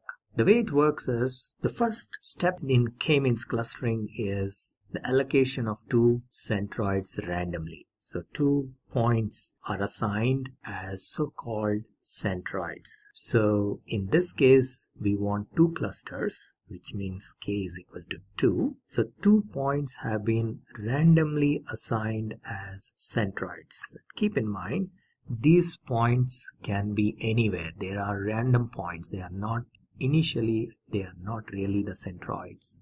Centroid means it's a central point of a given data set, but in this case, when it starts off, it's not really the centroid. Okay, so these points, though in our presentation here we have shown them 1 point closer to these data points and another closer to these data points, they can be assigned randomly anywhere. Okay, so that's the first step. The next step is to determine the distance of each of the data points from each of the randomly assigned centroids. So for example, we take this point and find the distance from this centroid and the distance from this centroid. This point is taken and the distance is found from this centroid and this centroid, and so on and so forth. So for every point, the distance is measured from both the centroids, and then whichever distance is less, that point is assigned to that centroid. So for example, in this case, visually it is very obvious that all these data points are assigned to this centroid and all these data points are assigned to this centroid. And that's what is represented here in blue color and in this yellow color. The next step is to actually determine the central point or the actual centroid for these two clusters. So we have this one initial cluster, this one initial cluster, but as you can see, these points are not really the centroid. Centroid means it should be the central position of this data set, central position of this data set. So that is what needs to be determined as the next step. So the central point or the actual centroid is determined and the original randomly allocated centroid is repositioned to the actual centroid of this new clusters. And this process is actually repeated. Now what might happen is some of these points may get reallocated. In our example, that is not happening probably, but it may so happen that the distance is found between each of these data points once again with these centroids. And if it is required, some points may be reallocated. We will see that in a later example, but for now we will keep it simple. So this process is continued till the centroid repositioning stops, and that is our final cluster. So this is so after iteration, we come to this position, this situation where the centroid doesn't need any more repositioning, and that means our algorithm has converged. Convergence has occurred, and we have the cluster, two clusters, we have the clusters with a centroid. So this process is repeated. The process of calculating the distance and repositioning the centroid is repeated till the repositioning stops, which means that the algorithm has converged and we have the final cluster with the data points and the centroids. So this is what you're going to learn from this session. We will talk about the types of clustering, what is k-means clustering, application of k-means clustering. K-means clustering is done using distance measure, so we will talk about the common distance measures, and then we will talk about how k-means clustering works and go into the details of k-means clustering algorithm, and then we will end with a demo and a use case for k-means clustering. So let's begin. First of all, what are the types of clustering? There are primarily two categories of clustering: hierarchical clustering and then partitional clustering. And each of these categories are further subdivided into agglomerative and divisive clustering and k-means and fuzzy c-means clustering. Let's take a quick look at what each of these types of clustering are. In hierarchical clustering, the clusters have a tree-like structure, and hierarchical clustering is further divided into agglomerative and divisive. Agglomerative clustering is a bottom-up approach. We begin with each element as a separate cluster and merge them into successively larger clusters. So for example, we have A, B, C, D, E, F. We start by combining B and C, form one cluster, D, E, and E, form one more. Then we combine D, E, and F, one more bigger cluster, and then add B, C to that, and then finally A to it. Compared to that, divisive clustering or divisive clustering is a top-down approach. We begin with the whole set and proceed to divide it into successively smaller clusters. So we have A, B, C, D, E, F. We first take that as a single cluster and then break it down into A, B, C, D, E, and F. Then we have partitional clustering split into two subtypes: k-means clustering and fuzzy c-means. In k-means clustering, the objects are divided into the number of clusters mentioned by the number k. That's where the k comes from. So if we say k is equal to 2, the objects are divided into two clusters, C1 and C2. And the way it is done is the features or characteristics are compared, and all objects having similar characteristics are clubbed together. So that's how k-means clustering is done. We will see it in more detail as we move forward. And fuzzy c-means is very similar to k-means in the sense that it clubs objects that have similar characteristics together, but while in k-means clustering, two objects cannot belong to, or any object, a single object cannot belong to two different clusters, in c-means objects can belong to more than one cluster. So that is the primary difference between k-means and fuzzy c-means. So what are some of the applications of k-means clustering? K-means clustering is used in a variety of examples or variety of business cases in real life, starting from academic performance, diagnostic systems, search engines, and wireless sensor networks, and many more. So let us take a little deeper look at each of these examples. Academic performance. So based on the scores of the students are categorized into A, B, C, and so on. Clustering forms a backbone of search engines. When a search is performed, the search results need to be grouped together. The search engines very often use clustering to do this.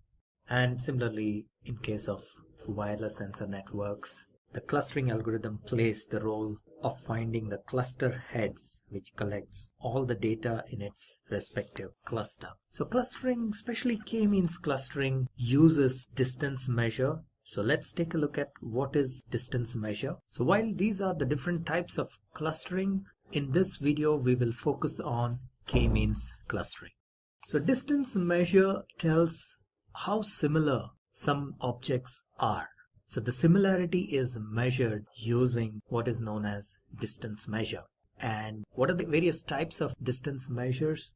There is Euclidean distance, there is Manhattan distance, then we have squared Euclidean distance measure and cosine distance measure. These are some of the distance measures supported by k-means clustering. Let's take a look at each of these.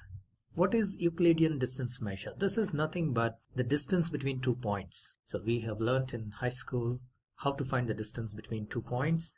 This is a little sophisticated formula for that, but we know a simpler one is square root of y2 minus y1 whole square plus x2 minus x1 whole square. So this is an extension of that formula. So that is the Euclidean distance between 2 points.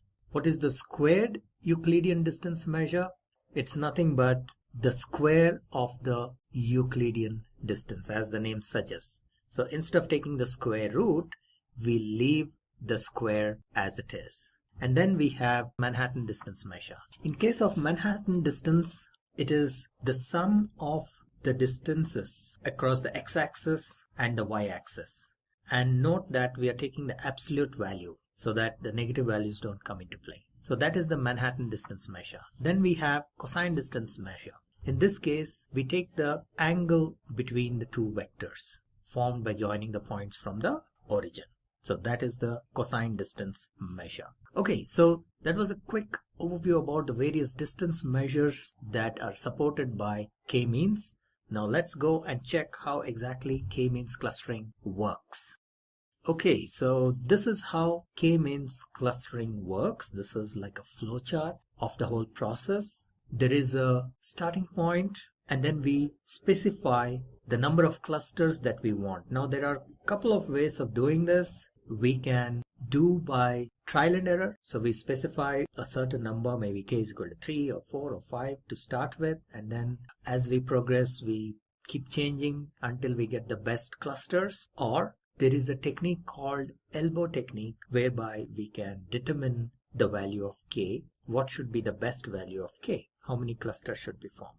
So once we have the value of k, we specify that, and then the system will assign that many centroids. So it picks randomly, that to start with, randomly that many points that are considered to be the centroids of these clusters. And then it measures the distance of each of the data points from these centroids and assigns those points to the corresponding centroid from which the distance is minimum. So each data point will be assigned to the centroid which is closest to it.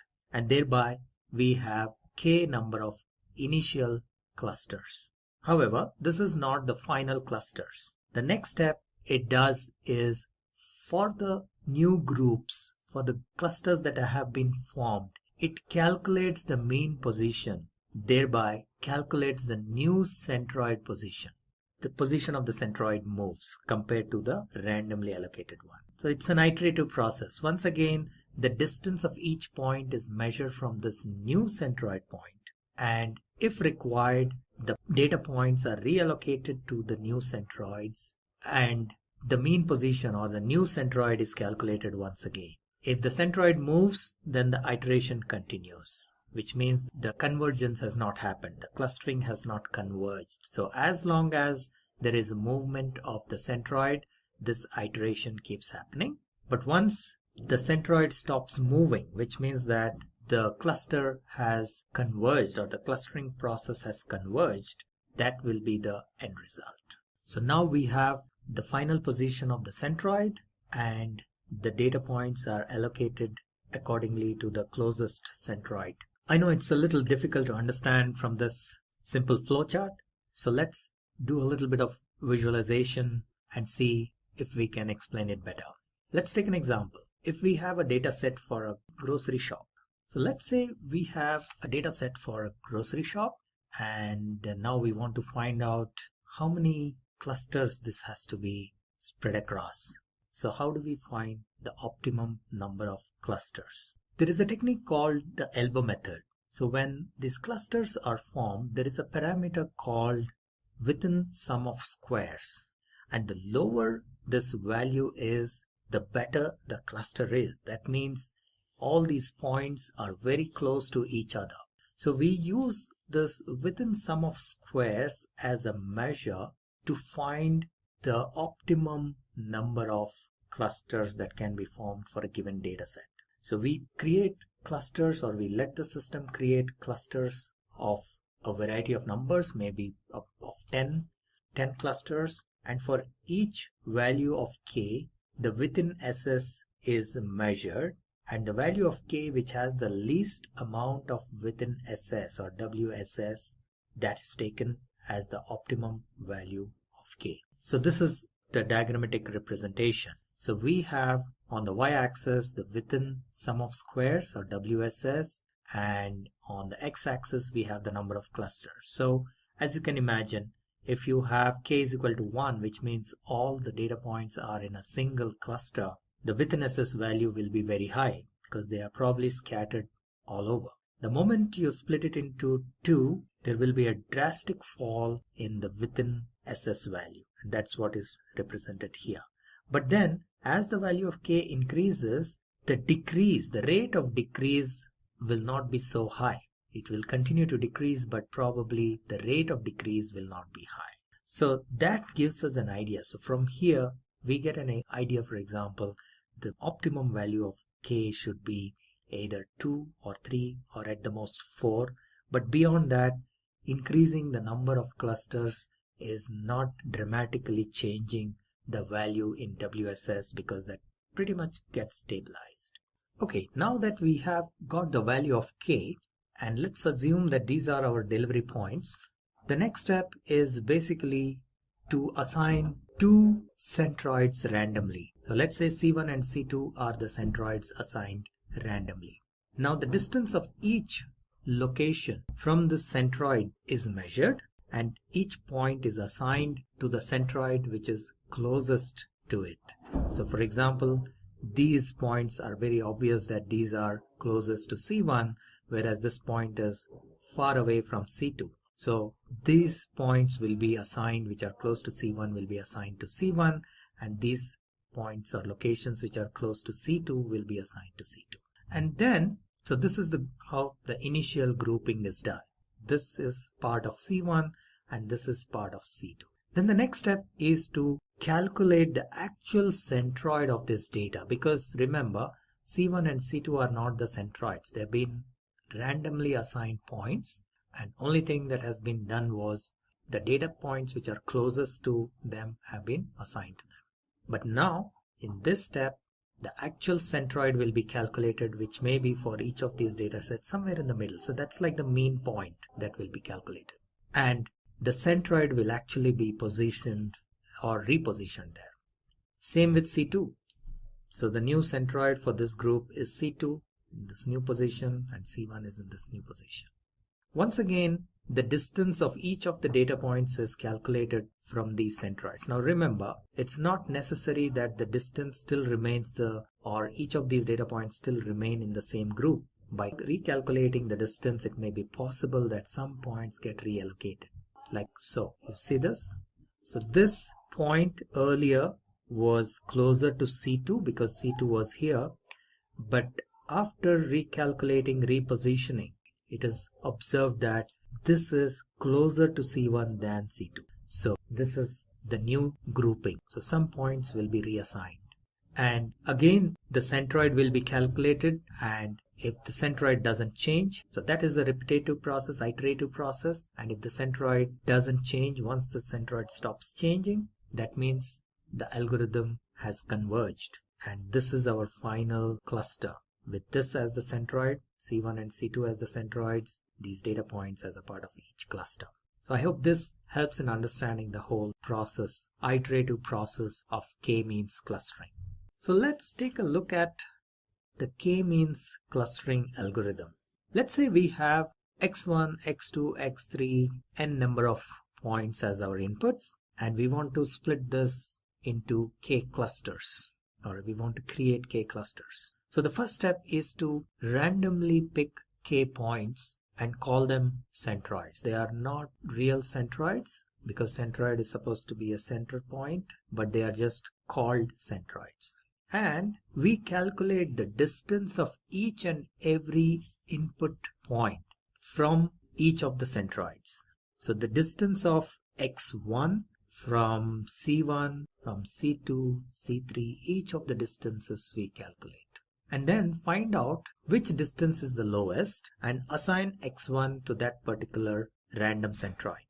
Repeat that process for x2. Calculate its distance from each of the centroids C1, C2, C3 up to Ck, and find which is the lowest distance and assign x2 to that particular centroid. Same with x3 and so on. So that is the first round of assignment that is done. Now we have k groups because we have assigned the value of k. So there are k centroids, and so there are k groups. All these inputs have been split into k groups. However, remember, we picked the centroids randomly, so they are not real centroids. So now what we have to do? We have to calculate the actual centroids for each of these groups, which is like the mean position, which means that the position of the randomly selected centroids will now change, and they will be the mean positions of these newly formed K groups. And once that is done, we once again repeat this process of calculating the distance, right? So this is what we are doing as a part of step 4. We repeat step 2 and 3. So we again calculate the distance of x1 from the centroid C1, C2, C3, and then see which is the lowest value and assign x1 to that. Calculate the distance of x2 from C1, C2, C3 or whatever up to CK and find whichever is the lowest distance and assign x2 to that centroid, and so on. In this process, there may be some reassignment. X1 was probably assigned to cluster C2, and after doing this calculation, maybe now x1 is assigned to C1. So that kind of reallocation may happen. So we repeat the steps 2 and 3 till the position of the centroids don't change or stop changing, and that's when we have convergence. So let's take a detailed look at each of these steps. So we randomly pick K cluster centers. We call them centroids because they are not really the centroids. So let us name them C1, C2 up to CK. And then step 2, we assign each data point to the closest center. So what we do, we calculate the distance of each X value from each C value. So the distance between x1, c1, distance between x1, c2, x1, c3, and then we find which is the lowest value, right? That's the minimum value we find, and assign x1 to that particular centroid. Then we go next to x2, find the distance of x2 from c1, x2 from c2, x2 from c3, and so on up to ck, and then assign it to the point or to the centroid which has the lowest value, and so on. So that is step number 2. In step number 3, we now find the actual centroid for each group. So what has happened? As a part of step number 2, we now have all the points, all the data points grouped into K groups because we wanted to create K clusters, right? So we have K groups. Each one may be having a certain number of input values. They need not be equally distributed, by the way. Based on the distance, we will have K groups. But remember, the initial values of the C1, C2 were not really the centroids of these groups, right? We assigned them randomly. So now in step 3, we actually calculate the centroid of each group, which means the original point which we thought was the centroid will shift to the new position which is the actual centroid for each of these groups. Okay? And we again calculate the distance. So we go back to step 2, which is what? We calculate again the distance of each of these points from the newly positioned centroids. And if required, we reassign these points to the new centroids. So as I said earlier, there may be a reallocation. So we now have a new set or a new group. We still have K groups, but the number of items and the actual assignment may be different from what was in step 2 here. Okay, so that might change. Then we perform step 3 once again to find the new centroid of this new group. So we have again a new set of clusters, new centroids, and new assignments. We repeat this step 2 again. Once again we find, and then it is possible that after iterating through 3 or 4 or 5 times, the centroid will stop moving, in the sense that when you calculate the new value of the centroid, that will be same as the original value, or there will be very marginal change. So that is when we say convergence has occurred, and that is our final cluster. That's the formation of the final cluster. Alright, so let's see a couple of demos of K-means clustering. We will actually see some live demos in Python Notebook, using Python Notebook. But before that, let's find out what's the problem that we are trying to solve. The problem statement is, let's say Walmart wants to open a chain of stores across the state of Florida, and it wants to find the optimal store locations. Now the issue here is if they open too many stores close to each other, obviously they will not make profit. But if the stores are too far apart, then they will not have enough sales. So how do they optimize this? Now, for an organization like Walmart, which is an e-commerce giant, they already have the addresses of their customers in their database. So they can actually use this information or this data and use k-means clustering to find the optimal location. Now, before we go into the Python notebook and show you the live code, I wanted to take you through very quickly a summary of the code in the slides, and then we will go into the Python notebook. So in this block, we are basically importing all the required libraries like NumPy, Matplotlib, and so on. And we are loading the data that is available in the form of, let's say, the addresses. For simplicity's sake, we will just take them as some data points. Then the next thing we do is quickly do a scatter plot to see how they are related to each other with respect to each other. So in the scatter plot, we see that there are a few distinct groups already being formed. So you can actually get an idea about how the cluster would look and how many clusters, what is the optimal number of clusters. And then starts the actual k-means clustering process.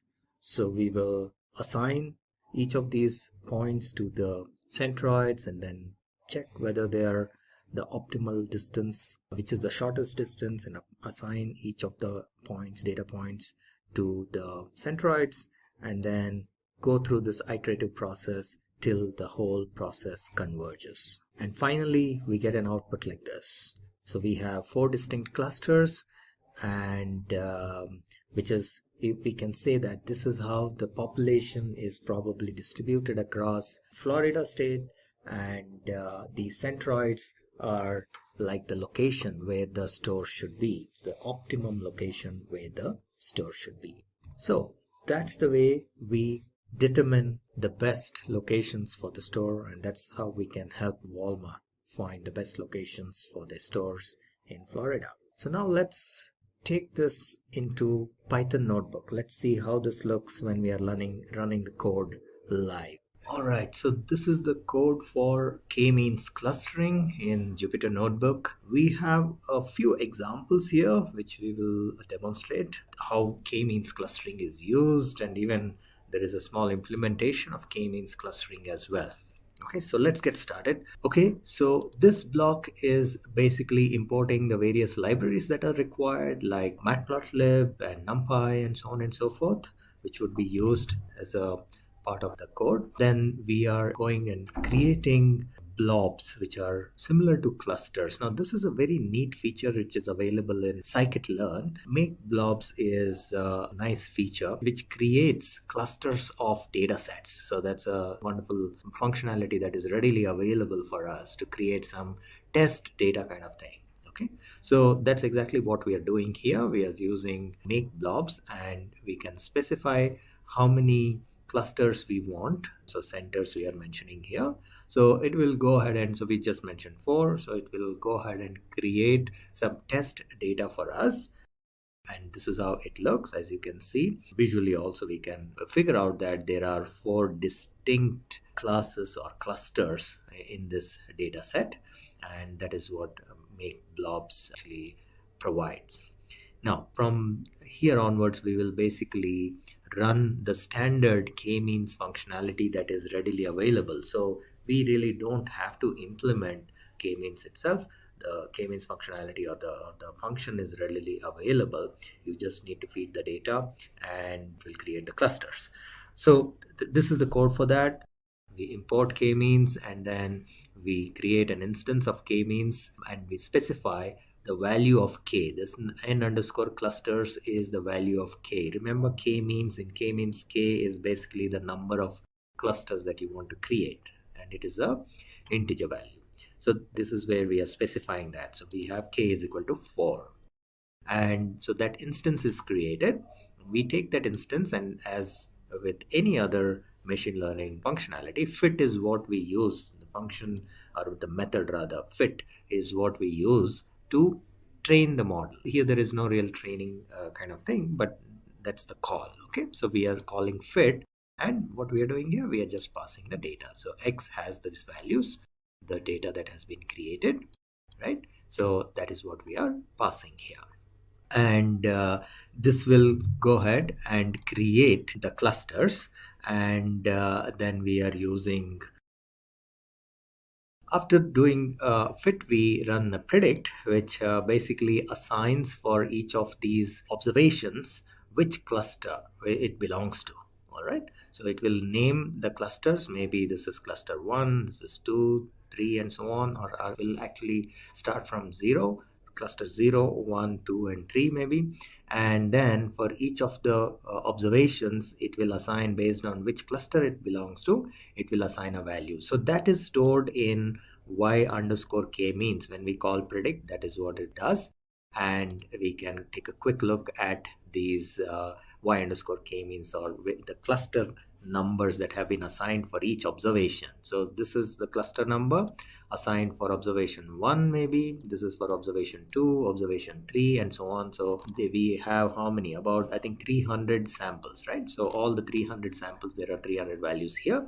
Each of them, the cluster number is given, and the cluster number goes from 0 to 3. So there are 4 clusters, so the numbers go from 0, 1, 2, 3. So that's what is seen here. Okay, now, so this was a quick example of generating some dummy data and then clustering that. Okay, and this can be applied if you have proper data. You can just load it up into X, for example, here, and then run the k-means. So this is the central part of the k-means clustering program example. So you basically create an instance and you mention how many clusters you want by specifying this parameter n underscore clusters, and that is also the value of k, and then pass the data to get the values. Now, the next section of this code is the implementation of a k-means. Now, this is kind of a rough implementation of the k-means algorithm. So we will just walk you through. I will walk you through the code at each step, what it is doing, and then we will see a couple of more examples of how k-means clustering can be used in maybe some real life examples, real life use cases. All right. So in this case here, what we are doing is basically implementing the k-means clustering, and there is a function or a library calculates for a given 2 pairs of points. It will calculate the distance between them and see which one is the closest and so on. So this is pretty much like what k-means does, right? So it calculates the distance of each point or each data set from predefined centroid, and then based on whichever is the lowest, this particular data point is assigned to that centroid. So that is basically available as a standard function, and we will be using that here. So as explained in the slides, the first step that is done in case of k-means clustering is to randomly assign some centroids. So as a first step, we randomly allocate a couple of centroids, which we call here, we are calling as centers. And then we put this in a loop and we take it through an iterative process. For each of the data points, we first find out using this function pairwise distance argument. For each of the points, we find out which center or which randomly selected centroid is the closest. And accordingly, we assign that data or the data point to that particular centroid or cluster. And once that is done for all the data points, we calculate the new centroid by finding out the mean position with the center position, right? So we calculate the new centroid, and then we check if the new centroid is the coordinates or the position is the same as the previous centroid. The positions we will compare, and if it is the same, that means the process has converged. So remember, we do this process till the centroids or the centroid doesn't move anymore, right? So the centroid gets relocated each time this reallocation is done. So the moment it doesn't change anymore, the position of the centroid doesn't change anymore, we know that convergence has occurred. So till then, so you see here, this is like an infinite loop. While true is an infinite loop, it only breaks when the centers are the same. The new center and the old center positions are the same. And once that is done, we return the centers and the labels. Now, of course, as explained, this is not a very sophisticated and advanced implementation, very basic implementation, because one of the flaws in this is that sometimes what happens is the centroid, the position will keep moving, but the change will be very minor. So in that case, also that is actually convergence, right? So for example, the change is 0.0001, we can consider that as convergence. Otherwise, what will happen is this will either take forever or it will be never ending. So that's a small flaw here. So that is something, additional checks may have to be added here. But again, as mentioned, this is not the most sophisticated implementation. This is like a kind of a rough implementation of the k-means clustering. Okay, so if we execute this code, this is what we get as the output. So this is the definition of this particular function, and then we call that find underscore clusters, and we pass our data x and the number of clusters, which is 4.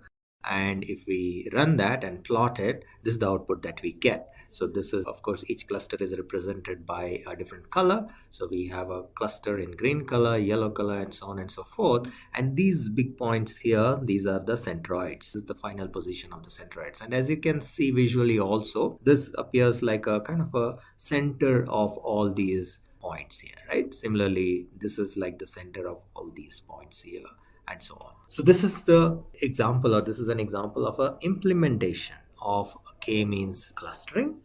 And next we will move on to see a couple of examples of how k-means clustering is used in maybe some real life scenarios or use cases. In the next example or demo, we are going to see how we can use k-means clustering to perform color compression. We will take a couple of images, so there will be 2 examples, and we will try to use k-means clustering to compress the colors. This is a common situation in image processing when you have an image with millions of colors, but then you cannot render it on some devices which may not have enough memory. So that is the scenario where something like this can be used. So before again we go into the Python notebook, let's take a look at quickly the code.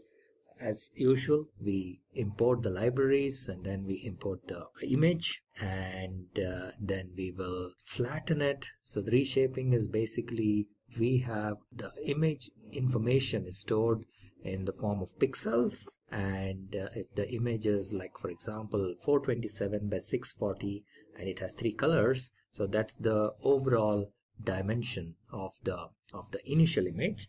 We just reshape it and then feed this to our algorithm, and this will then create clusters of only 16 clusters. So this colors, there are millions of colors, and now we need to bring it down to 16 colors. So we use k is equal to 16, and this is how, when we visualize, this is how it looks. These are all about 16 million possible colors. The input color space has 16 million possible colors, and we just compress it to 16 colors. So this is how it would look when we compress it to 16 colors, and this is how the original image looks, and after compression to 16 colors, this is how the new image looks. As you can see, there is not a lot of information that has been lost, though the image quality is definitely reduced a little bit.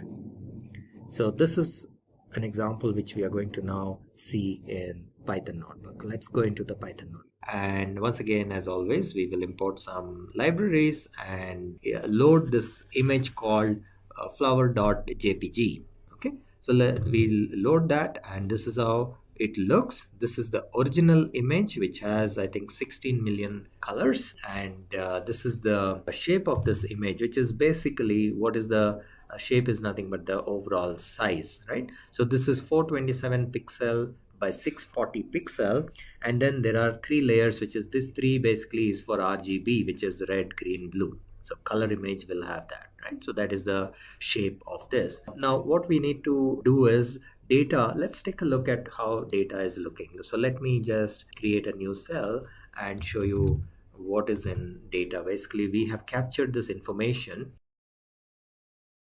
So data is what, let me just show you here. All right, so let's take a look at China. What are the values in China? And if we see here, this is how the data is stored. This is nothing but the pixel values. Okay, so this is like a matrix, and each one has about for this 427 by 640 pixels. All right, so this is how it looks. Now the issue here is these values are large, the numbers are large, so we need to normalize them to between 0 and 1.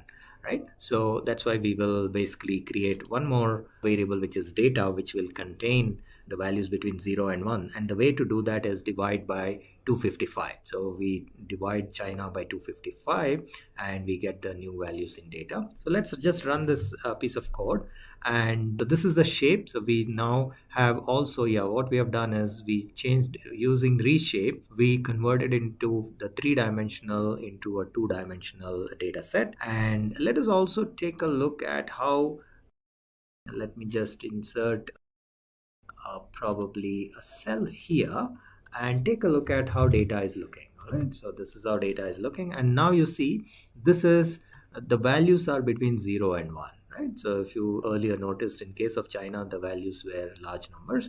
Now everything is between 0 and 1. This is one of the things we need to do.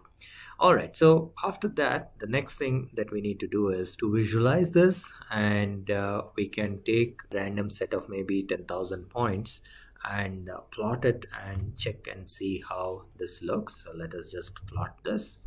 And so this is how the original, the color, the pixel distribution is. These are two plots. One is red against green and another is red against blue, and this is the original distribution of the color. So then what we will do is we will use k-means clustering to create just 16 clusters for the various colors and then apply that to the image. Now what will happen is, since the data is large because there are millions of colors, using regular k-means may be a little time consuming. So there is another version of k-means which is called mini batch k-means. So we will use that, which processes in, the overall concept remains the same, but this basically processes it in smaller batches. That's the only thing. Okay, so the results will pretty much be the same. So let's go ahead and execute this piece of code and also visualize this so that we can see that there are these. This is how the 16 colors would look. So this is red against green and this is red against blue. There is quite a bit of similarity between this original color schema and the new one, right? So it doesn't look very completely different or anything like that. Now we apply the newly created colors to the image, and we can take a look how this is looking now. We can compare both the images. So this is our original image and this is our new image. So as you can see, there is not a lot of information that has been lost. It pretty much looks like the original image. Yes, we can see that, for example, here there is a little bit, it appears a little dullish compared to this one, right? Because we kind of took off some of the finer details of the color, but overall the high level information has been maintained. At the same time, the main advantage is that now this is an image which can be rendered on a device which may not be that very sophisticated. Now let's take one more example with a different image. In the second example, we will take an image of the Summer Palace in China, and we repeat the same process. This is a high definition color image with millions of colors and also 3-dimensional. Now we will reduce that to 16 colors using k-means clustering, and we do the same process like before. We reshape it and then we cluster the colors to 16, and then we render the image once again, and we will see that the quality of the image slightly deteriorates. As you can see here, this has much finer details in this which are probably missing here, but then that's the compromise because there are some devices which may not be able to handle this kind of high density images.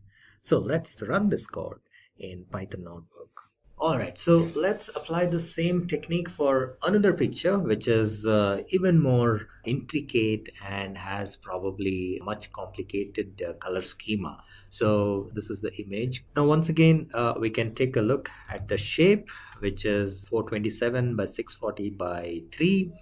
And this is the new data would look somewhat like this compared to the flower image. So we have some new values here, and we will also bring this. As you can see, the numbers are much big, so we will much bigger, so we will now have to scale them down to values between 0 and 1, and that is done by dividing by 255. So let's go ahead and do that and reshape it. Okay, so we get a two-dimensional matrix, and we will then, as a next step, we will go ahead and visualize this, how it looks, the 16 colors. And this is basically how it would look, 16 million colors. And now we can create the clusters out of this. The 16 k-means clusters we will create. So this is how the distribution of the pixels would look with 16 colors. And then we go ahead and apply this and visualize how it is looking for with the new just the 16 colors. So once again, as you can see, this looks much richer in color, but at the same time, and this probably doesn't have, as we can see, it doesn't look as rich as this one, but nevertheless the information is not lost, the shape and all that stuff. And this can be also rendered on a slightly a device which is probably not that sophisticated. Okay, so that's pretty much it. So we have seen two examples of how color compression can be done using k-means clustering, and we have also seen in the previous examples of how to implement k-means, the code to roughly how to implement k-means clustering, and we use some sample data using blob to just execute the k-means clustering. When we talk about the principal component analysis, we're going to cover dimensionality reduction, principal component analysis, what is it, important PCA terminologies, and you'll see it abbreviated normally as PCA, principal component analysis, PCA properties, PCA example, and then we'll pull up some Python code in our Jupyter Notebook and have some hands-on demo on the PCA and how it's used. Dimensionality reduction. Dimensionality reduction refers to the technique that reduces the number of input variables in a data set. And so you can see on the table on the right shows the orders made at an automobile parts retailer.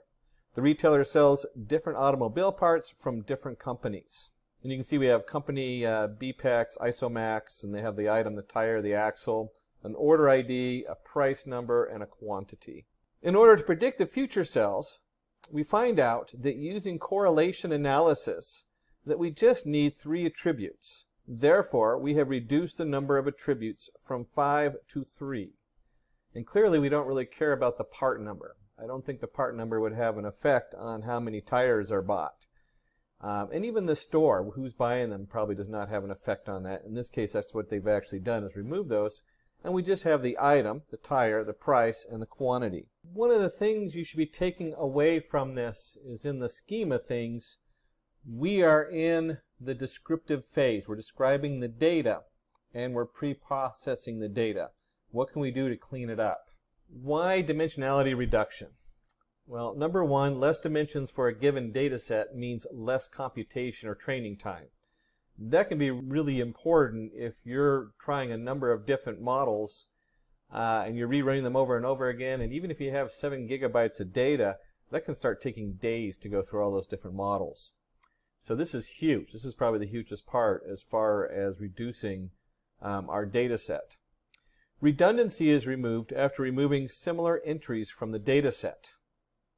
Again, pre-processing, some of our models, like a neural network, if you put in 2 of the same data, it might give them a higher weight than they would if it was just one. So we want to get rid of that redundancy.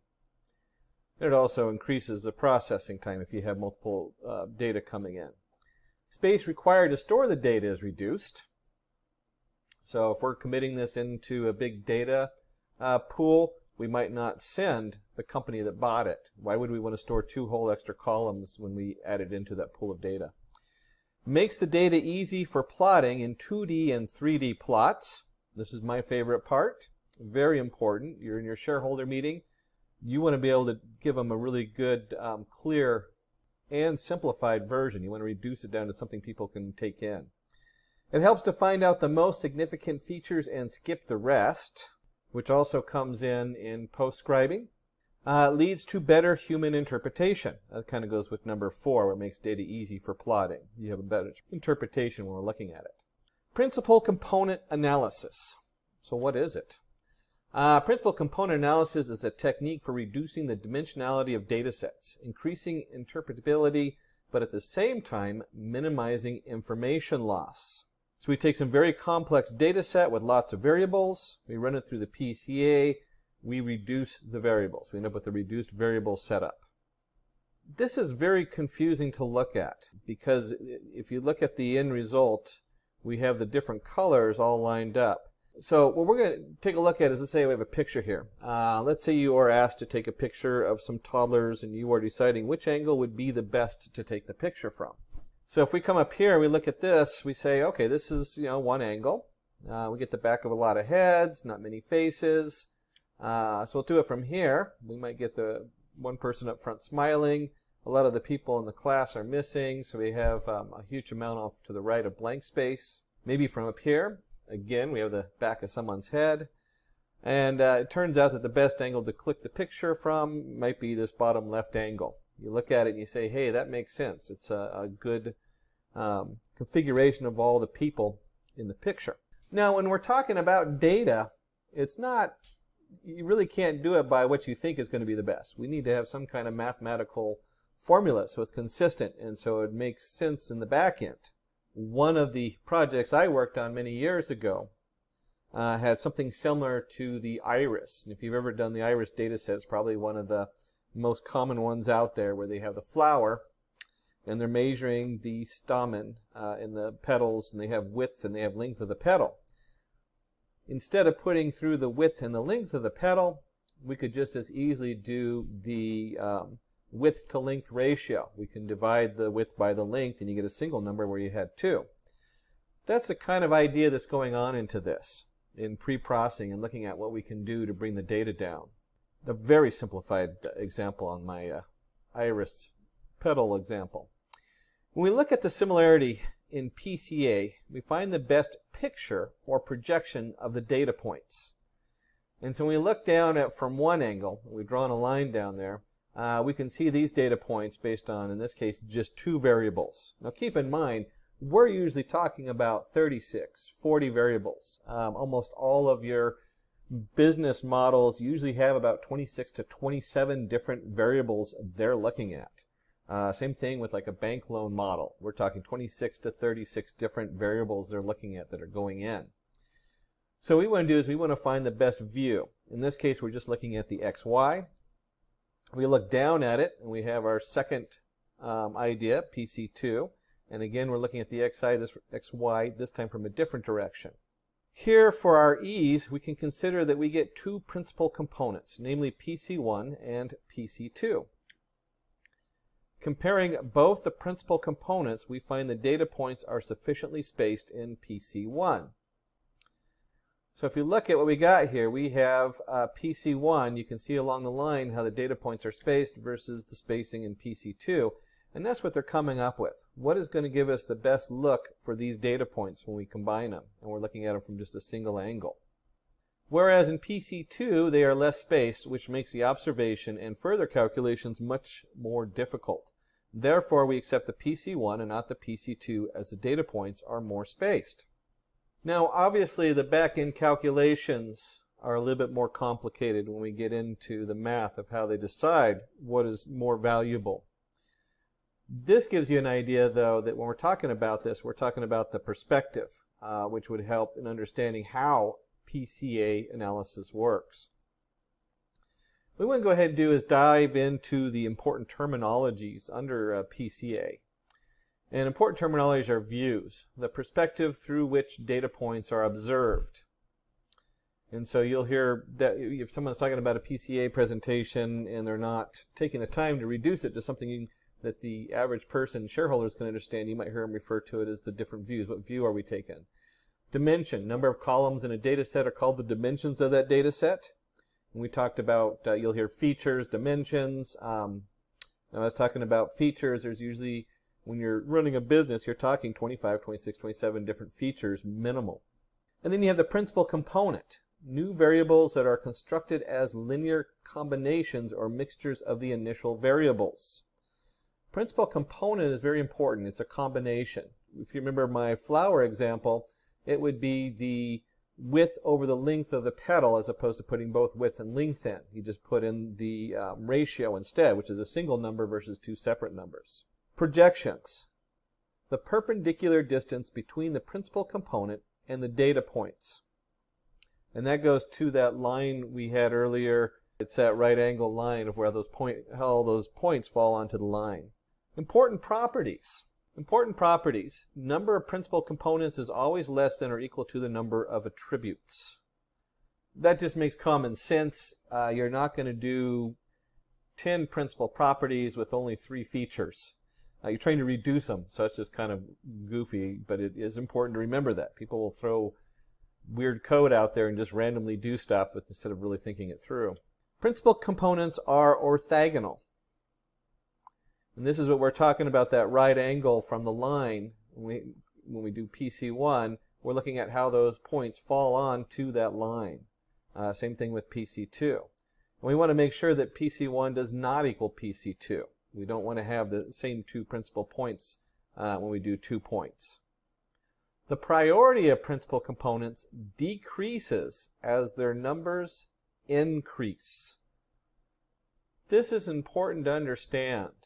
If you're going to create one principal component, everything is summarized into that one component. As we go to 2 components, the priority, how much it holds value, decreases as we go down. So if you have 5 different points, each one of those points is going to have less value than just the one point, which has everything summarized in it. How PCA works. I said there was more in the back end. When we talk about the math, this is what we're talking about, is how does it actually work.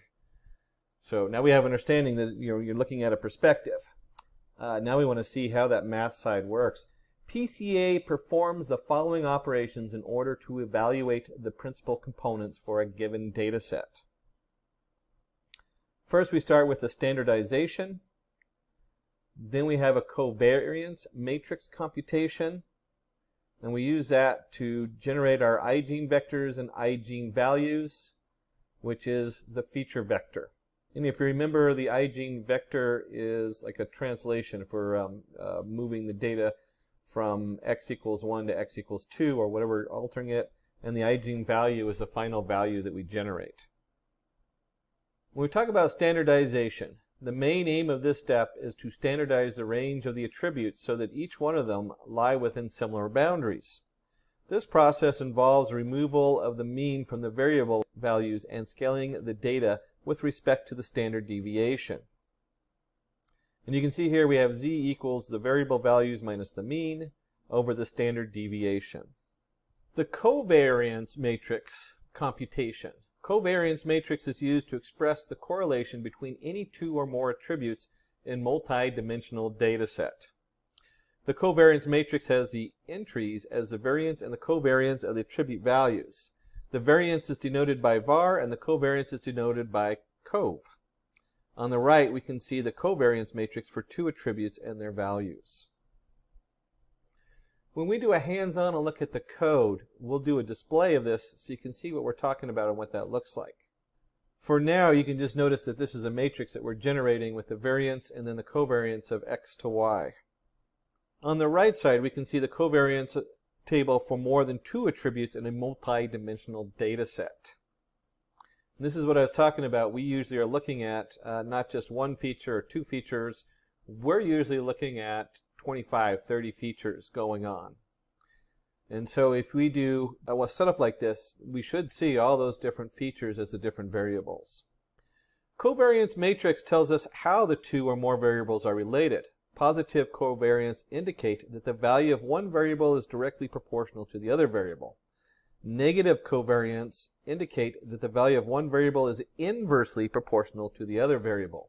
That is always important to note whenever we're doing any of these matrices, that we're going to be looking at that positive and negative, whether it's inverted or not. And then we have the eigene values and the eigene vectors. Eigene values and eigene vectors are the mathematical value that are extracted from the covariance table. They are responsible for the generation of a new set of variables from the old set of variables, which further lead to the construction of the principal components. Eigene vectors do not change directions after linear transformation. Eigene values are the scalars or the magnitude of the eigene vectors. And again, this is just transforming that data. So we're going to change the vector b to the b prime as denoted on the chart.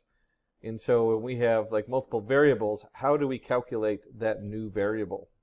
And then we have feature vectors. Feature vectors is simply a matrix that has eigene vectors of the components that we decide to keep as the columns. Here we decide whether we must keep or discard the less significant principal components that we have generated in the above steps. This becomes really important as we start looking at the back end of this, and we'll do this in the demo, but one of the more important steps to understand. And so we have the PCA example. Consider matrix X with n rows or observations and k columns or variables. Now for this matrix, we would construct a variable space with as many dimensions as the variable. But for our simplicity, let's consider this 3 dimensions for now. Now each observation, row of the matrix X, is placed in the k-dimensional variable space, such that the rows in the data table form a swarm of points in this space. Now we find the mean of all the observations and then place it along the data points on the plot.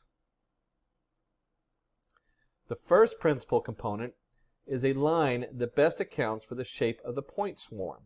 It represents the maximal variance direction in the data. Each observation may be projected onto this line in order to get a coordinate value along the PC1. This value is known as a score. Usually only one principal component is insufficient to model the systematic variation for a data set. Thus, a second principal axis is created. The second principal component is oriented such that it reflects the second largest source of variation in the data. While being orthogonal to PC1, PC2 also passes through the average point. Let's go ahead and pull this up and just see what that means inside our Python scripting. I'm going to use the Anaconda Navigator, and I will be in Python 3.6 for this example. I believe there's even like a 3.9 out. I tend to stay in 3.6 because a lot of the models I use, especially with the neural networks, are stable in 3.6. And then we open up our Jupyter. I'm in Chrome, and we go ahead and create a new Python 3. And for ease of use, our team in the back was nice enough to put this together for me. And we'll go ahead and start with the libraries. The first thing I like to do whenever I'm looking at any new setup, well, you know what, let's do the libraries first. We're going to do our basic libraries, which is matplotlib, the PLT from the matplotlib library. Pandas, our data frame, PD, numpy, our numbers array, NP, Seaborn for graphing, SNS, that goes with the plot that actually sits on matplotlib library, so the Seaborn sits on there. And then we have our ampersand, because we're in Jupyter Notebook, matplotlib library inline. The newer version actually doesn't require that, but I put it in there anyway just because I'm so used to it. And then we want to go ahead and take a look at the data. And in this case, we're going to pull in, certainly you can have lots of fun with different data, but we're going to use the cancer data set. And one of the reasons the cancer data set is it has like 36, 35 different features. So it's kind of fun to use that as our base for this. And we'll go ahead and run this and look at our keys. And the first thing we notice in our keys for the cancer data set is we have our data, we have our target, our frame, target names, description, feature names, and file name. So what we're looking for in all this is, well, let's take a look at the description. Let's go in here and pull up the description on here. I'm not going to spend a huge amount of time on the description because we don't want to get into a medical domain. We want to focus on our PCA setup. What's important is you start looking at what the different attributes are, what they mean. If you were in the medical field, you'd want to note all these different things, what they're measuring, where it's coming from. You can actually see the actual different measurements they're taking. No missing attributes. We page all the way to the bottom. And you're going to have your data, in this case our target. And if you dig deep enough to the target, let's actually do this. Let's go ahead and print target names.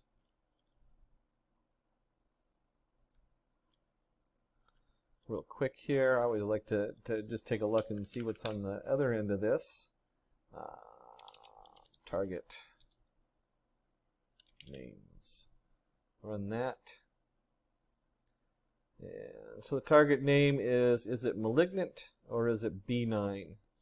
So in other words, is this dangerous growth or is it something we don't have to worry about? That's the bottom line with the cancer in this case. And then we can go ahead and load our data. And you know what, let me go up just a notch here for easy of reading.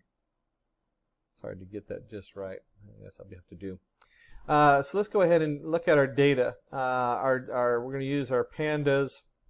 And we're going to go ahead and do our data frame. It's going to equal cancer data. Columns equals cancer. Feature equals feature names. So remember up here, we already loaded the names up of the features in there. What is going to come out of this? Let me just see if I can get to that.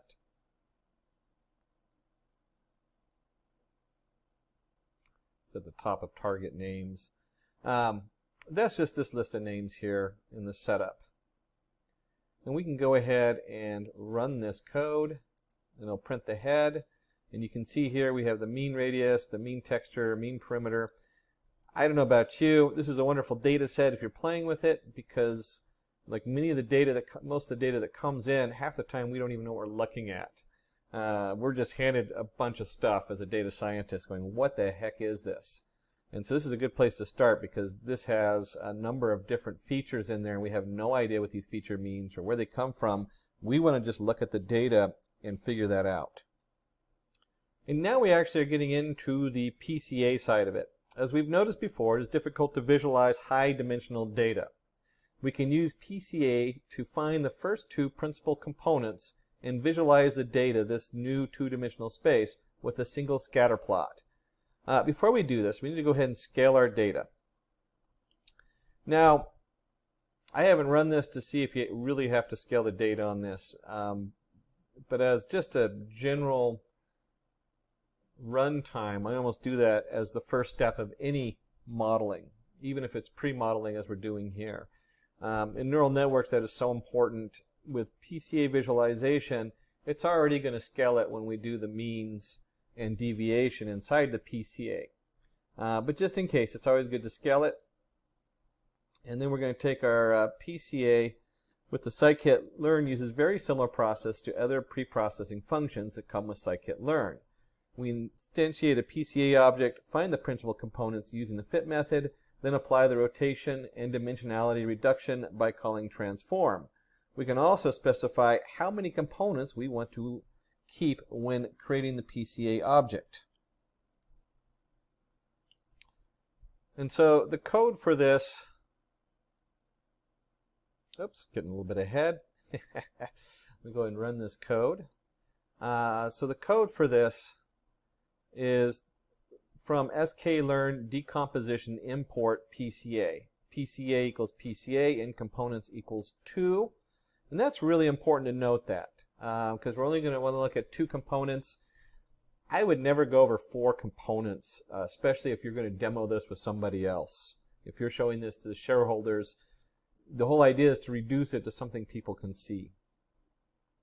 And then the PCA fit, we're going to is going to take the scaled data that we generated up here, and then you can see we've created our PCA model with in components equals 2.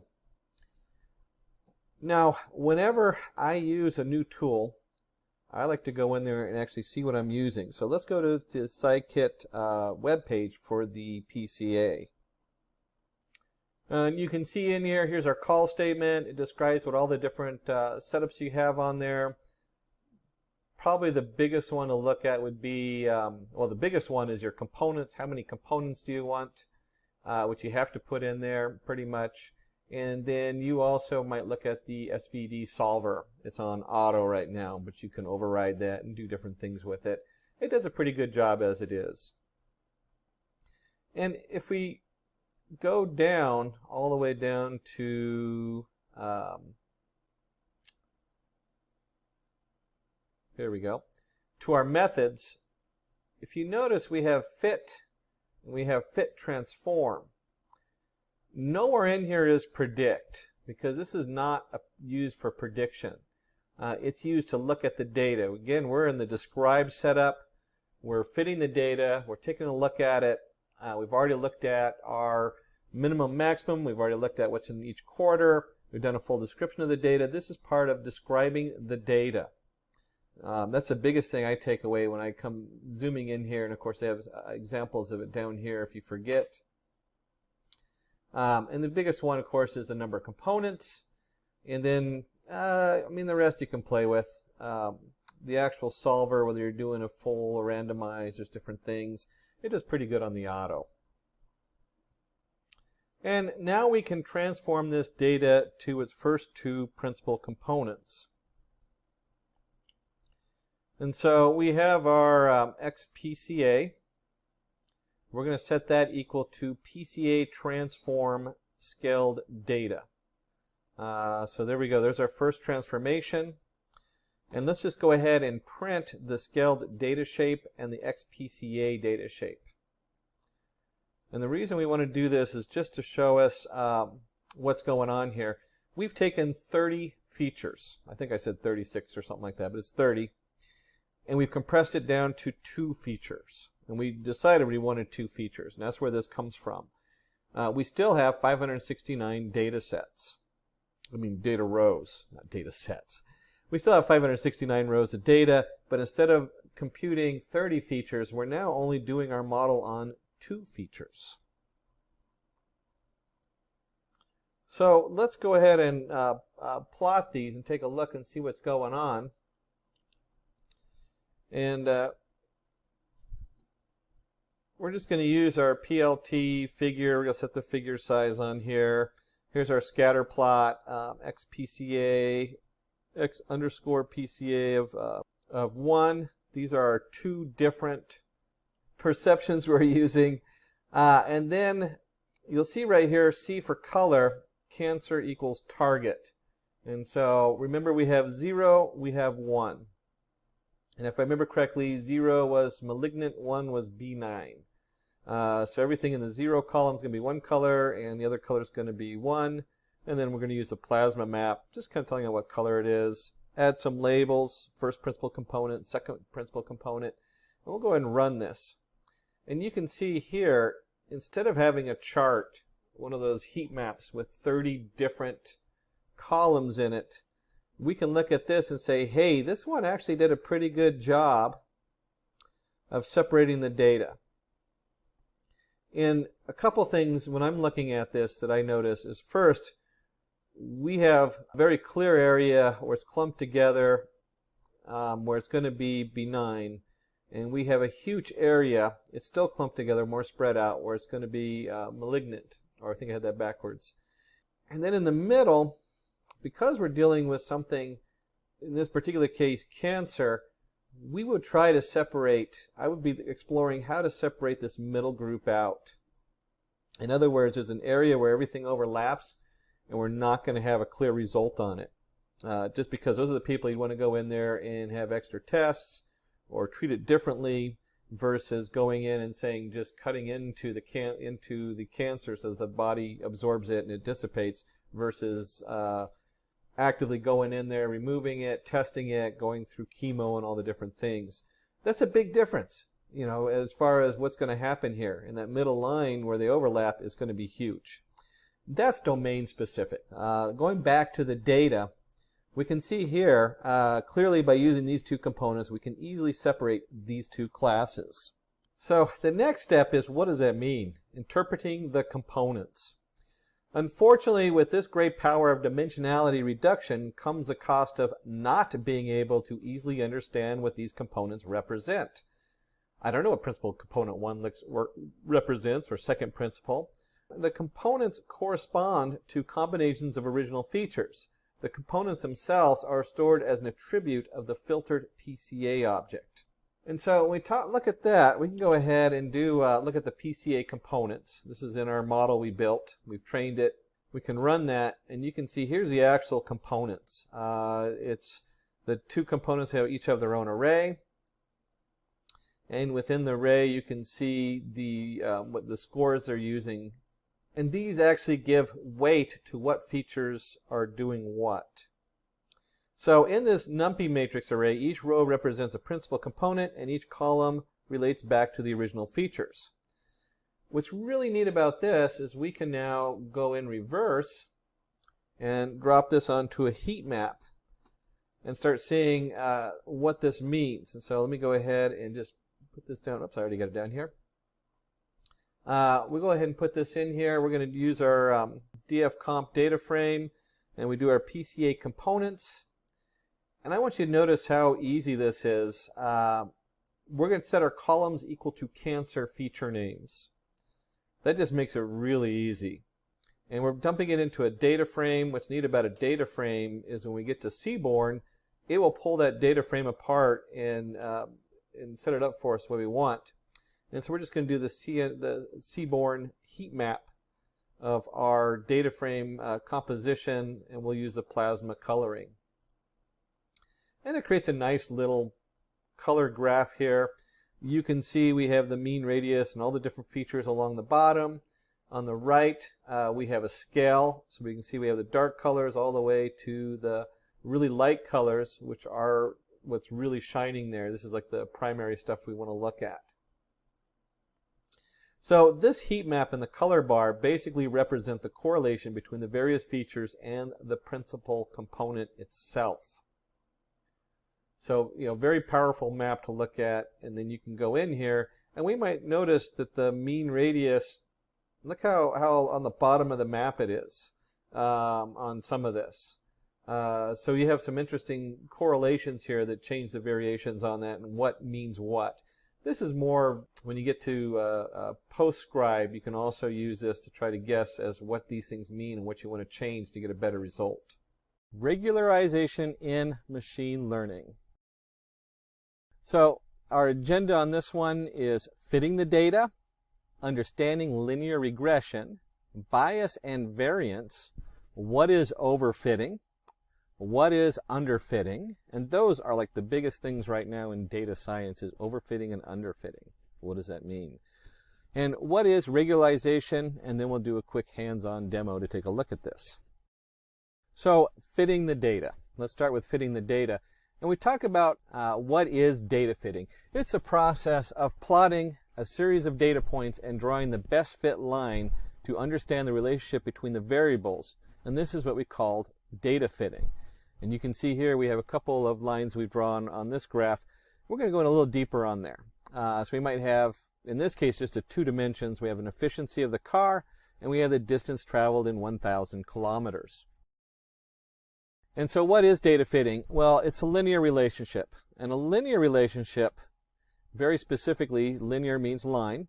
The line used to represent the relationship is a straight line that passes through the data points, and the variables have a linear relationship. Linear regression. So let's start with how linear regression works. A linear regression finds the line that best fits the data point and gives a relationship between the two variables. And so you can see here we have the efficiency of the car versus the distance traveled, and you can see this nice straight line drawn through there. And when you talk about multiple variables, all you're doing is putting this instead of a line, it now becomes a plane. it gets a little more complicated with multiple variables, but they all come down to this linear kind of drawing a line through your data and finding what fits the data the best. And so we can consider an example. Let's say that we want to find the relationship between the temperature outside versus the sales of ice cream. And so we start looking at that. We're looking at how many ice cream cones we're selling or how much money we sold in ice cream. And we're looking at how warm it is outside, which would hopefully draw a lot of people into the ice cream store. And suppose we have two lines. We're going to draw L1 and L2. And we're going to kind of guess which one we think is the best fit, and which claim to describe the relationship between the variables. And so first, we find the square of the distance between the line L1 and each data point and add them all and find the mean distance. And I want you to think about that when we square something. If it's a negative or positive number, it no longer matters, because a minus 2 squared is 4, 2 squared is 4. So we're removing what side of the line it's on, and we're just looking for the error. In this case, the mean distance of each of the little dotted lines you see here. This way of calculating the square of the distance, adding them, and then taking the mean is called mean square error, or loss function. And we talk about loss, how far off are we? That's what we're really talking about. What did we miss? And we have a positive distance and a negative distance. And of course, when we square it, it just becomes a positive error. And so we take the mean square error, and a lot of times you'll see it referred to as MSE. If I look in a code and I'm going through my Python code and I see MSE, I know that's the mean squared error. And we take all the dotted lines and we calculate this error and we add them all together, and then we average it or find the means. And in this case, they ran a demo on this, and it was 1127.27 for our L1 line. Now we find the loss function for line L2 in a similar fashion, and we get the mean square error to be 6,397. And it's computed the same way. So maybe you put this line just way outside the data range, and this is the error you get. By analyzing our results, we find that the loss function, or the mean square error, is less for L1 than L2. Hence, L1 is the best fit line. This process describes a lot of machine learning processes. We're going to keep guessing and get as close as we can to find the right answer.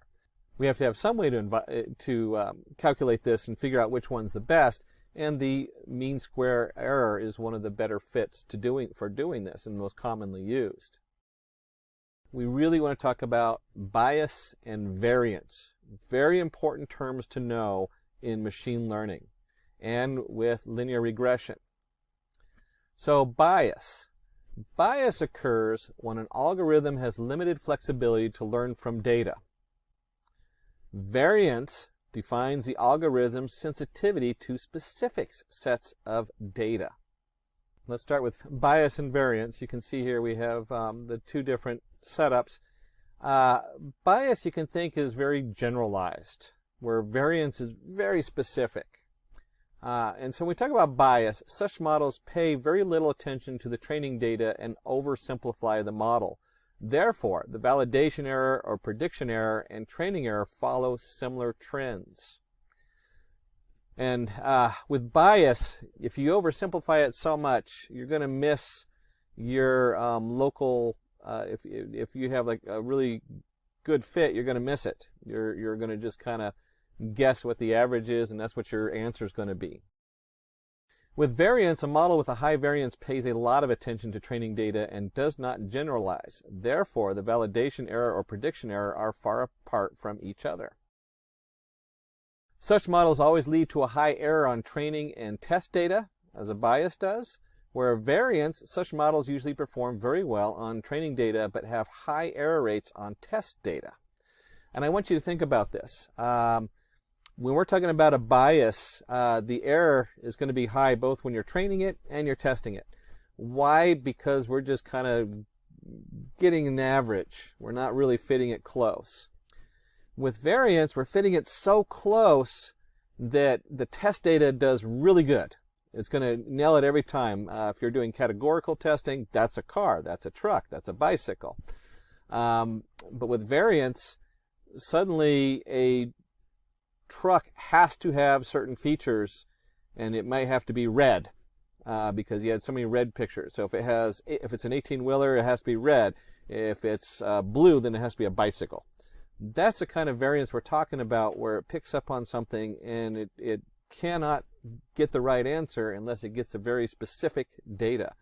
And we see that so that as you're testing it in your models and you programmed it, you got to look for how I trained it, what is coming out, and if it's not looking good on either bias or if it's not looking good on the training or on the test data, then you're biasing your data.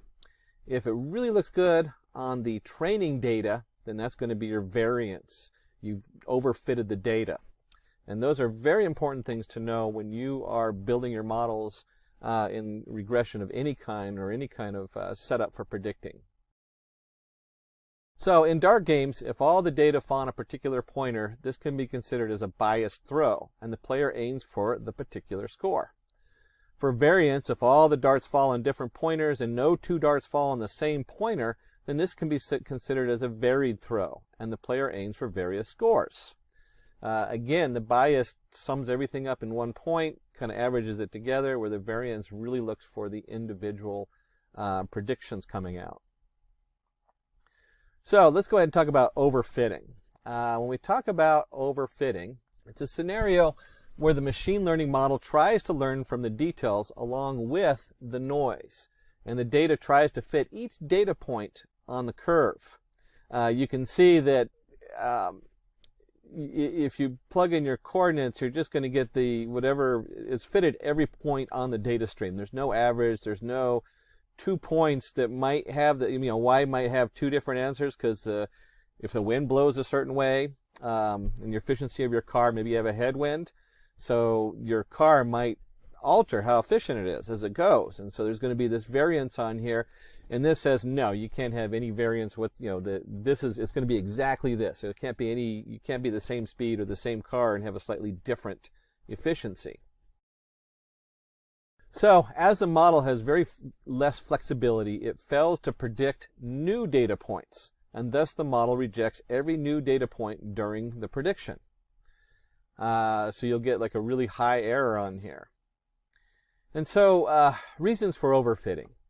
Data used for training is not cleaned and contains noise, garbage values in it. You can spend so much time cleaning your data, and it's so important. It's so important that if you have something wrong with the data coming in, it needs to be addressed. Whether it's the source of the data, maybe they use in medical different measuring tools, so you now have to adjust for data that came in from hospital A versus hospital B, or even off of machine A and machine B that's testing something, and those numbers are coming in wrong.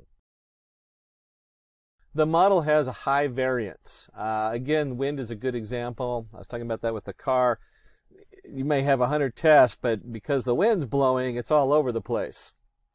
Size of training data used is not enough, so a small amount of data is going to also cause this problem. You only have a few points and you try to plot everything. The model is too complex. This comes up a lot. We put too many pieces together, and how they interact can't even be tracked, and so you have to go back, break it up, and find out actually what correlates and what doesn't. So, what is underfitting? A scenario where machine learning models can neither learn the relationship between the data points nor predict or classify a new data point. And you can see here we have our efficiency of our car and our line drawn, and it's just going to be way off for both the training and the predicting data. As the model doesn't fully learn the patterns, it accepts every new data point during the prediction. So instead of looking for a general pattern, we just kind of accept everything.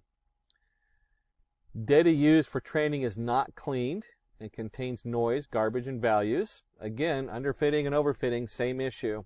You got to clean your data. The model has a high bias. We've seen this in all kinds of things, from the most common is the driving cars to facial identification or whatever it is. The model itself, when they build it, might have a bias towards one thing, and this would be an underfitted model would have that bias because it's averaged it out. So if you have 5 people from India and 10 people from Africa and 20 people from the U.S., you've created a bias because it's looking at the 20 people, and you only have a small amount of data to work with. Size of training data used is not enough. That goes with the size I was just talking about. So we have a model with a high bias. We have size of training data used is not enough. The model is too simple. Again, this is one straight line through all the data when it has a slight shift to it for other reasons. So what is a good fit? A linear curve that best fits the data is neither overfitting or underfitting models, but is just right. And of course we have the nice examples here where we have overfitting, lines going up and down, every point's trying to be included.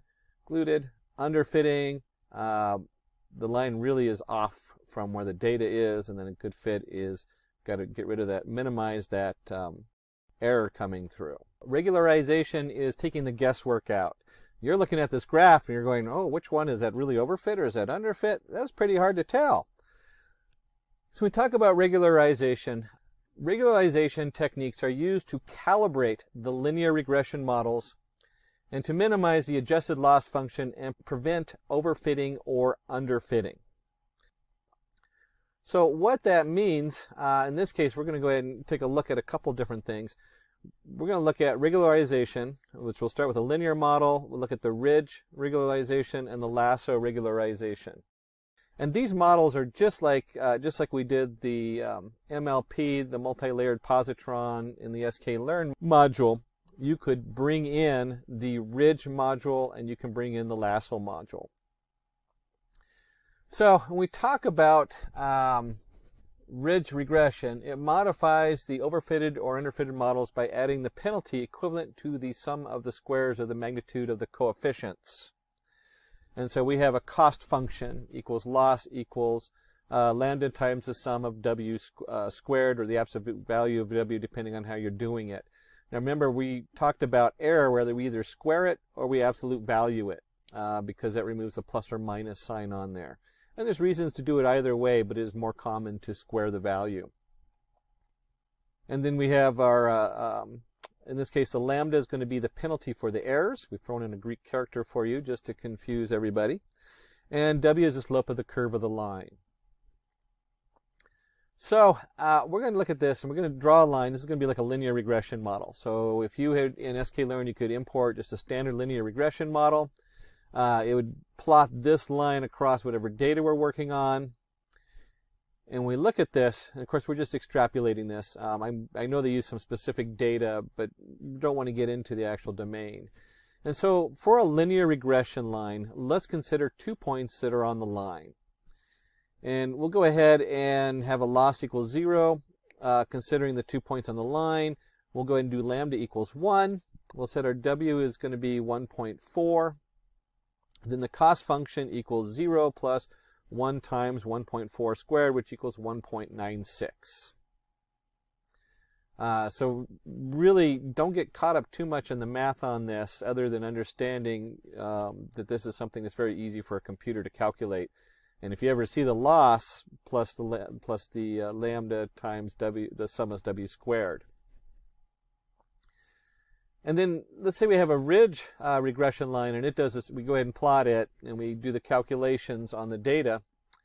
And for the ridge regression, let's assume a loss equals 0.3 squared plus 0.2 squared equals 0.13. So when they put all the calculations through of the 2 points, we end up with a 0.62. So we've now had a linear regression model. We now had a ridge regression model. And the ridge regression model plots a little differently than the standard linear regression model. And comparing the two models with all the data points, we can see that the ridge regression line fits the model more accurately than the linear regression line. And I find this true on a lot of data I work with. I'll end up using either the ridge regression model or the lasso Mars regression model for fitting, especially dealing with a lot of like stock markets daily setup. They come out slightly better. You get a slightly better fit. And so we have our lasso. We just talked about lasso coming in here. And the cost function equals, instead of doing a squared, we're just going to do the absolute value. And so if you remember, this is where ridge regression changes. Where's my ridge regression model? We're squaring the value here. And if you look at this, we're not squaring the value. We're just finding the absolute value on here. And so the loss of the squared individuals. And here is our lambda symbol again, penalty for errors. And W equals the slope of the curve.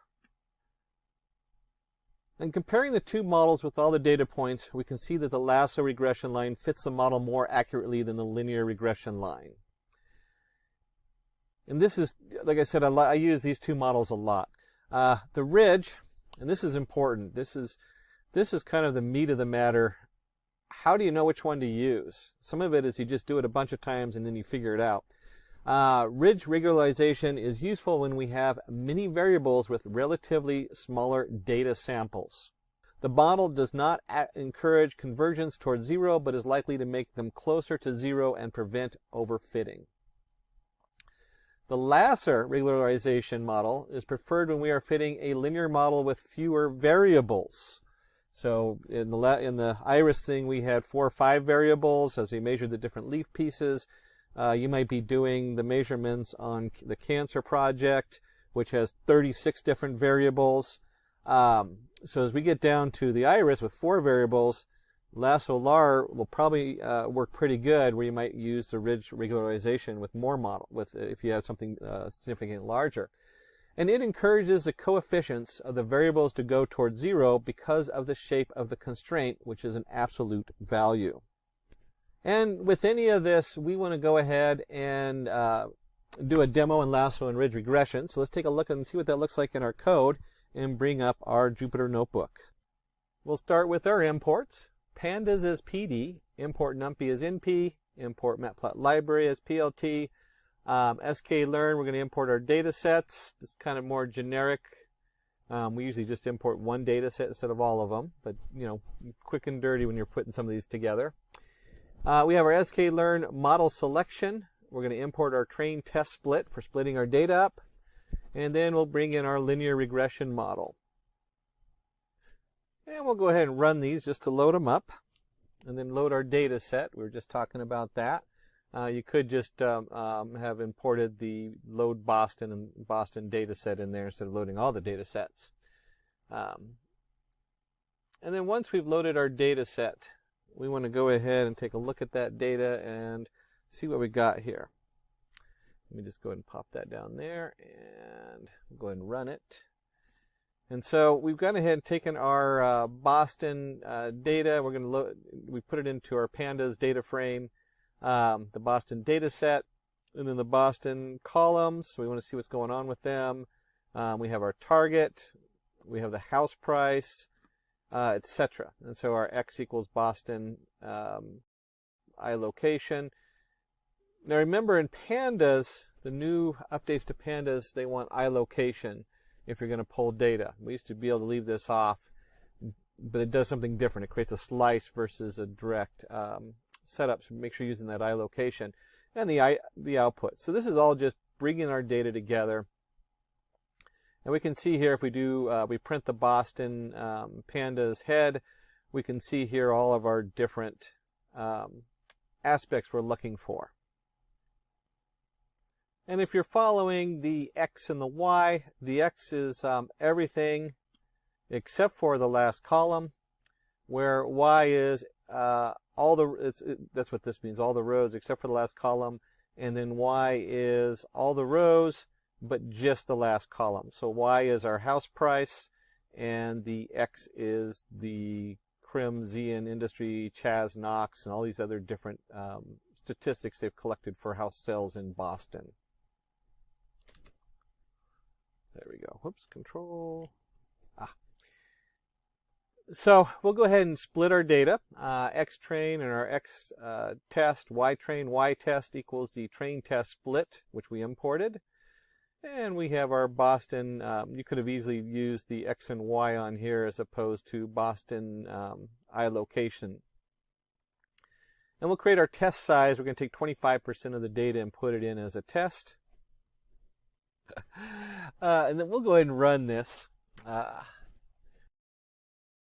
Need an extra drink there.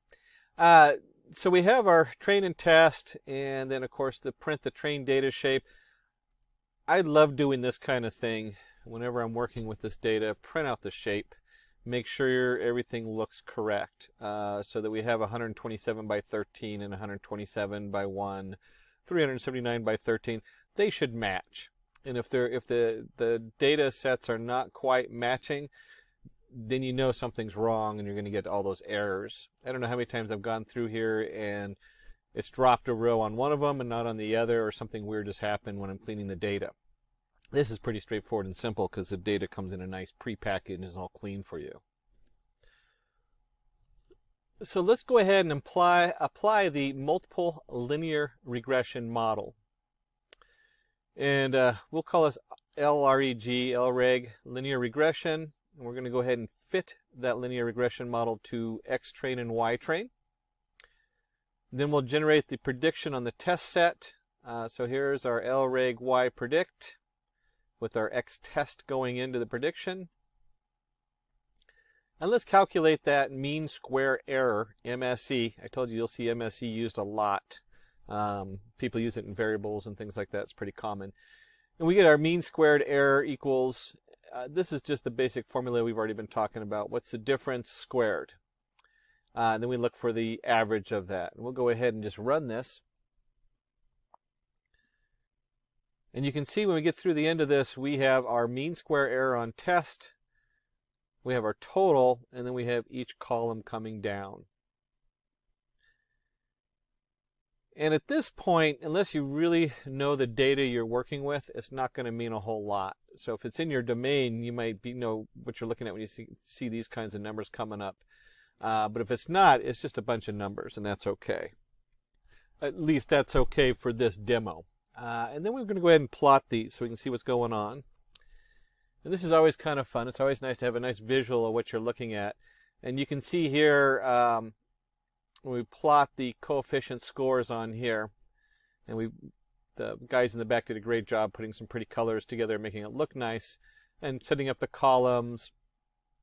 You can see here, your Knox has like just a huge coefficient. When I look at a table like this, I look for what has very little different coefficients. They're not using a huge change, and what has huge changes. And that flags you for all kinds of things as you're working with the data, but it depends so much on the domain you're working with. These are great things, though, as just a quick look to see what's going on with your data and what you're looking for. And of course, once we look at this, now our motive is to reduce the coefficient score. So now we want to take these and bring them down as much as we can. And for that, we're going to work with the ridge regression on here. So let's start by going ahead and we're going to import our ridge model, the ridge regression from the sklearn library or the scikit. And we're going to go ahead and train the model. So here's our ridge, r equals alpha equals 1. And I mentioned that earlier. When I work with the ridge model, you'll see alpha equals 1. If you set alpha equal to 0, that's a standard linear regression model. So you have alpha equals 1, 2, 3, 4, and you usually use 1, 2, or 3, 4 and a standard integer on there. And we'll go ahead and fit the ridge model on there with our X train and our Y train data, generate a prediction for that, for our X test, and we'll calculate the mean square error, just like we did before. This should all look familiar. And we'll go ahead and print that out, and we'll look at the ridge coefficients for our data and see what that looks like.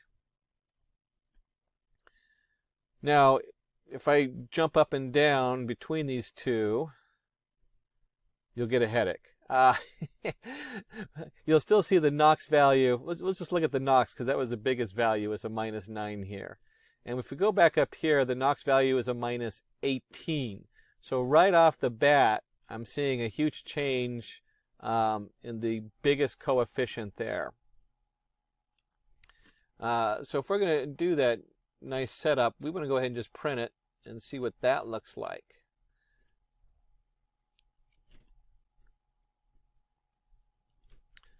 Here we go. And we've set up our plots, subplots, and again the team put together some nice colors so it makes it look good. And we're doing an X bar based on the columns. And our L regress coefficients, color equals color, X spine bottom, and so forth. So just puts together a nice little graph. And you're starting to see, this when you compare this, if you put it on the same graph as this one up here, this is up here at minus 18. This is at minus 9. And so this graph is half the size of the graph above. The same thing with these values here. They might look the same, but they're actually all almost half the value on here. And then finally, you can do the same thing for the lasso regression.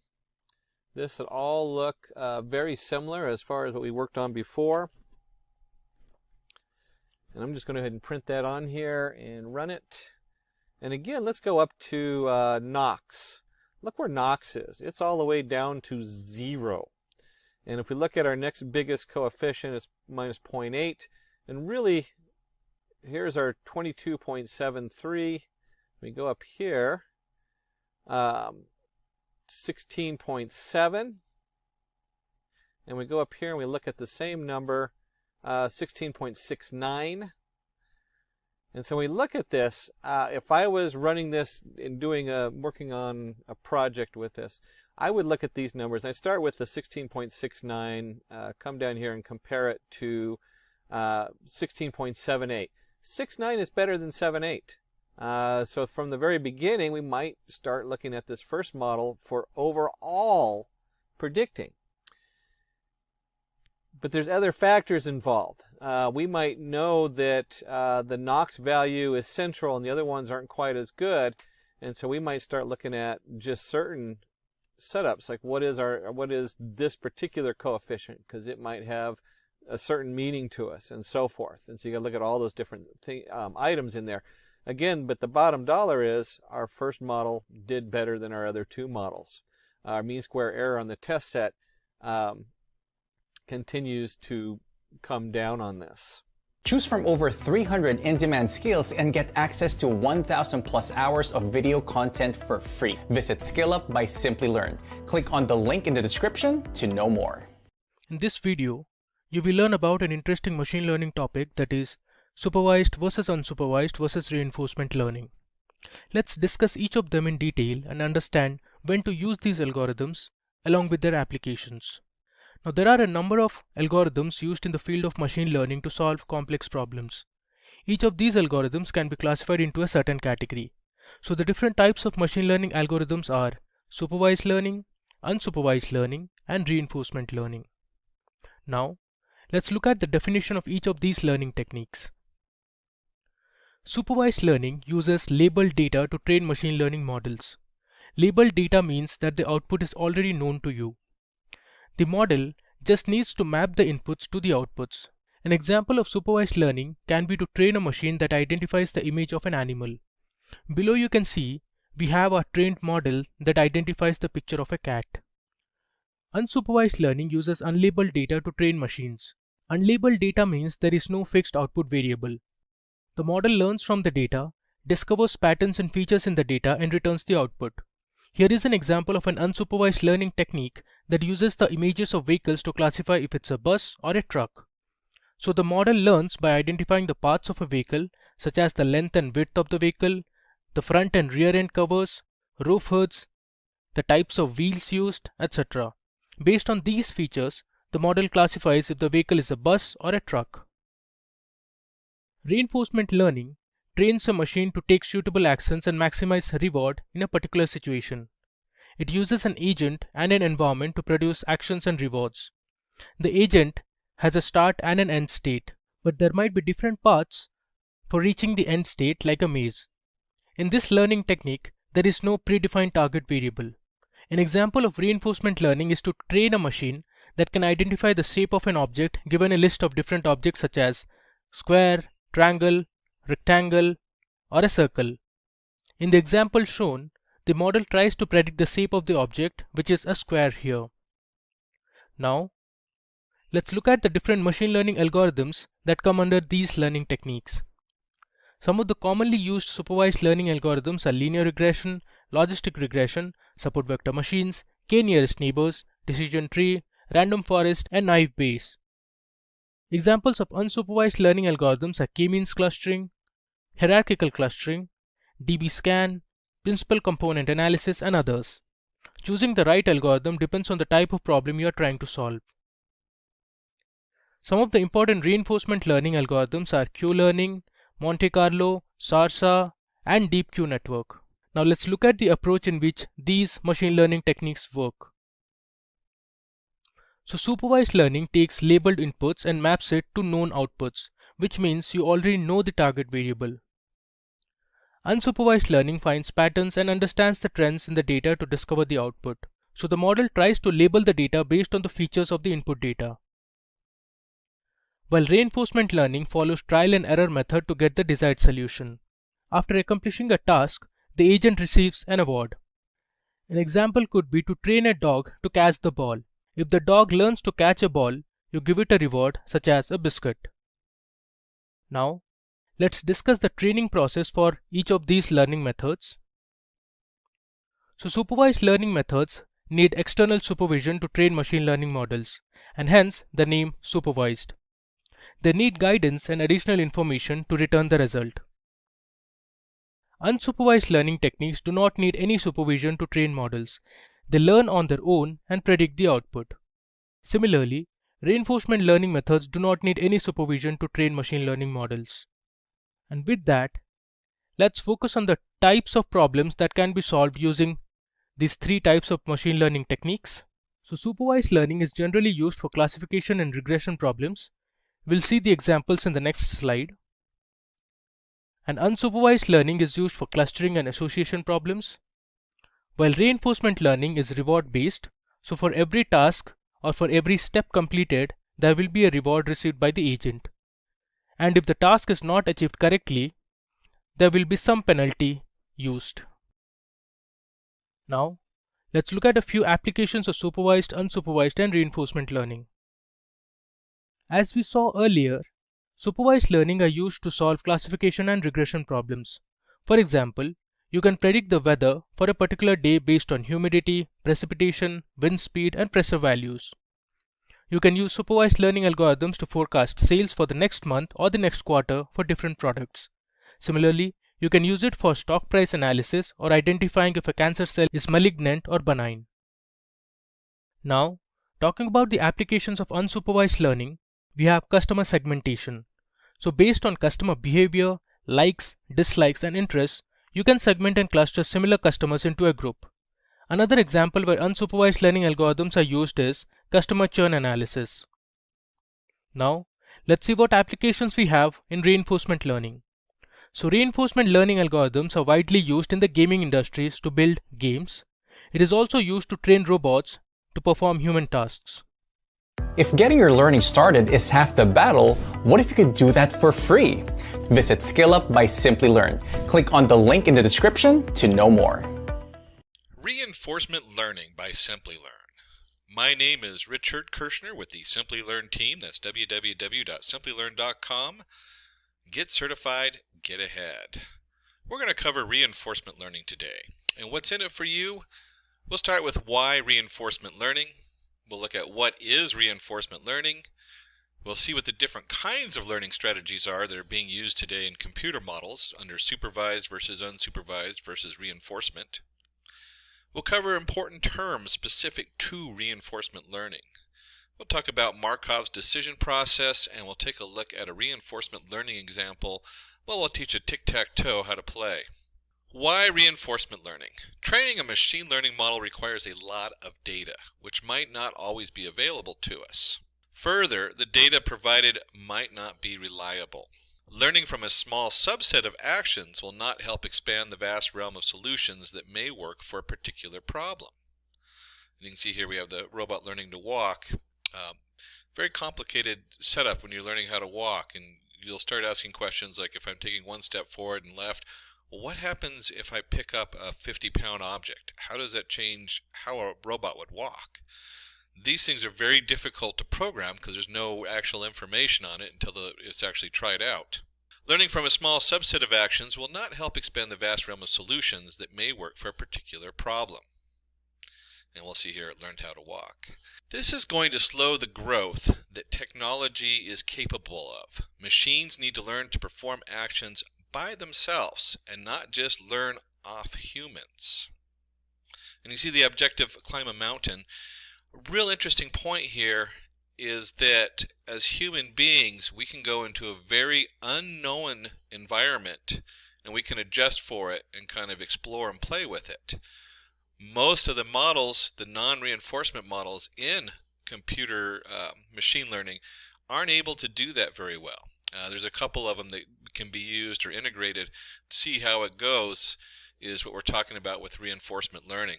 So what is reinforcement learning? Reinforcement learning is a sub-branch of machine learning that trains a model to return an optimum solution for a problem by taking a sequence of decisions by itself. Consider a robot learning to go from one place to another. The robot is given a scenario and must arrive at a solution by itself. The robot can take different paths to reach the destination. It will know the best path by the time taken on each path. It might even come up with a unique solution all by itself. And that's really important as we're looking for unique solutions. We want the best solution, but you can't find it unless you try it. So when we're looking at our different systems, our different model, we have supervised versus unsupervised versus reinforcement learning. And with the supervised learning, that is probably the most controlled environment. We have a lot of different supervised learning models, whether it's linear regression, neural networks, there's all kinds of things in between, decision trees. The data provided is labeled data with output values specified. And this is important because when we talk about supervised learning, you already know the answer for all this information. You already know the picture has a motorcycle in it, so you're supervised learning. You already know that the outcome for tomorrow, for going back a week, you're looking at stock, you can already have like the graph of what the next day looks like, so you have an answer for it. And you have labeled data which is used, you have an external supervision, and solves problems by mapping labeled input to known output. So very controlled. Unsupervised learning, and unsupervised learning is really interesting because it's now taking part in many other models. They start with you can actually insert an unsupervised learning model in almost either supervised or reinforcement learning as part of the system, which is really cool. Data provided is unlabeled data. The outputs are not specified. Machine makes its own predictions. Used to solve association with clustering problems. Unlabeled data is used. No supervision. Solves problems by understanding patterns and discovering output. So you can look at this and you can think some of these things go with each other. They belong together. So it's looking for what connects in different ways. And there's a lot of different algorithms that look at this. When you start getting into those, there's some really cool images that come up of what unsupervised learning is. How it can pick out, say, the area of a donut. One model will see the area of the donut, and the other one will divide it into 3 sections based on its location versus what's next to it. So there's a lot of stuff that goes in with unsupervised learning. And then we're looking at reinforcement learning. Probably the biggest industry in today's market in machine learning, or growing market. It's very infant stage as far as how it works and what it's going to be capable of. The machine learns from its environment using rewards and errors. Used to solve reward-based problems. No predefined data is used. No supervision. Follows trial and error problem solving approach. So again, we have a random, at first you start with a random, I try this, it works and this is my reward, doesn't work very well maybe, or maybe it doesn't even get you where you're trying to get it to do, and you get your reward back, and then it looks at that and says, well, let's try something else, and it starts to play with these different things, finding the best route. So let's take a look at important terms in today's reinforcement model. And this has become pretty standardized over the last few years, so these are really good to know. We have the agent. Agent is the model that is being trained via reinforcement learning. So this is your actual entity that has, however you're doing it, whether you're using a neural network or a Q table or whatever, combination thereof. This is the actual agent that you're using. This is the model. And you have your environment. The training situation that the model must optimize to is called its environment. And you can see here, I guess we have a robot who's trying to get a chest full of gems or whatever, and that's the output. And then you have your action. This is all possible steps that can be taken by the model, and it picks one action. And you can see here that it's picked 3 different routes to get to the chest of diamonds and gems. We have a state, the current position condition returned by the model. And you could look at this if you're playing like a video game. This is the screen you're looking at. So when you go back here, the environment is a whole game board. So if you're playing one of those Mobius games, you might have the whole game board going on, but then you have your current position. Where are you on that game board? What's around that? What's around you? If you were talking about a robot, the environment might be moving around the yard, where it is in the yard and what it can see, what input it has in that location. That would be the current position condition returned by the model. And then the reward. To help the model move in the right direction, it is rewarded. Points are given to it to appraise some kind of action. So, yeah, you did good, or if didn't do as good, trying to maximize the reward and have the best reward possible. And then policy. Policy determines how an agent will behave at any time. It acts as a mapping between action and present state. This is part of the model. What is your action that you're going to take? What's the policy you're using to have an output from your agent? One of the reasons they separate policy as its own entity is that you usually have a prediction of different options, and then the policy, well, how am I going to pick the best? Based on those predictions, I'm going to guess at different options. And we'll actually weigh those options in and find the best option we think will work. So it's a little tricky, but the policy thing is actually pretty cool how it works. Let's go ahead and take a look at a reinforcement learning example. And just in looking at this, we're going to take a look, consider what a dog that we want to train. So the dog would be like the agent. So you have your puppy or whatever. And then your environment is going to be the whole house or whatever it is where you're training them. And then you have an action. We want to teach the dog to fetch. So action equals fetching, and then we have a little biscuit, so we can get the dog to perform various actions by offering incentives such as a dog biscuit as a reward. The dog will follow a policy to maximize this reward, and hence will follow every command and might even learn new actions like begging by itself. So you have, so we start off with fetching. It goes, oh, I get a biscuit for that. It tries something else, and you get a handshake or begging or something like that, and it goes, oh, this is also reward based, and so it kind of explores things to find out what will bring it as biscuit. And that's very much like how a reinforced model goes. Is it looks for different rewards. How do I find? Can I try different things and find a reward that works? The dog also will want to run around and play and explore its environment. This quality of model is called exploration. So there's a little randomness going on in exploration. And it explores new parts of the house. Climbing on the sofa doesn't get a reward. In fact, it usually gets kicked off the sofa.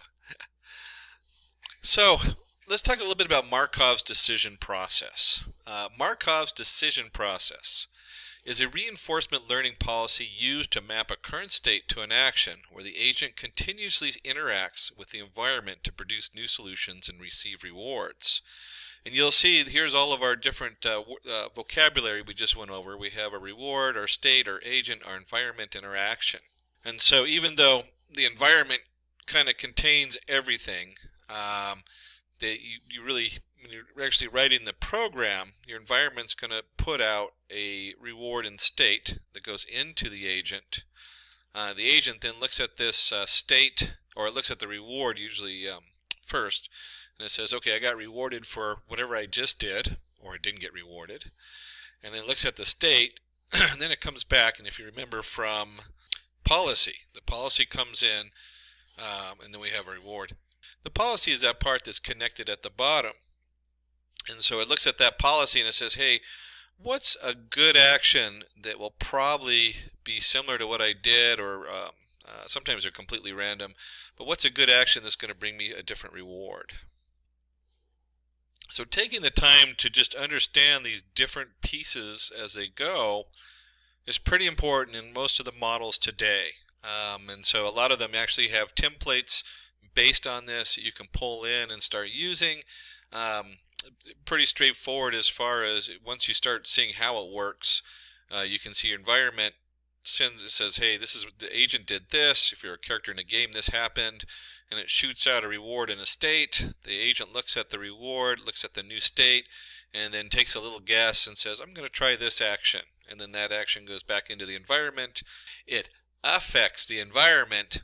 The environment then changes depending on what the action was, and then it has a new state and a new reward that goes back to the agent.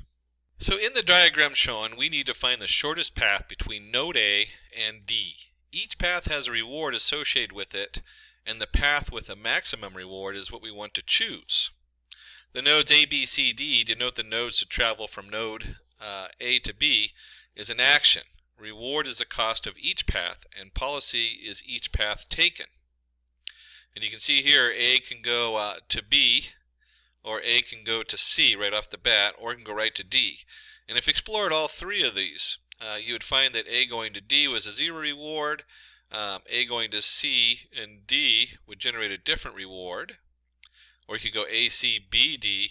There's a lot of options here. And so when we start looking at this diagram, you start to realize that even though today's reinforced learning models do really good at finding an answer, they end up trying almost all the different directions you see. And so they take up a lot of work or a lot of processing time for reinforcement learning. They're right now in their infant stage, and they're really good at solving simple problems. And we'll take a look at one of those in just a minute in a tic-tac-toe game. But you can see here, once it's gone through these and it's explored, it's going to find the A, C, D is the best reward. It gets a full 30 points for it. So let's go ahead and take a look at a reinforcement learning demo.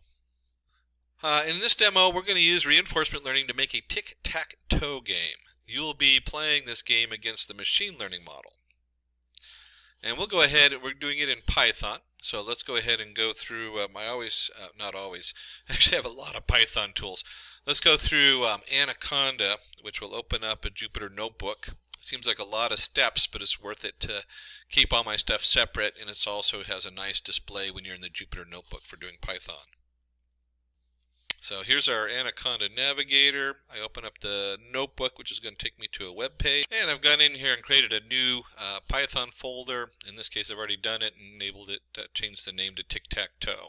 And then for this example, we're going to go ahead and import a couple things. We're going to import numpy as np. We'll go ahead and import pickle. Numpy, of course, is our number array, and then pickle is just a nice way sometimes for storing different information, different states that we're going to go through on here. And so we're going to create a class called state. We're going to start with that. And there's a lot of lines of code to this class that we're going to put in here. Don't let that scare you too much. There's not as much here. It looks like there's going to be a lot here, but there really is just a lot of setup going on in our class state. And so we have up here, we're going to initialize it. We have our board. It's a tic-tac-toe board, so we're only dealing with 9 spots on the board. We have player 1, player 2 is end. We're going to create a board hash. We'll look at that in just a minute. We're just going to store some information in there. Symbol of player equals 1. So there's a few things going on as far as the initialization. Then something simple, we're just going to get the hash of the board. We're going to get the information from the board on there, which is columns and rows. We want to know when a winner occurs. So if you get 3 in a row, that's what this whole section here is for. Let me go ahead and scroll up a little bit. And you can get a copy of this code if you send a note over to Simplilearn. We'll send you over this particular file, and you can play with it yourself and see how it's put together. I don't want to spend a huge amount of time on this because this is just some real general Python coding. But you can see here we're just going through all the rows, and you add them together, and if it equals 3 in a row. Same thing with columns. Diagonal, so you got to check the diagonal. That's what all this stuff does here, so it just goes through the different areas. Actually, let me go ahead and put, there we And then it comes down here and we do our sum, and it says true, -3 just says did somebody win or is it a tie. So you got to add up all the numbers on there anyway, just in case they're all filled up. And next we also need to know available positions. These are ones that no one's ever used before. This way when you try something or the computer tries something, it's not going to give it an illegal move. That's what the available positions is doing. Then we want to update our state. And so you have your position going in. We're just sending in the position that you just chose. And you'll see there's a little user interface we put in there. You can pick the row and column in there. And again, I mean, this is a lot of code. So really it's kind of a thing you'd want to go through and play with a little bit and just read through it, get a copy of it. A great way to understand how this works. And here is a given reward. So we're going to give a reward, result equals self winner. This is one of the hearts of what's going on here, is we have a result self.winner. So if there's a winner, then we have a result. If the result equals 1, here's our feedback. If it doesn't equal 1, then it gets a 0. So it only gets a reward in this particular case if it wins. And that's important to know because different systems of reinforced learning do rewarding a lot differently depending on what you're trying to do. This is a very simple example with a 3x3 board. Imagine if you're playing a video game, certainly you only have so many actions, but your environment is huge. You have a lot going on in the environment. And suddenly a reward system like this is going to be just it's going to have to change a little bit. It's going to have different rewards and different setup. And there's all kinds of advanced ways to do that as far as weighing. You add weights to it. And so they can add the weights up depending on where the reward comes in. So it might be that you actually get a reward. In this case, you get the reward at the end of the game. And I'm spending just a little bit of time on this because this is an important thing to note. But there's different ways to add up those rewards. It might have, like if you take a certain path, the first reward is going to be weighed a little bit less than the last reward because the last reward is actually winning the game or scoring or whatever it is. So this reward system gets really complicated in some of the more advanced setups. In this case, though, you can see right here that they give a 0.1 and a 0.5 reward just for picking the right value and something that's actually valid instead of picking an invalid value. So rewards, again, that's like key. It's huge. How do you feed the rewards back in? Then we have a board reset. That's pretty straightforward. It just goes back and resets the board to the beginning because it's going to try out all these different things while it's learning. It's going to do it by trial and error, so you have to keep resetting it. And then, of course, there's the play. We want to go ahead and play rounds equals 100. Depends on what you want to do on here. You can set this different. You can obviously set that to higher level. But this is just going to go through, and you'll see in here that we have player 1 and player 2. This is the computer playing itself. One of the more powerful ways to learn to play a game or even learn something that isn't a game is to have two of these models that are basically trying to beat each other. And so they keep explore new things. This one works for this one, so this one tries new things. It beats this. We've seen this in chess, I think was a big one, where they had the two players in chess with reinforcement learning. It was one of the ways they trained one of the top computer chess playing algorithms. So this is just what this is. It's going to choose an action, it's going to try something, and the more it tries stuff, the more we're going to record the hash. We actually have a board hash where you self get the hash set up on here where it stores all the information. And then once you get to a win, one of them wins, it gets the reward. Then we go back and reset and try again.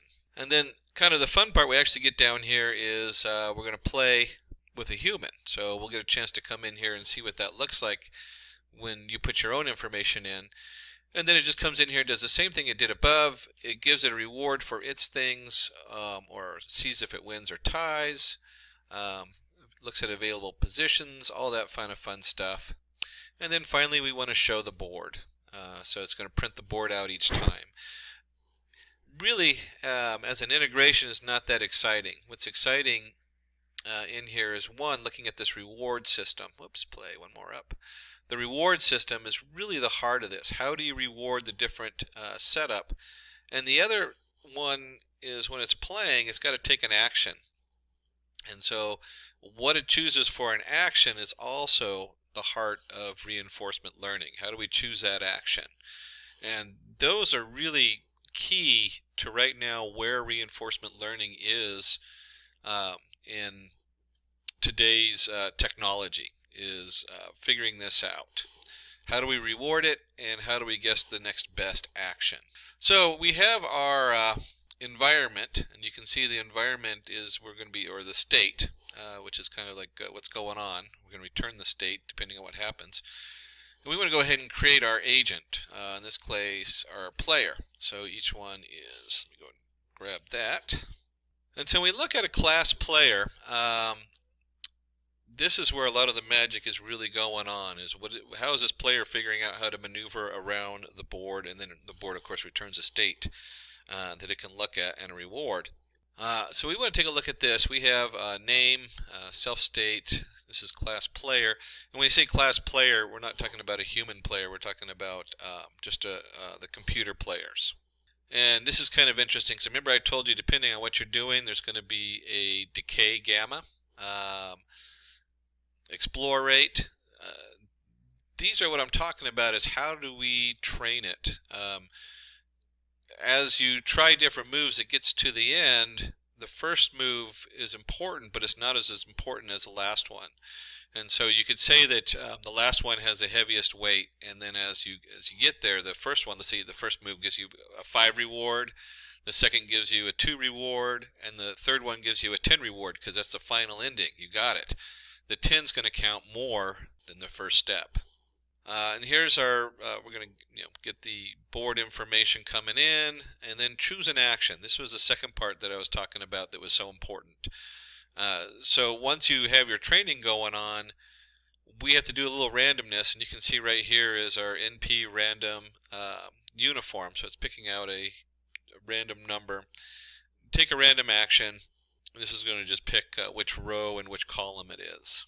And so choosing the action, this one you can see we're just doing random states, choice, length of positions, action position, and then it skips in there and takes a look at the board. For P in positions, it's actually storing the different boards each time you go through. So it has a record of what it did, so it can properly weigh the values.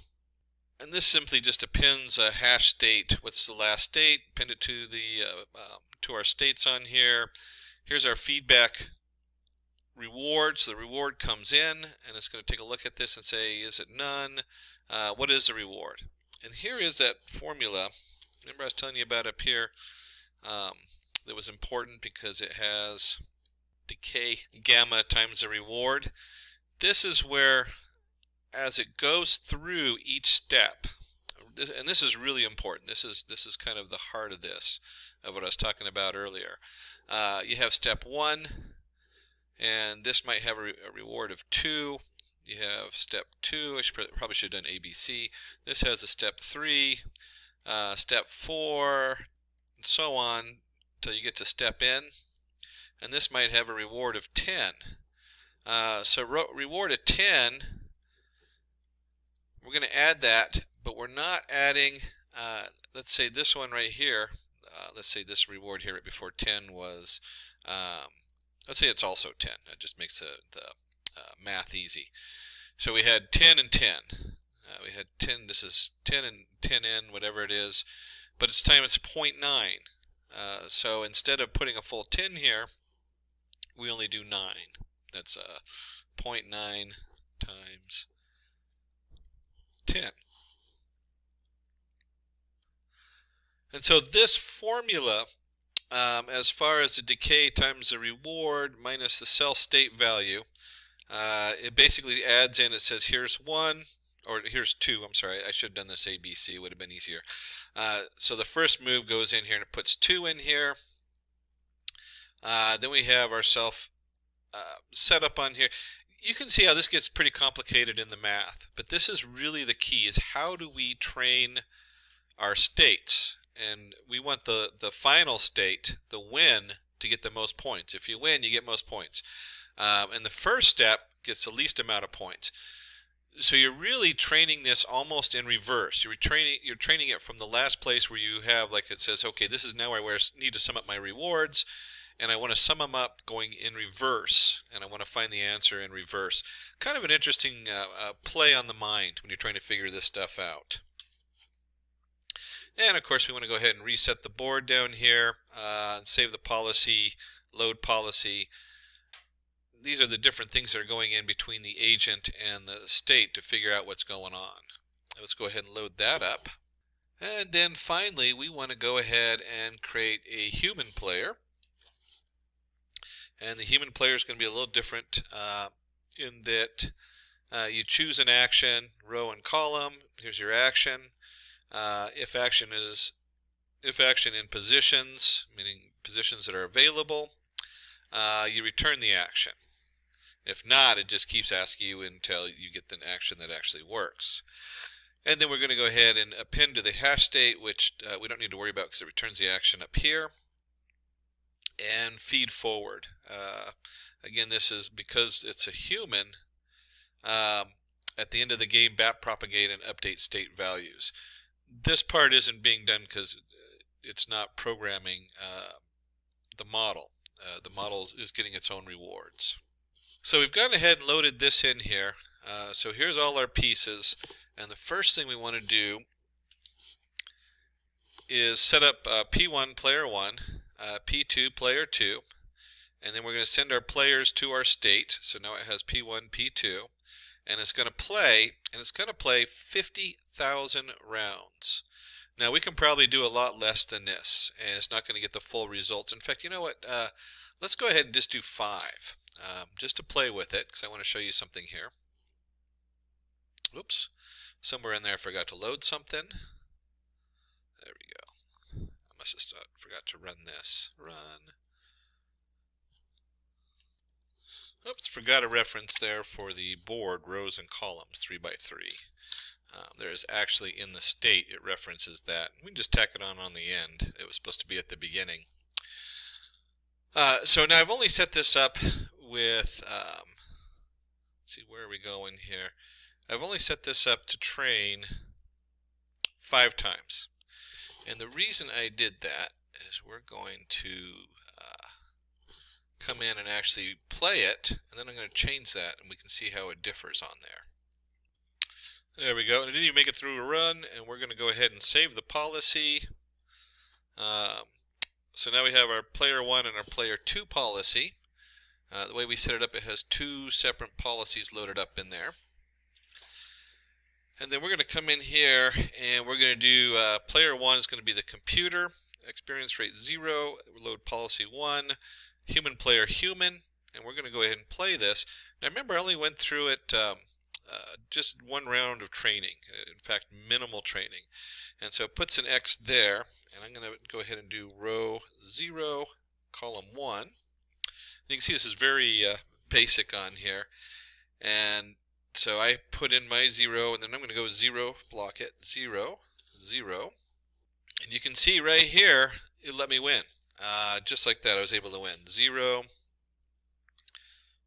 2, and woo, human wins. So I only trained it 5 times. We're going to run this again, and this time, instead of 5, let's do 5,000 or 50,000. I think that's what the guys in the back had. And this takes a while to train it. This is where reinforcement learning really falls apart. Look how simple this game is. We're talking about a 3 by 3 set of columns. And so for me to train it on this, I could do a Q table which would go much quicker. You could build a quick Q table with almost all the different options on there, and you would probably get the same result much quicker. We're just using this as an example. So when we look at reinforcement learning, you need to be very careful what you apply it to. It sounds like a good deal until you do like a large neural network where you're doing, you set the neural network to a learning increment of 1. So every time it goes through, it learns. And then you do your action. So you pick from the learning setup, And you actually try actions on the learning setup until you get what you think is going to be the best action. So you actually feed what you think is right back through the neural network. There's a whole layer there, which is really fun to play with. And then it has an output. Well, think of all those processes. I mean, that is just a huge amount of work it's going to do. Let's go ahead and skip ahead here. Give it a moment. It's going to take a minute or two to go ahead and run. Now, to train it, we went ahead and let it run, and it took a while. This took, I got a pretty powerful processor, and it took about 5 minutes plus to run it. And we'll go ahead and run our player setup on here. Oops, it brought in the last, whoops, it brought in the last round. So give me just a moment to redo the policy save. There we go. I forgot to save the policy back in there. And then go ahead and run our player again. So we've saved the policy, and then we want to go ahead and load the policy for P1 as a computer. And we can see the computer's gone in the bottom right corner. I'm going to go ahead and go 1, 1, which is the center. And it's gone right up the top, and if you have ever played tic-tac-toe, you know the computer has me. But we'll go ahead and play it out. Row 0, column 2. There it is, and then it's gone here, and so I'm going to go ahead and go row 0, 1, 2, no, 0, 1, there we go, and column 0. That's where I wanted. Oh, and it says, okay, your action, there we go, boom. So you can see here, we've got didn't catch the win on this, it said tie. Kind of funny that it didn't catch the win on there. But if we play this a bunch of times, you'll find that it's going to win more and more. The more we train it, the more the reinforcement happens.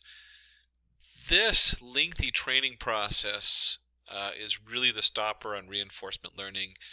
As this changes, reinforcement learning will be one of the more powerful packages evolving over the next decade or two.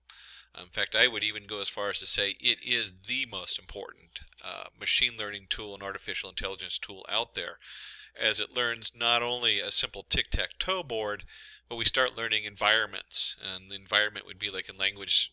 If you're translating a language or something from one language to the other, so much of it is lost if you don't know the context it's in, what's the environments it's in. And so being able to attach environment and context and all those things together is going to require reinforcement learning to do. So again, if you want to get a copy of the tic-tac-toe board, it's kind of fun to play with. Run it, you can test it out, you can do test it for different values. You can switch from P1 computer where we loaded the policy 1 to load the policy 2 and just see how it varies. There's all kinds of things you can do on there. Welcome to Q Learning. My name is Richard Kirschner with the Simplilearn team, www.simplilearn.com. Get certified, get ahead. What's in it for you today? An introduction to reinforcement learning. What is Q Learning? Some important terms, Bellman equation, steps in Q Learning. A quick recap. So we're going to go back and do a reinforcement learning recap. And you'll remember we have our agent, our action, our environment, and our reward, and the state. And so reinforcement learning is a branch of machine learning that trains a model to come to an optimum solution for a problem by taking decisions by itself. So we look at it, we analyze the data, make decisions, solve problems. It consists of an environment which an agent will interact with to learn to reach a goal or perform an action. And you see here we have the dog, and the action equals fetching. And the first thing you're going to notice here, and I'll talk a little bit more about this, is that our action is kind of a singularity.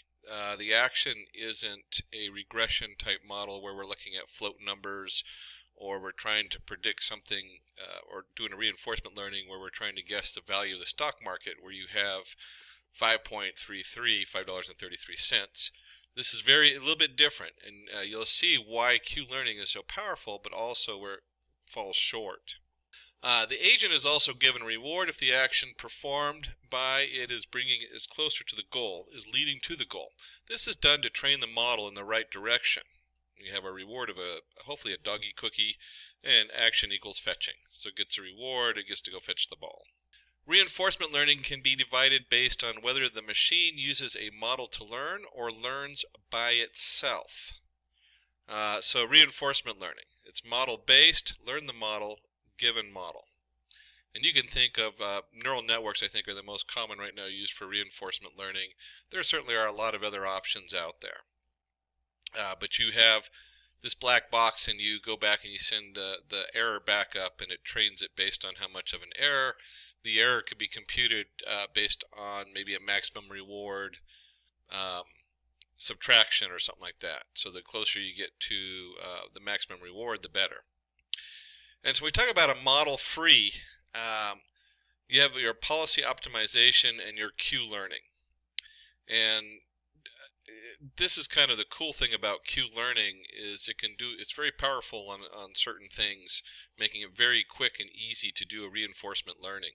So what is Q learning? Q learning is reinforcement learning policy which will fill the next best action given a current state. It chooses this action at random and aims to maximize the reward. And so you can see here's our standard reinforcement learning graph.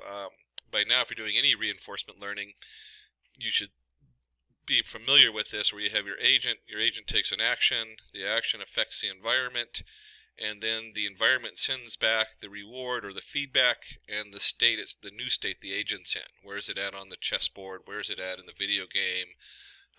If your robot's out there picking trash up off the side of the road, where is it at on the road? Consider an ad recommendation system. Usually when you look up a product online, you get ads which will suggest the same product over and over again. Using Q learning, we can make an ad recommendation system which will suggest related products to our previous purchase.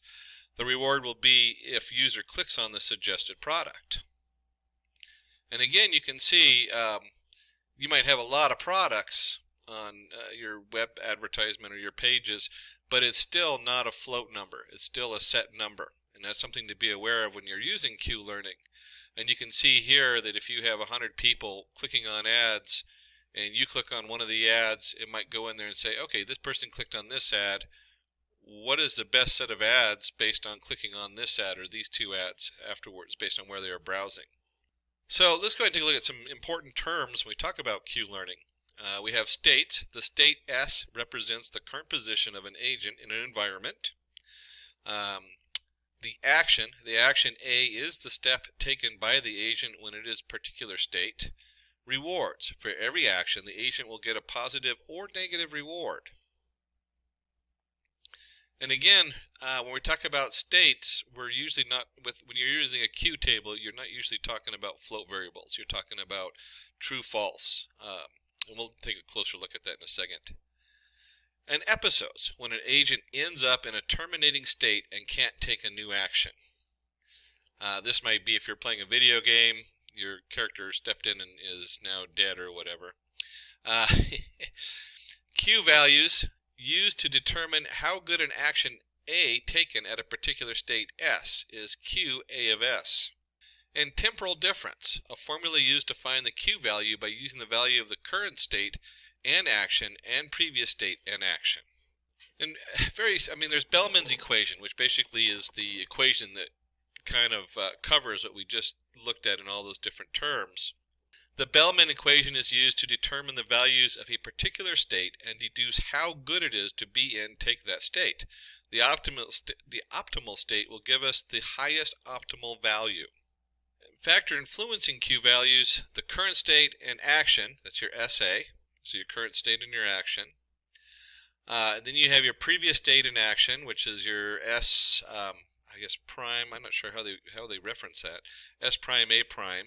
So this is what happened before.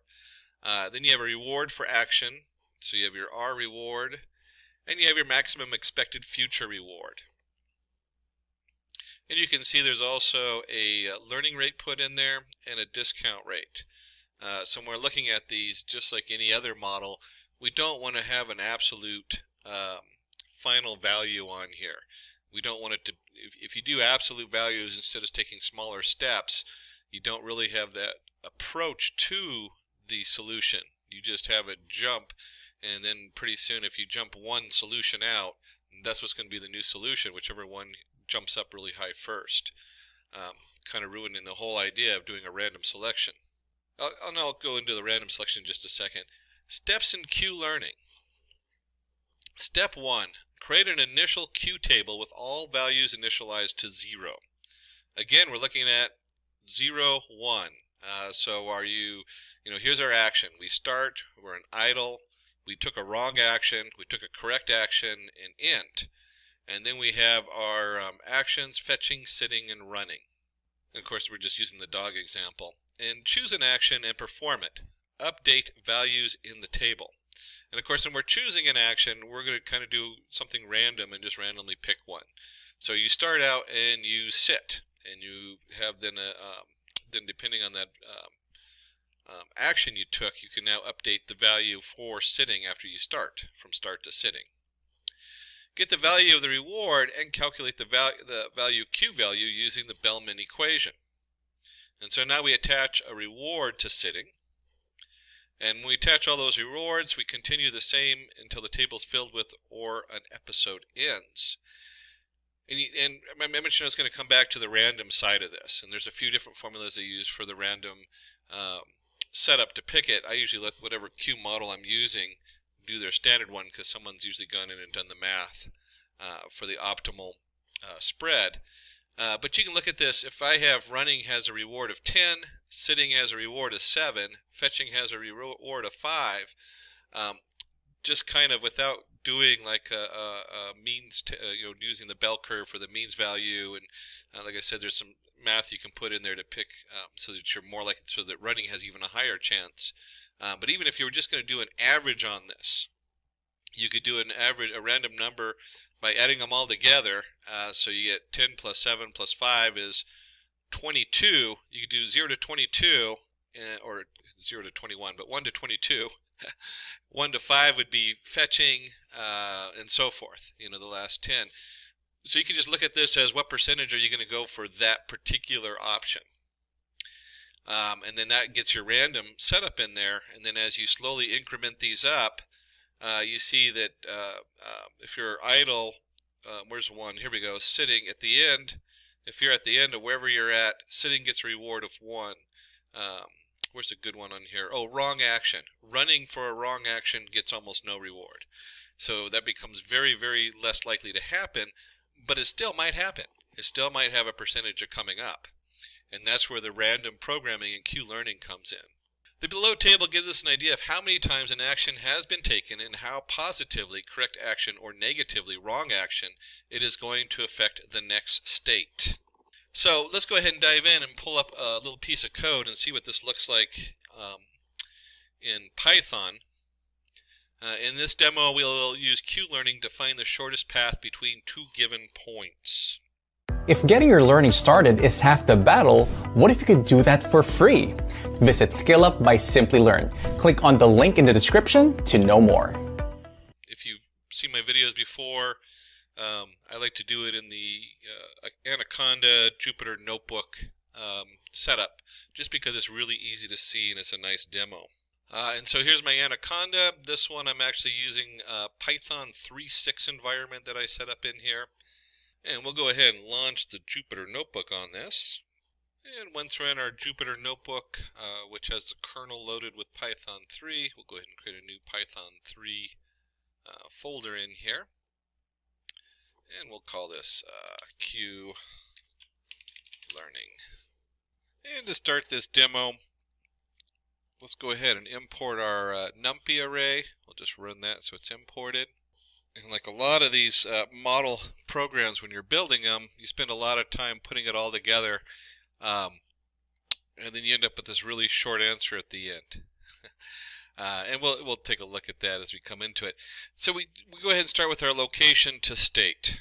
So we have L1, L2. These are our 9 locations, 1 to 9. And then, of course, the state is going to be 0, 1, 2, 3, 4. It's just a mapping of our location to a integer on there.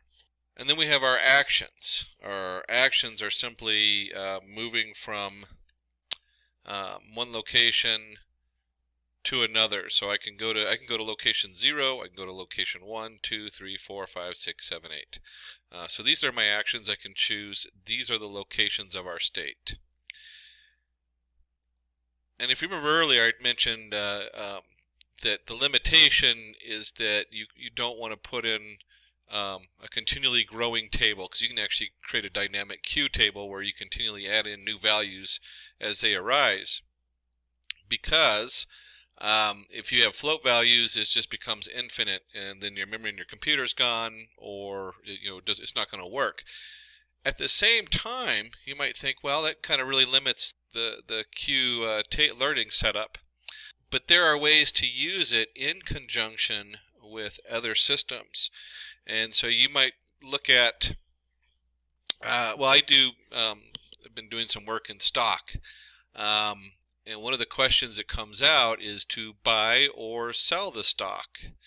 And the state coming in might be, you might take it and create what we call buckets, where anything that you predict is going to return more than a certain amount of money, the error for that stock that you've had in the past, you put those in buckets, and suddenly as you start creating these buckets, you realize you do have a limited amount of information coming in. You no longer have a float number. You now have bucket 1, 2, 3, and 4. And then you can take those buckets, put them through a queue learning table, and come up with the best action. Which stock should I buy? It's like gambling. Stock is pretty much gambling if you're doing day trading. You're not doing long-term investments.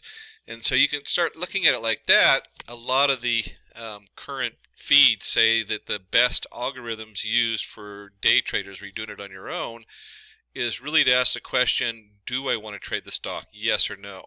And now you have it in a queue learning table, and now you can take it to that next level, and you can see where that can be a really powerful tool at the end of doing a basic linear regression model or something. What is the best investment? And you start getting the best reward on there. And so if we're going to have rewards, these rewards we just create. It says if you're this should match our queue table, because it's going to be you have your state and you have your action across the top, if you remember from the dog. And so we have whatever state we're in going down, and then the next action and what the reward is for it.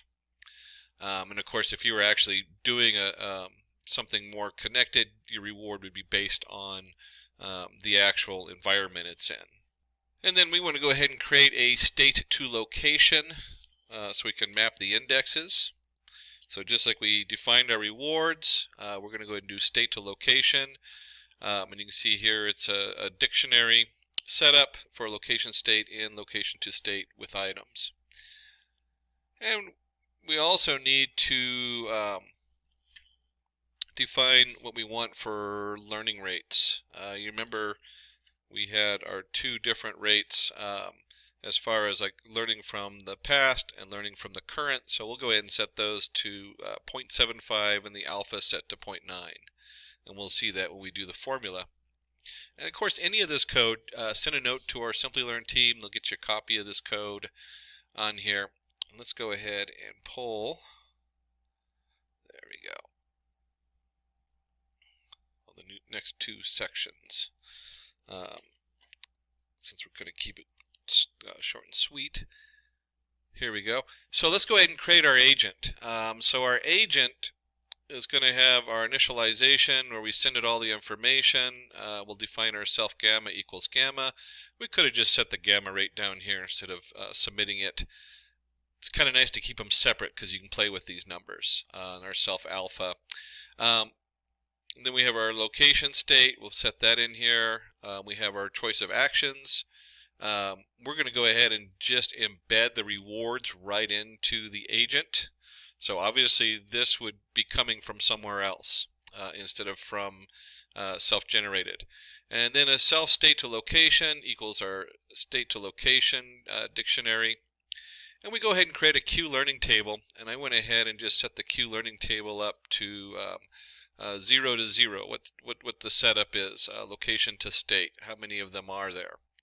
And this just creates an array of 0 to 0 setup on there. And then the big part is the training. We have our rewards new equals a copy of self.rewards. ending state equals the self-location state in location.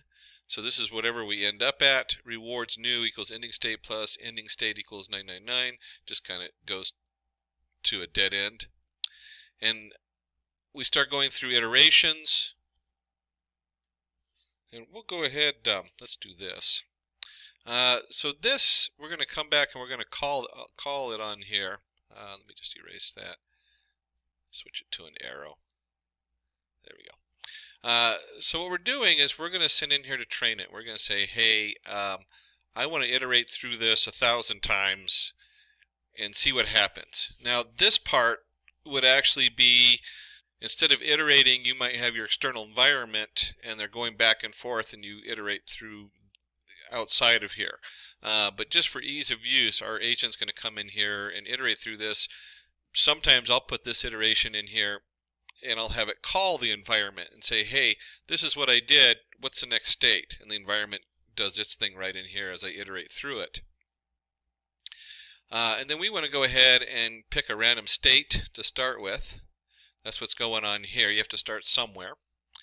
And then you have your playable actions. We're going to start with just an empty thing for playable actions and we'll fill that up. So that's what choices I have. And so we're going to iterate through the rewards matrix to get the states, directly reachable from the randomly chosen current state. Assign those states to a list named playable actions. And so you can see here we have range 9. I usually use length of whatever I'm looking at, which is our locations or states as they are. We have a reward, so we want to look at the rewards. The new reward is our is in our chart here of rewards underscore new current state plus J. J being what is the next state we want to try. And so we go ahead and do our playable actions and we append J. And so what we're doing is we're randomly trying different things in here to see what's going to generate a better reward. And then of course we go ahead and choose our next state. So we have our random choice playable actions. And if you remember, I mentioned on this, let me just go ahead and, whoops, let's do a free form. When we were talking about the next state, this right here just does a random selection. Instead of a random selection, you might do something where whatever the best selection is, which might be option 3 here, and then so you can see that it might use a bell curve, and then option 2 over here might have a bell curve like this. Oops. And we start looking at these averages and these spreads, or we can just add them all together and pick the one that kind of goes in all of those. So those are some of the options we have in here. We just go with a random choice. That's usually where you start, play with it. And then we have our reward section down here. And so we want to go ahead and find, well in this case, the temporal difference. So you have your rewards new plus the self gamma, and this is the formula we were looking at. This is Bellman's equation here. So we have our current value, our learning rate, our discount rate involved in there, the reward system coming in for that, and we can add it all together. This is of course our maximum expected future setup in here. So this is all of our Bellman's equation that we're looking at here. And then we come up in here and we update our Q table. That's all this is on this one. And that's right here. We have self Q, current state, next state, and we add in our alpha because we don't want to train all of it at once in case there's slight differentials coming in there. We want to slowly approach the answer. And then we have our route equals the start location, and next location equals start location. So we're just incrementing. We took a step forward. And then finally, remember I was telling you how we're going to do all this and just have some simple thing at the end where it just generates a simple path. We're going to go ahead and get the optimal route. We want to find the best route in here. And so we've created a definition for the optimal route down here. Just scroll down for that. And we get the optimal route. We go ahead and put the information in, including the Q table, self, start location, end location, next location, route, Q. And it says while next location is not equal to end location, so while we can still go, our start location equals self location to state start location. So we already have our best value for the start location. The next state looks at the Q table and says, hey, what's the next one with the best value? And then the next location, we go ahead and pull that in, and we just append it. That's what's going on down here. And then our start location equals the next location. And we just go through all the steps. And we'll go ahead and run this.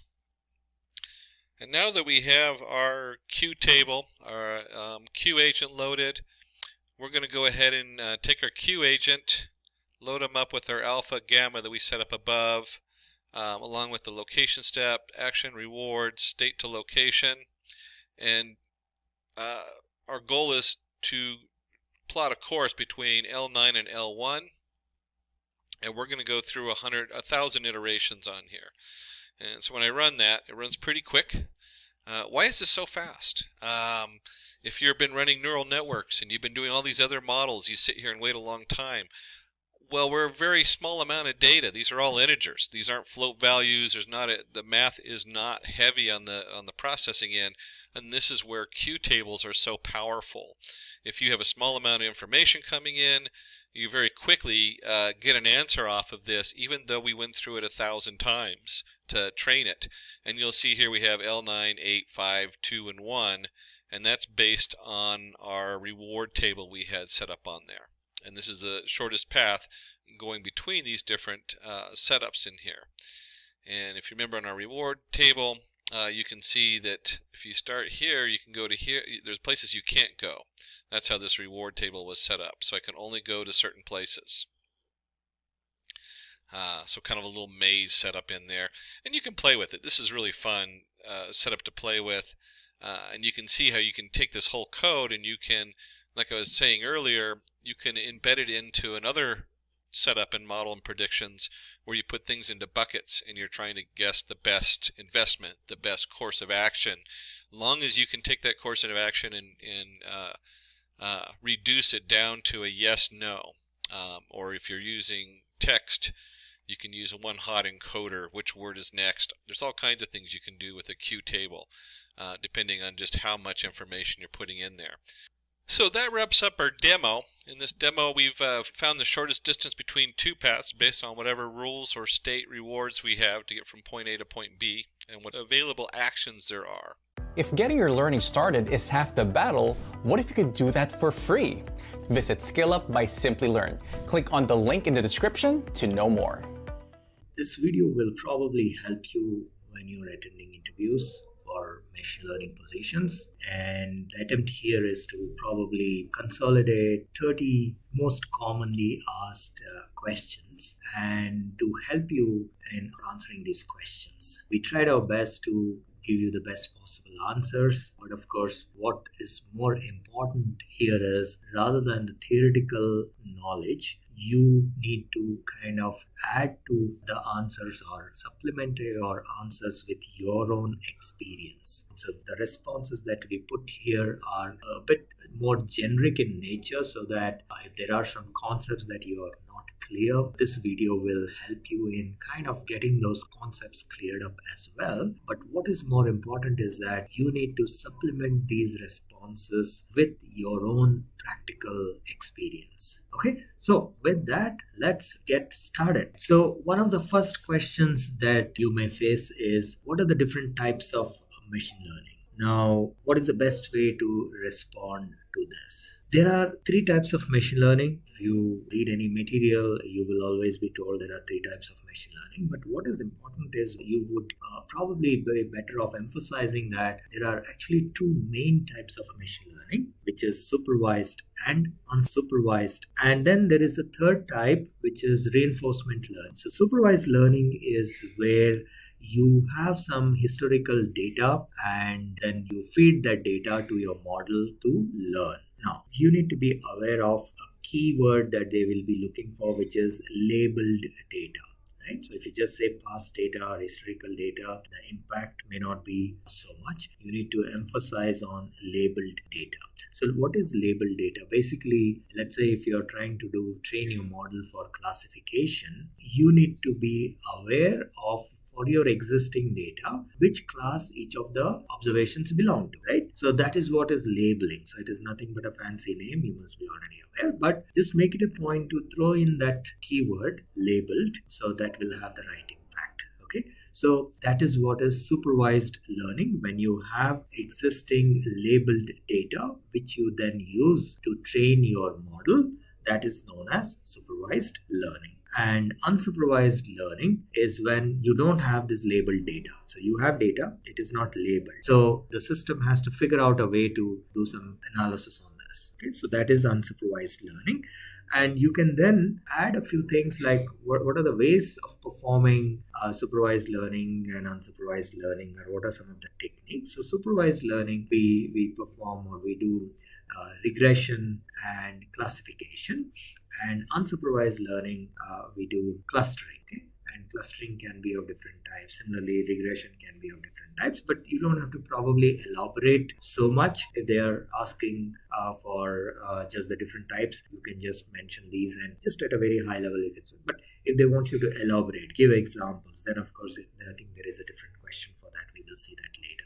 Then the third, so we have supervised, then we have unsupervised, and then reinforcement. You need to provide a little bit of information around that as well, because it is sometimes a little difficult to come up with a good definition for reinforcement learning. So you may have to a little bit elaborate on how reinforcement learning works. Right? So reinforcement learning works in such a way that it basically has two parts to it. One is the agent and the environment, and the agent basically is working inside of this environment, and it is given a target that it has to achieve, and every time it is moving in the direction of the target, so the agent basically has to take some action, and every time it takes an action which is moving the agent towards the target, right, towards a goal. A target is nothing but a goal. Okay? Then it is rewarded, and every time it is going in a direction where it is away from the goal, then it is punished. So that is the way you can a little bit explain, and this is used primarily, or very, very impactful for teaching the system to learn games and so on. Examples of this are basically used in AlphaGo. You can throw that as an example where AlphaGo used reinforcement learning to actually learn to play the game of Go, and finally it defeated the Go world champion. Right? This much of information, that would be good enough. Okay. Then there could be a question on overfitting. So the question could be, what is overfitting and how can you avoid it? So what is overfitting? So let's first try to understand the concept, because sometimes overfitting may be a little difficult to understand. Overfitting is a situation where the model has kind of memorized the data. So this is an equivalent of memorizing the data. So we can draw an analogy so that it becomes easy to explain this. Now let's say you're teaching a child about recognizing some fruits or something like that. Okay? And you're teaching this child about recognizing, let's say, 3 fruits: apples, oranges, and pineapples. Okay, so this is a small child, and for the first time you're teaching the child to recognize fruits. Then, so what will happen? So this is very much like, that is your training data set. So what you will do is you will take a basket of fruits which consists of apples, oranges, and pineapples. Okay, and you take this basket to this child, and there may be, let's say, hundreds of these fruits. So you take this basket to this child and keep showing each of this fruit, and then first time obviously the child will not know what it is. So you show an apple and you say, hey, this is apple. Then you show maybe an orange and say, this is orange, and so on and so forth. And then again you keep repeating that, right? So till that basket is over. This is basically how training works. In machine learning also, that's how training works. So till the basket is completed, maybe 100 fruits, you keep showing this child. And then in the process, what has happened, the child has pretty much memorized these. So even before you finish that basket, right, by the time you are halfway through, the child has learnt about recognizing the apple, orange, and pineapple. Now what will happen after halfway through? Initially you remember it made mistakes in recognizing, but halfway through now it has learned. So every time you show a fruit, it will exactly 100% accurately, it will identify. It will say, the child will say, this is an apple, this is an orange, and if you show a pineapple, it will say this is a pineapple. Right? So that means it has kind of memorized this data. Now let's say you bring another basket of fruits, and it will have a mix of maybe apples, which were already there in the previous set, but it will also have, in addition to apple, it will probably have a banana or maybe another fruit like a jackfruit. Right? So this is an equivalent of your test data set, which the child has not seen before. Some parts of it probably has seen, like the apples it has seen, but this banana and jackfruit it has not seen. So then what will happen? In the first round, which is an equivalent of your training data set, towards the end it has 100% it was telling you what the fruits are. Right? Apple was accurately recognized, orange was accurately recognized, and pineapples were accurately recognized. Right? So that is like 100% accuracy. But now when you get a fresh set which were not a part of the original one, what will happen? All the apples maybe it will be able to recognize correctly, but all the others like the jackfruit or the banana will not be recognized by the child.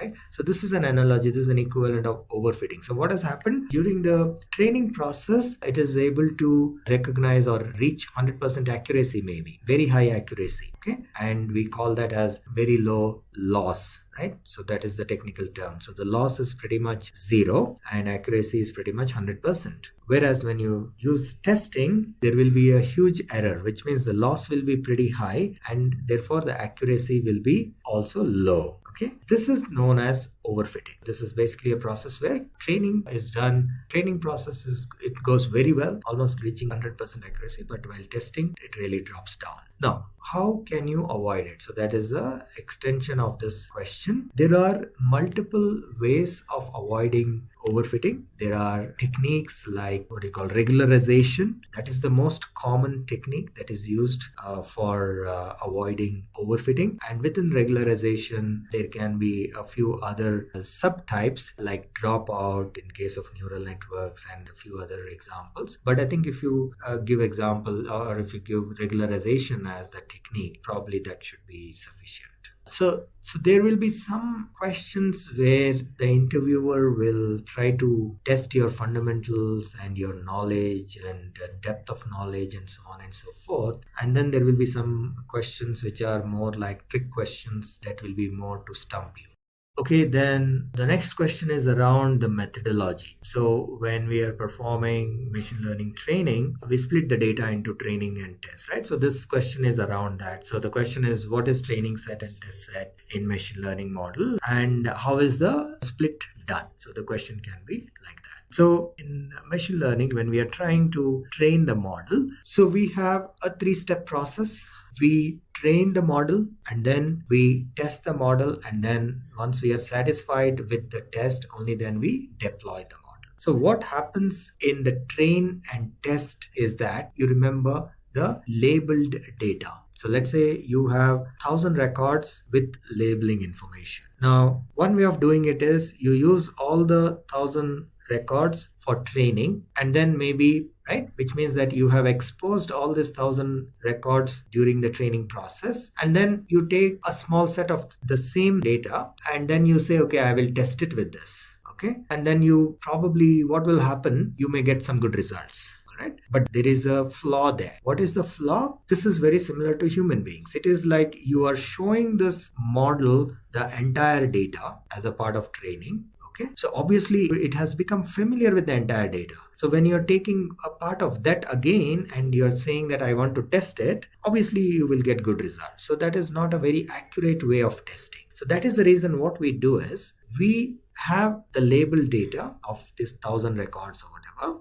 We set aside, before starting the training process, we set aside a portion of that data and we call that test set, and the remaining we call as training set, and we use only this for training our model. Now, the training process, remember, is not just about passing one round of this data set. So let's say now your training set has 800 records. It is not just one time you pass this 800 records. What you normally do is you actually, as a part of the training, you may pass this data through the model multiple times. So this 1,000 records may go through the model maybe 10, 15, 20 times till the training is perfect, till the accuracy is high, till the errors are minimized. Okay. Now, So which is fine, which means that that is what is known as the model has seen your data and gets familiar with your data. And now when you bring your test data, what will happen is this is like some new data, because that is where the real test is. Now you have trained the model and now you are testing the model with some data which is kind of new. That is like a situation, like a realistic situation, because when the model is deployed, that is what will happen. It will receive some new data, not the data that it has already seen, right?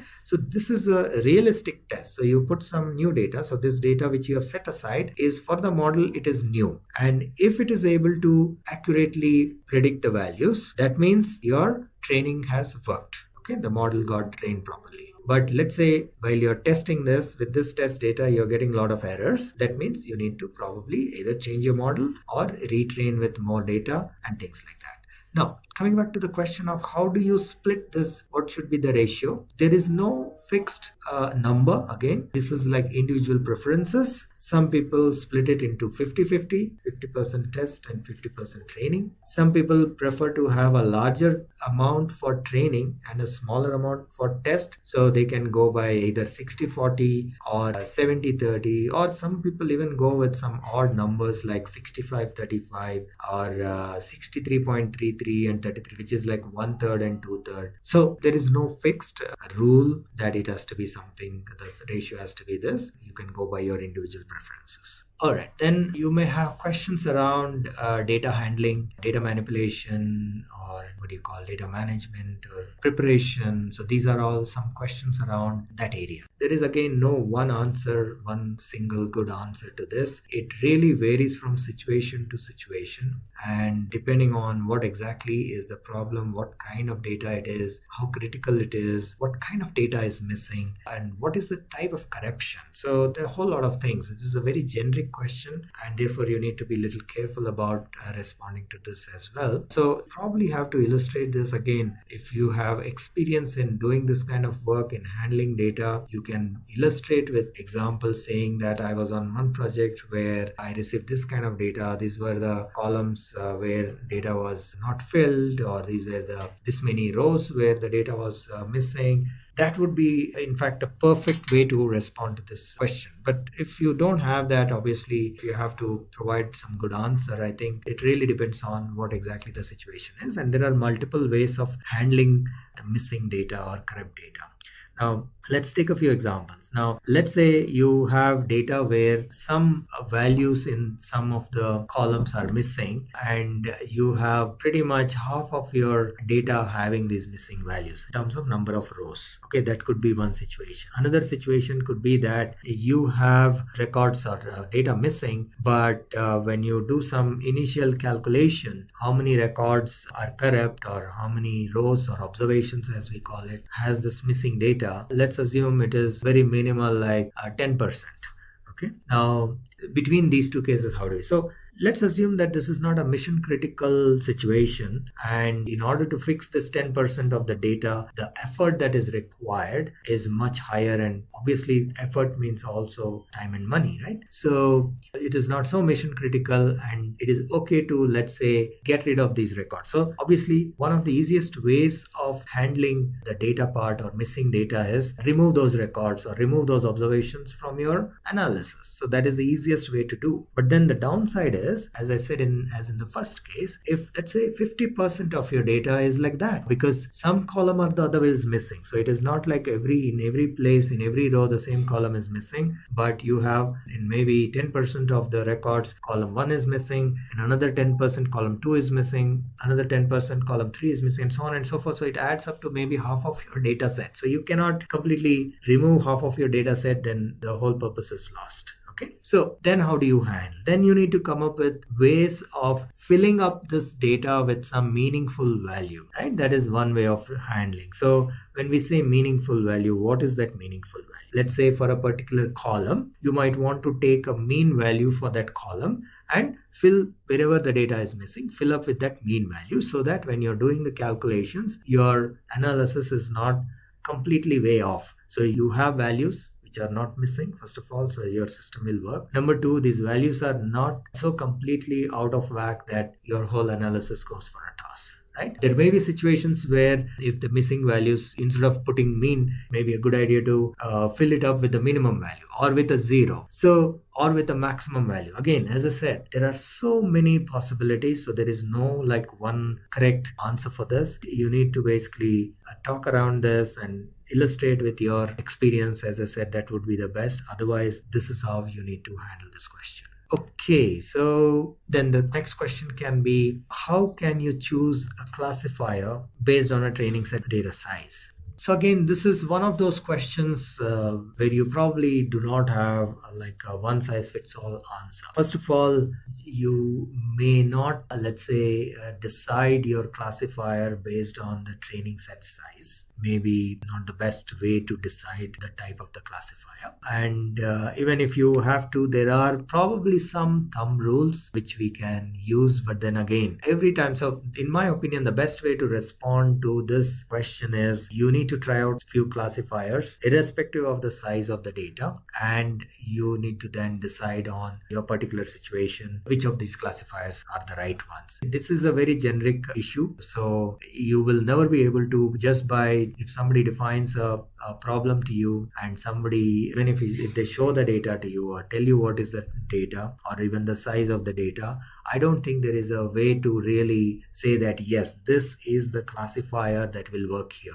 No, that's not the right way. So you need to still, test it out, get the data, try out a couple of classifiers, and then only you will be in a position to decide which classifier to use. You try out multiple classifiers, see which one gives the best accuracy, and only then you can decide. Then you can have a question around confusion matrix. So the question can be, explain confusion matrix, right? So confusion matrix, I think the best way to explain it is by taking an example and drawing like a small diagram. Otherwise it can really become tricky. So my suggestion is to take a piece of pen and paper and explain it by drawing a small matrix. And confusion matrix is about to find out, this is used especially in classification learning process, and when you get the results, when our model predicts the results, you compare it with the actual value and try to find out what is the accuracy. Okay, so in this case, let's say this is an example of a confusion matrix, and it is a binary matrix. So you have the actual values, which is the labeled data, right? And which is, so you have how many yes and how many no. So you have that information, and you have the predicted values, how many yes and how many no, right? So the total actual values, the total yes is 12 plus 1, 13, and they are shown here. And the actual value no's are 9 plus 3, 12. Okay, so that is what this information here is. So this is about the actual and this is about the predicted. Similarly, the predicted values, there are yes are 12 plus 3, 15 yeses, and no are 1 plus 9, 10 no's. Okay, so this is the way to look at this confusion matrix. Okay, and out of this, what is the meaning conveyed here? So there are 2 or 3 things that needs to be explained outright. The first thing is, for a model to be accurate, the values across the diagonal should be high, like in this case, right? That is one. Number 2, the total sum of these values is equal to the total observations in the test data set. So in this case, for example, you have 12 plus 3, 15 plus 10, 25. So that means we have 25 observations in our test data set. Okay, so these are the 2 things you need to first explain, that the total sum in this matrix, the numbers, is equal to the size of the test data set, and the diagonal values indicate the accuracy. So by looking at it, you can probably have an idea about, is this an accurate model? Is the model being accurate?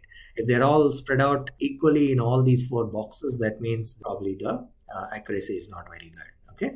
Now, how do you calculate the accuracy itself, right? How do you calculate the accuracy itself? So it is a very simple mathematical calculation. You take sum of the diagonals, right? So in this case, it is 9 plus 12, 21, and divide it by the total. So in this case, what will it be? Let me take a pen. So your diagonal values is equal to, if I say D is equal to 12 plus 9, so that is 21, right? And the total data set is equal to, right, we just calculated, it is 25. So what is your accuracy? It is 21 by, so your accuracy is equal to 21 by 25. And this turns out to be about 85%.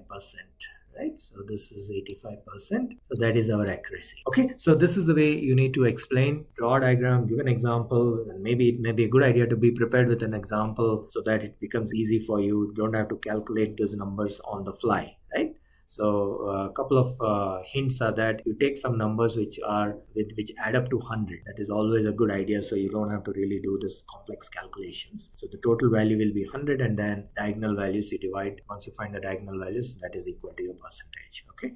All right. So the next question can be a related question about false positive and false negative.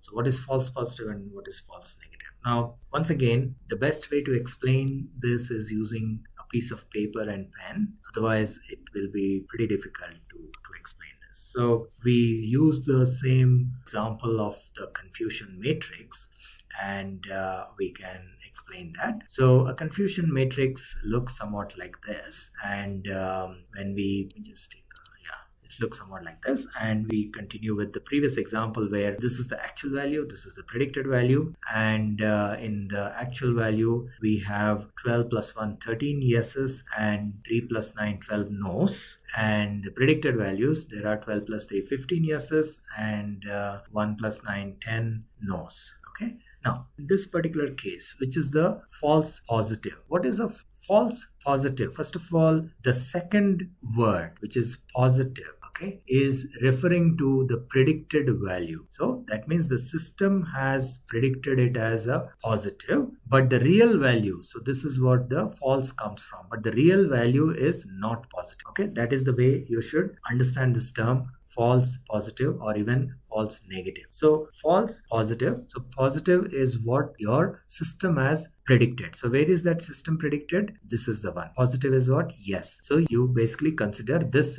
row. Okay, now if you consider this row, so this is all positive values. This entire row is positive values. Okay, now the false positive is the one where the actual value is negative. Predicted value is positive, but the actual value is negative. So this is a false positive, right? And here is a true positive. So the predicted value is positive and the actual value is also positive. Okay, I hope this is making sense. Now let's take a look at what is false negative. False negative. So negative is the second term. That means that is the predicted value that we need to look for. So which are the predicted negative values? This row corresponds to predicted negative values. All right. So this row corresponds to predicted negative values. And what they are asking for? False. So this is the row for predicted negative values, and the actual value is this one, right? This is predicted negative and the actual value is also negative. Therefore, this is a true negative. So the false negative is this one. Predicted is negative, but actual is positive, right? So this is the false negative. So this is the way to explain, and this is the way to look at false positive and false negative. Same way, there can be true positive and true negative as well. So again, positive, the second term you will need to use to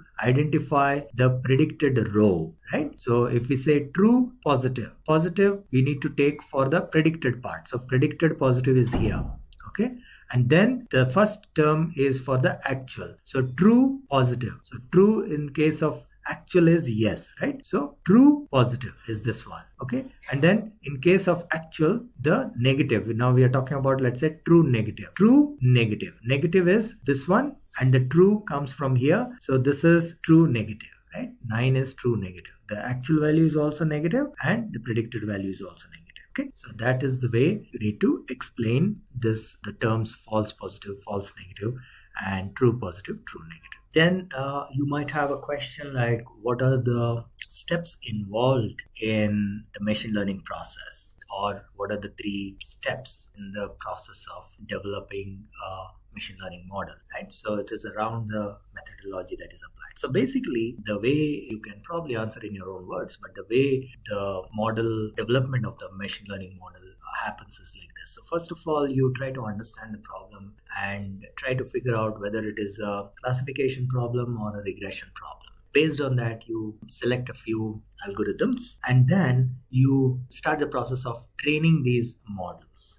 Okay, so you can either do that, or you can, after due diligence, you can probably decide that there is one particular algorithm which is most suitable. Usually it happens through trial and error process, but at some point you will decide that, okay, this is the model we are going to use. Okay, so in that case, we have the model, algorithm, and the model decided, and then you need to do the process of training the model and testing the model. And this is where, if it is supervised learning, you split your data, the labeled data, into training data set and test data set. And you use the training data set to train your model. And then you use the test data set to check the accuracy, whether it is working fine or not. So you test the model before you actually put it into production, right? So once you test the model, you're satisfied it's working fine, then you go to the next level, which is putting it for production. And then in production, obviously new data will come and the inference happens. So the model is readily available, and only thing that happens is new data comes and the model predicts the values, whether it is regression or classification. Now, so this can be an iterative process. So it is not a straightforward process where you do the training through the testing and then you move it to production. No. So during the training and test process, there may be a situation where, because of either overfitting or things like that, the test doesn't go through, which means that you need to put that back into the training process. So that can be an iterative process. Not only that, even if the training and test goes through properly and you deploy the model in production, there can be a situation that the data that actually comes, the real data that comes, with that, this model is failing. So in which case you may have to once again go back to the drawing board. Or initially it will be working fine, but over a period of time, maybe due to the change in the nature of the data, once again the accuracy will deteriorate. So that is again a recursive process. So once in a while, you need to keep checking whether the model is working fine or not. And if required, you need to tweak it and modify it and so on and so forth. So net, this is a continuous process of tweaking the model and testing it and making sure it is up to date. Then you might have question around deep learning. So because deep learning is now associated with AI, artificial intelligence, and so on. So it can be as simple as, what is deep learning? So I think the best way to respond to this could be, deep learning is a part of machine learning. And then obviously the question would be, then what is the difference, right? So deep learning, you need to mention there are two key parts that interviewer will be looking for when you are defining deep learning. So first is, of course, deep learning is a subset of machine learning. So machine learning is still the bigger, let's say, scope, and deep learning is one part of it. So then what exactly is the difference? Deep learning is primarily when we are implementing these our algorithms, or when we are using neural networks for doing our training and classification and regression and all that, right? So when we use neural network, then it is considered as deep learning. And the term deep comes from the fact that you can have several layers of neural networks, and these are called deep neural networks, and therefore the term deep, deep learning. The other difference between machine learning and deep learning, which the interviewer may be wanting to hear, is that in case of machine learning, the feature engineering is done manually. What do we mean by feature engineering? Basically, when we are trying to train our model, we have our training data, right? So we have our training labeled data, and this data has several, let's say if it is a regular table, it has several columns. Now each of these columns actually has information about a feature, right? So if we are trying to predict height, weight, and so on and so forth, so these are all features of human beings. Let's say we have census data and we have all this. So those are the features. Now there may be probably 50 or 100, in some cases there may be 100 such features. Now all of them do not contribute to our model, right? So we as a data scientist, we have to decide whether we should take all of them, all the features, or we should throw away some of them. Because again, if we take all of them, number one, of course, your accuracy will probably get affected, but also there is a computational part. So if you have so many features and then you have so much data, it becomes very tricky. So in case of machine learning, we manually take care of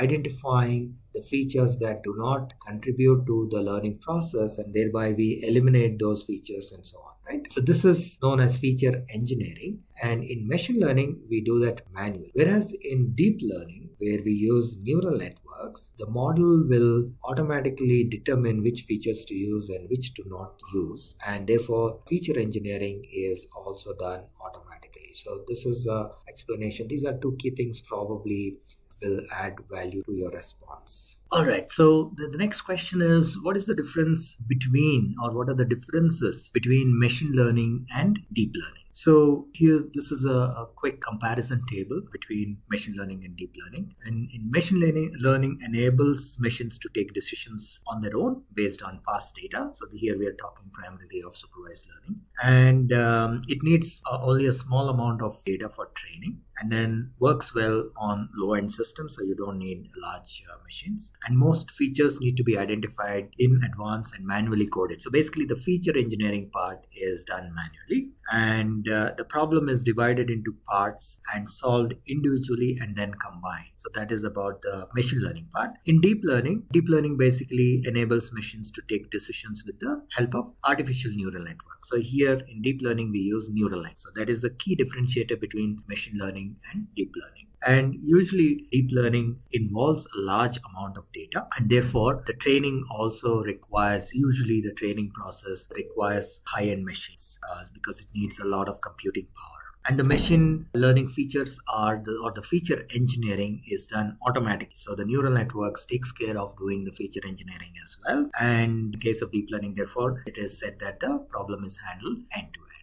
So this is a quick comparison between machine learning and deep learning in case you have that kind of a question. Then you might get a question around the uses of machine learning or some real life applications of machine learning in modern business. The question may be worded in different ways, but the meaning is how exactly is machine learning used, or actually supervised machine learning. It could be a very specific question around supervised machine learning. So this is like give examples of supervised machine learning, use of supervised machine learning in modern business. So that could be the next question. So there are quite a few examples or quite a few use cases, if you will, for supervised machine learning. The very common one is email spam detection. So you want to train your application or your system to detect between spam and non-spam. So this is a very common business application of supervised machine learning.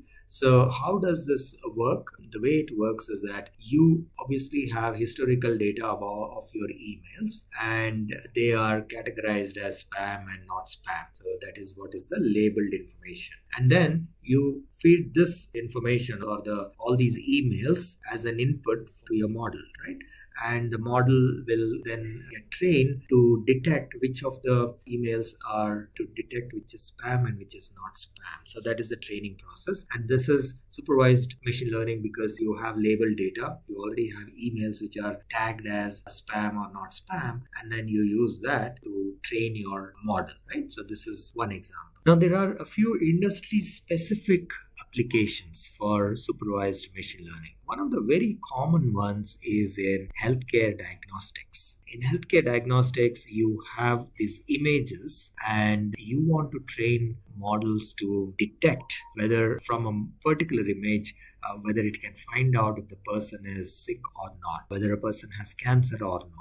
Right? So this is a very good example of supervised machine learning. Here, the way it works is that existing images, it could be X-ray images, it could be MRI or any of these images are available and they are tagged saying that, okay, this X-ray image is defective or the person has an illness or it could be cancer, whichever illness, right? So it is tagged as defective or clear or good image and defective image, something like that. So we come up with a binary, or it could be multi-class as well, saying that this is defective to 10%, this is 25%, and so on. But let's keep it simple.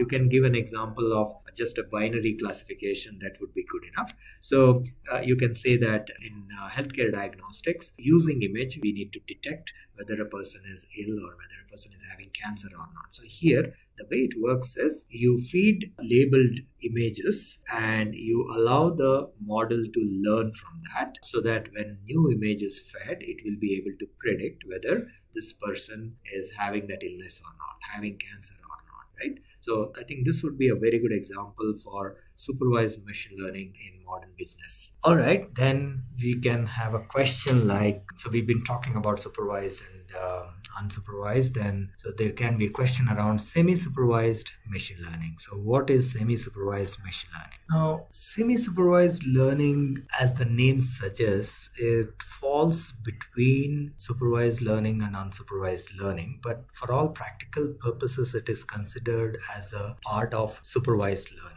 And the reason this has come into existence is that in supervised learning, you need labeled data. So all your data for training your model has to be labeled. Now, this is a big problem in many industries or under many situations. Getting the labeled data is not that easy because there's a lot of effort in labeling this data. Let's take an example of the diagnostic images.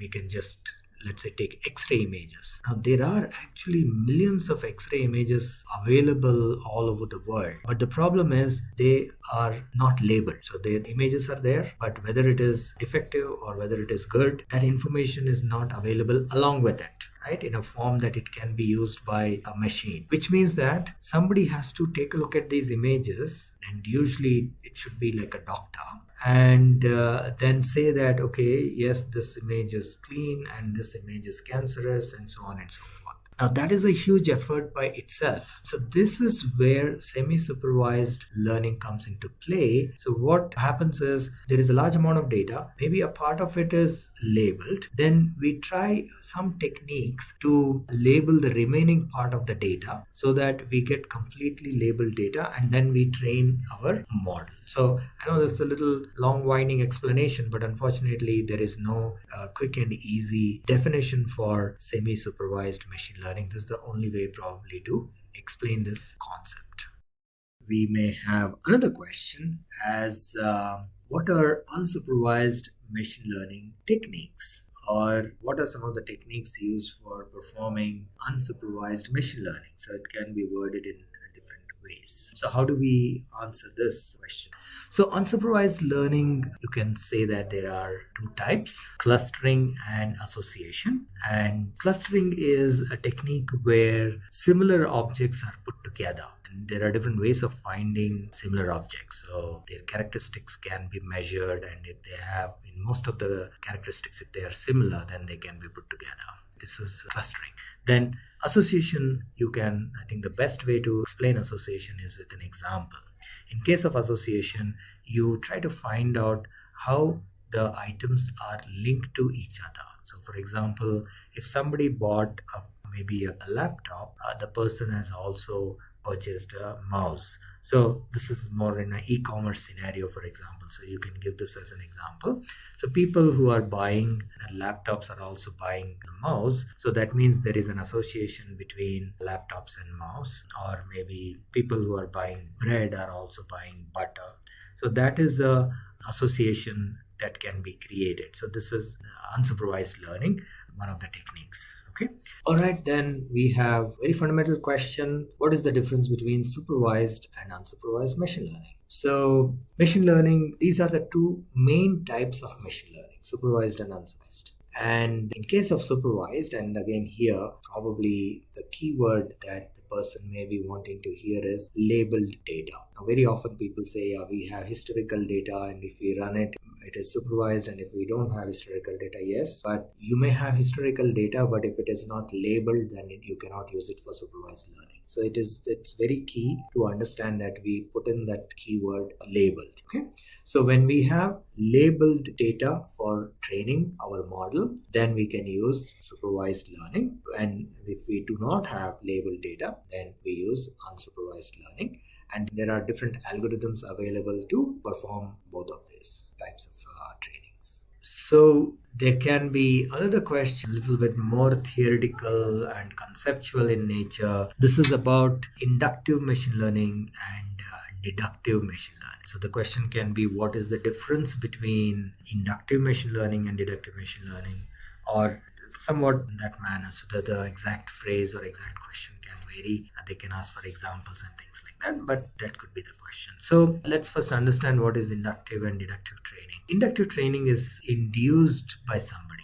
And you can illustrate that with a small example. I think that always helps. So whenever you're doing some explanation, try as much as possible, as I said, to give examples from your work experience or give some analogies, and that will also help a lot in explaining as well, and for the interviewer also to understand. So here we'll take an example, or rather we will use an analogy. So inductive training is when we induce some knowledge or the learning process into a person without the person actually experiencing it. Okay, what can be an example? So we can probably tell the person or show a person a video that fire can burn his finger, or fire can cause damage. So what is happening here? This person has never probably seen a fire or never seen anything getting damaged by fire. But just because he has seen this video, he knows that, okay, fire is dangerous and if fire can cause damage,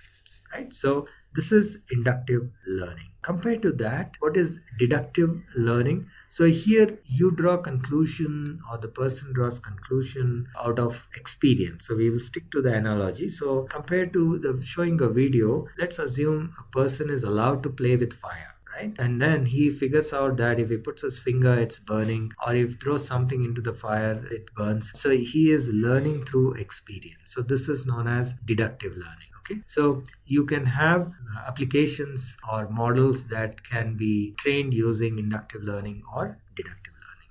All right, I think probably that explanation will be sufficient. The next question is, are KNN and K-means clustering similar to one another, or are they same? Right, because the letter K is kind of common between them. Okay, so let us take a little while to understand what these two are. One is KNN, another is K-means. KNN stands for K nearest neighbors, and K-means, of course, is the clustering mechanism. Now, these two are completely different, except for the letter K being common between them. KNN is completely different. K-means clustering is completely different. KNN is a classification process, and therefore it comes under supervised learning, whereas K-means clustering is actually unsupervised. Okay, when you have KNN, when you want to implement KNN, which is basically K nearest neighbors, the value of K is a number. So you can say K is equal to 3. You want to implement KNN with K is equal to 3. So which means that it performs the classification in such a way that, how does it perform the classification? So it will take 3 nearest objects, and that's why it's called nearest neighbor. So basically based on the distance, it will try to find out its nearest objects that are, let's say, 3 of the nearest objects, and then it will check whether the class they belong to which class, right? So if all 3 belong to one particular class, obviously this new object is also classified as that particular class. But it is possible that they may be from 2 or 3 different classes. Okay, so let's say they are from 2 classes. And then if they are from 2 classes, now usually you take an odd number, you assign an odd number to. So if there are 3 of them and 2 of them belong to one class and then 1 belongs to another class, so this new object is assigned to the class to which the 2 of them belong. Now, the value of K is sometimes tricky. Whether should you use 3, should you use 5, should you use 7? That can be tricky because the ultimate classification can also vary. So it's possible that if you're taking K as 3, the object is probably in one particular class. But if you take K is equal to 5, maybe the object will belong to a different class. Because when you're taking 3 of them, probably 2 of them belong to class 1 and 1 belong to class 2. Whereas when you take 5 of them, it is possible that only 2 of them belong to class 1 and 3 of them belong to class 2. So which means that this object will belong to class 2, right? So you see that? So the class allocation can vary depending on the value of K. Now, K-means, on the other hand, is a clustering process, and it is unsupervised, where what it does is the system will basically identify how the objects are, how close the objects are with respect to some of their features. Okay, but the similarity, of course, is the letter K, and in case of K-means also we specify its value, and it could be 3 or 5 or 7. There is no technical limit as such, but it can be any number of clusters that you can create. Okay, so based on the value that you provide, the system will create that many clusters of similar objects. So there is a similarity to that extent that k is a number in both the cases, but actually these two are completely different processes. We have what is known as naive Bayes classifier, and people often get confused thinking that naive Bayes is the name of the person who found this classifier or who developed this classifier, which is not 100% true. Bayes is the name of the person, Bayes is the name of the person, but naive is not the name of the person, right? So naive is basically an English word, and that has been added here because of the nature of this particular classifier. Naive Bayes classifier is a probability based classifier, and it makes some assumptions that presence of one feature of a class is not related to the presence of any other feature of maybe other classes, right? So which is not a very strong or not a very accurate assumption, because these features can be related and so on. But even if we go with this assumption, this whole algorithm works very well even with this assumption, and that is the good side of it. But the term comes from there, so that is the explanation that you can give. Then there can be question around reinforcement learning. It can be paraphrased in multiple ways. One could be, can you explain how a system can play a game of chess using reinforcement learning? Or it can be any game. So the best way to explain this is again to talk a little bit about what reinforcement learning is about, and then elaborate on that to explain the process. So first of all, reinforcement learning has an environment and an agent, and the agent is basically performing some actions in order to achieve a certain goal. And these goals can be anything, either if it is related to game, then the goal could be that you have to score very high, score a high value, high number. Or it could be that your number of lives should be as high as possible. Don't lose lives. So these could be some of them. More advanced examples could be for driving. In the automotive industry, self-driving cars, they actually also make use of reinforcement learning to teach the car how to navigate through the roads and so on and so forth. That is also another example. Now,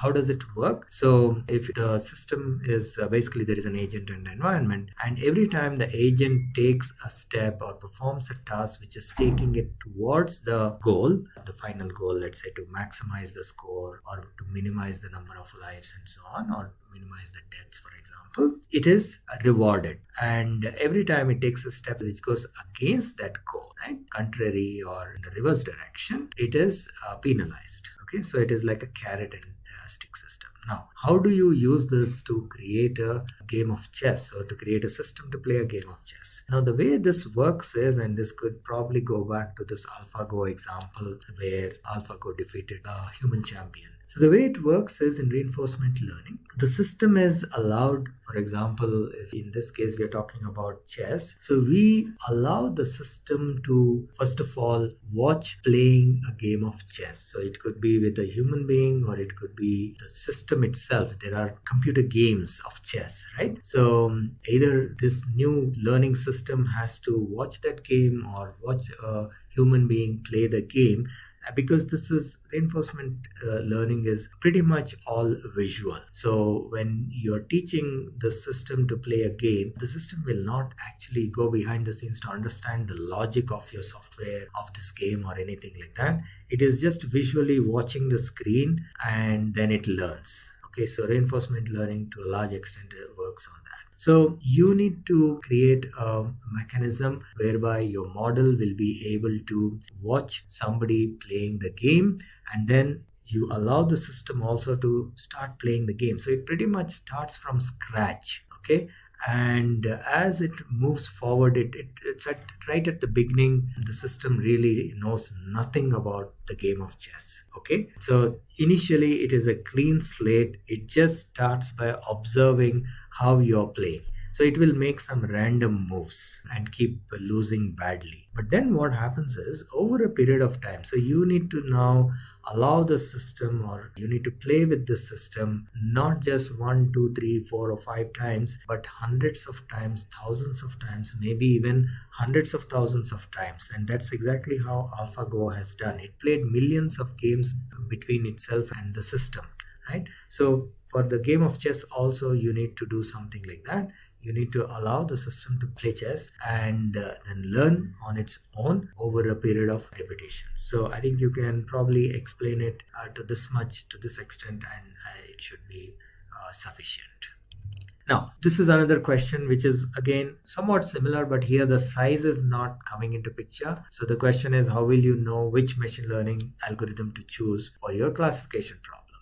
Now, this is not only classification problem, it could be a regression problem. I would like to generalize this question. So if somebody asks you, how will you choose? How will you know which algorithm to use? The simple answer is there is no way you can decide exactly saying that this is the algorithm I'm going to use. In a variety of situations, there are some guidelines, like for example, you will obviously, depending on the problem, you can say whether it is a classification problem or a regression problem. And then in that sense, you are kind of restricting yourself to, if it is a classification problem, you can only apply a classification algorithm, right? To that extent, you can probably, let's say, limit the number of algorithms. But now within the classification algorithms, you have decision trees, you have SVM, you have logistic regression. Is it possible to outright say, yes, so for this particular problem, since you have explained this, now this is the exact algorithm that you can use? That is not possible. Okay, so we have to try out a bunch of algorithms, see which one gives us the best performance and best accuracy, and then decide to go with that particular algorithm. So in machine learning, a lot of it happens through trial and error. There is no real possibility that anybody can, just by looking at the problem or understanding the problem, tell you that, okay, in this particular situation, this is exactly the algorithm that you should use. Then the questions may be around application of machine learning, and this question is specifically around how Amazon is able to recommend other things to buy. So this is around recommendation engine. How does it work? How does the recommendation engine work? So this is basically the question is all about. So the recommendation engine again works based on various inputs that are provided. Obviously, something like Amazon, a website or e-commerce site like Amazon collects a lot of data around the customer behavior, who is purchasing what. And if somebody is buying a particular thing, they're also buying something else. So this kind of association, right? So this is the unsupervised learning we talked about. They use this to associate and link or relate items. And that is one part of it. So they kind of build association between items, saying that somebody buying this is also buying this. That is one part of it. Then they also profile the users, right? Based on their age, their gender, their geographic location. They will do some profiling, and then when somebody is logging in and when somebody is shopping, kind of the mapping of these two things are done. They try to identify, obviously if you have logged in, then they know who you are and your information is available, like for example your age, maybe your gender, and where you're located, what you purchased earlier, right? So all this is taken, and the recommendation engine basically uses all this information and comes up with recommendations for a particular user. So that is how the recommendation engine works. All right, then the question can be something very basic, like when will you go for classification versus regression, right? When do you do classification instead of regression, or when will you use classification instead of regression? Now, yes, so this is basically going back to the understanding of the basics of classification and regression. So classification is used when you have to identify or categorize things into discrete classes. So the best way to respond to this question is to take up some examples and use it. Otherwise, it can become a little tricky. The question may sound very simple, but explaining it can sometimes be very tricky. In case of regression, we use, of course, there will be some keywords that they will be looking for. So just you need to make sure you use those keywords. One is the discrete values, and other is the continuous values. So for regression, if we are trying to find some continuous values, you use regression. Whereas if you're trying to find some discrete values, you use classification. And then you need to illustrate. What are some of the examples? So classification is like, let's say there are images and you need to put them into classes like cat, dog, elephant, tiger, something like that. So that is a classification problem. Or it can be, that is a multi-class classification problem. It could be binary classification problem, like for example, whether a customer will buy or he will not buy. That is a classification, binary classification. it can be in the weather forecast area. Now, weather forecast is again combination of regression and classification, because on the one hand, you want to predict whether it's going to rain or not. That's a classification problem. That's a binary classification, right? Whether it's going to rain or not rain. However, you also have to predict what is going to be the temperature tomorrow, right? Now, temperature is a continuous value. You can't answer the temperature in a yes or no kind of a response, right? So what will be the temperature tomorrow? So you need to give a number, which can be like 20 degrees, 30 degrees or whatever. Right? So that is where you use regression. One more example is stock price prediction. So that is where again you will use regression. So these are the various examples. So you need to illustrate with examples and make sure you include those keywords like discrete and continuous. So the next question is more about a little bit of a design related question to understand your concepts and things like that. So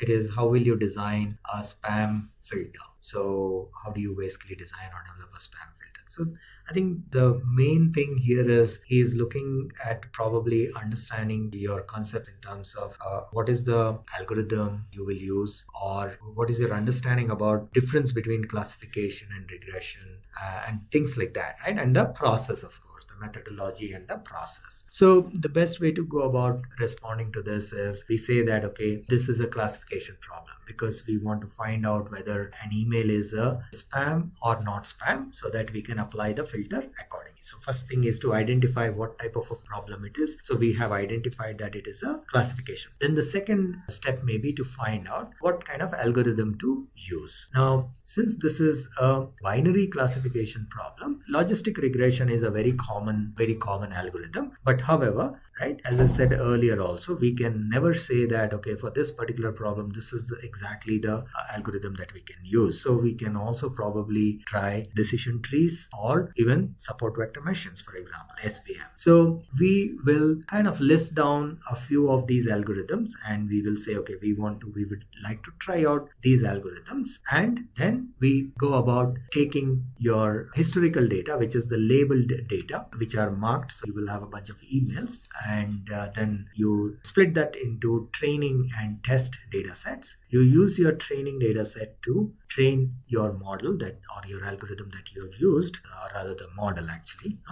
So, and you actually will have three models. Let's say you are trying to test out three algorithms, so you will obviously have three models. So you need to try all three models and test them out as well, see which one gives the best accuracy, and then you decide that you will go with that model. Okay, so training and test will be done, and then you zero in on one particular model, and then you say, okay, this is the model we will use, and then go ahead and implement that or put that in production. So that is the way you design a spam filter. The next question is about random forest. So what is random forest? So this is a very straightforward question. However, the response, you need to be again a little careful. While we all know what is random forest, explaining this can sometimes be tricky. So one thing is, random forest is kind of, in one way, it is an extension of decision trees, because it is basically nothing but you have multiple decision trees, and trees will basically we will use for doing, if it is classification, mostly it is classification, you will use the trees for classification, and then you use voting for finding the final class. So that is the underlying. But how will you explain this? How will you respond to this? So first thing, obviously, we will say that random forest is one of the algorithms, and the more important thing that you need to, probably the interviewer is waiting to hear, is ensemble learner, right? So this is one type of ensemble learner. What is ensemble learner? Ensemble learner is like a combination of algorithms. So it is a learner which consists of more than one algorithm or more than one maybe models. Okay, so in case of random forest, the algorithm is the same, but instead of using one instance of it, we use multiple instances of it, and we use. So in a way, that is a random forest is an ensemble learner. There are other types of ensemble learners where we have, like, we use different algorithms itself. So you have one maybe logistic regression and a decision tree combined together, and so on and so forth. Or there are other ways, like for example, splitting the data in a certain way and so on. So that's all about ensemble. We will not go into that. But random forest itself, I think the interviewer will be happy to hear this word ensemble learner. And so then you go and explain how the random forest works. So if the random forest is used for classification, then we use what is known as a voting mechanism. So basically, how does it work? Let's say your random forest consists of 100 trees, okay, and each observation you pass through this forest, and each observation, let's say it is a classification problem, binary classification 0 or 1, and you have 100 trees. Now if 90 trees say that it is a 0 and 10 of the trees say it is a 1, you take the majority, you may take a vote, and since 90 of them are saying 0, you classify this as 0. Then you take the next observation and so on. So that is the way random forest works for classification. If it is a regression problem, it's somewhat similar, but only thing is instead of vote, what we will do is, so in regression, remember what happens? You actually calculate a value. Right? So for example, you're using regression to predict the temperature, and you have 100 trees, and each tree obviously will probably predict a different value of the temperature. They may be close to each other, but they may not be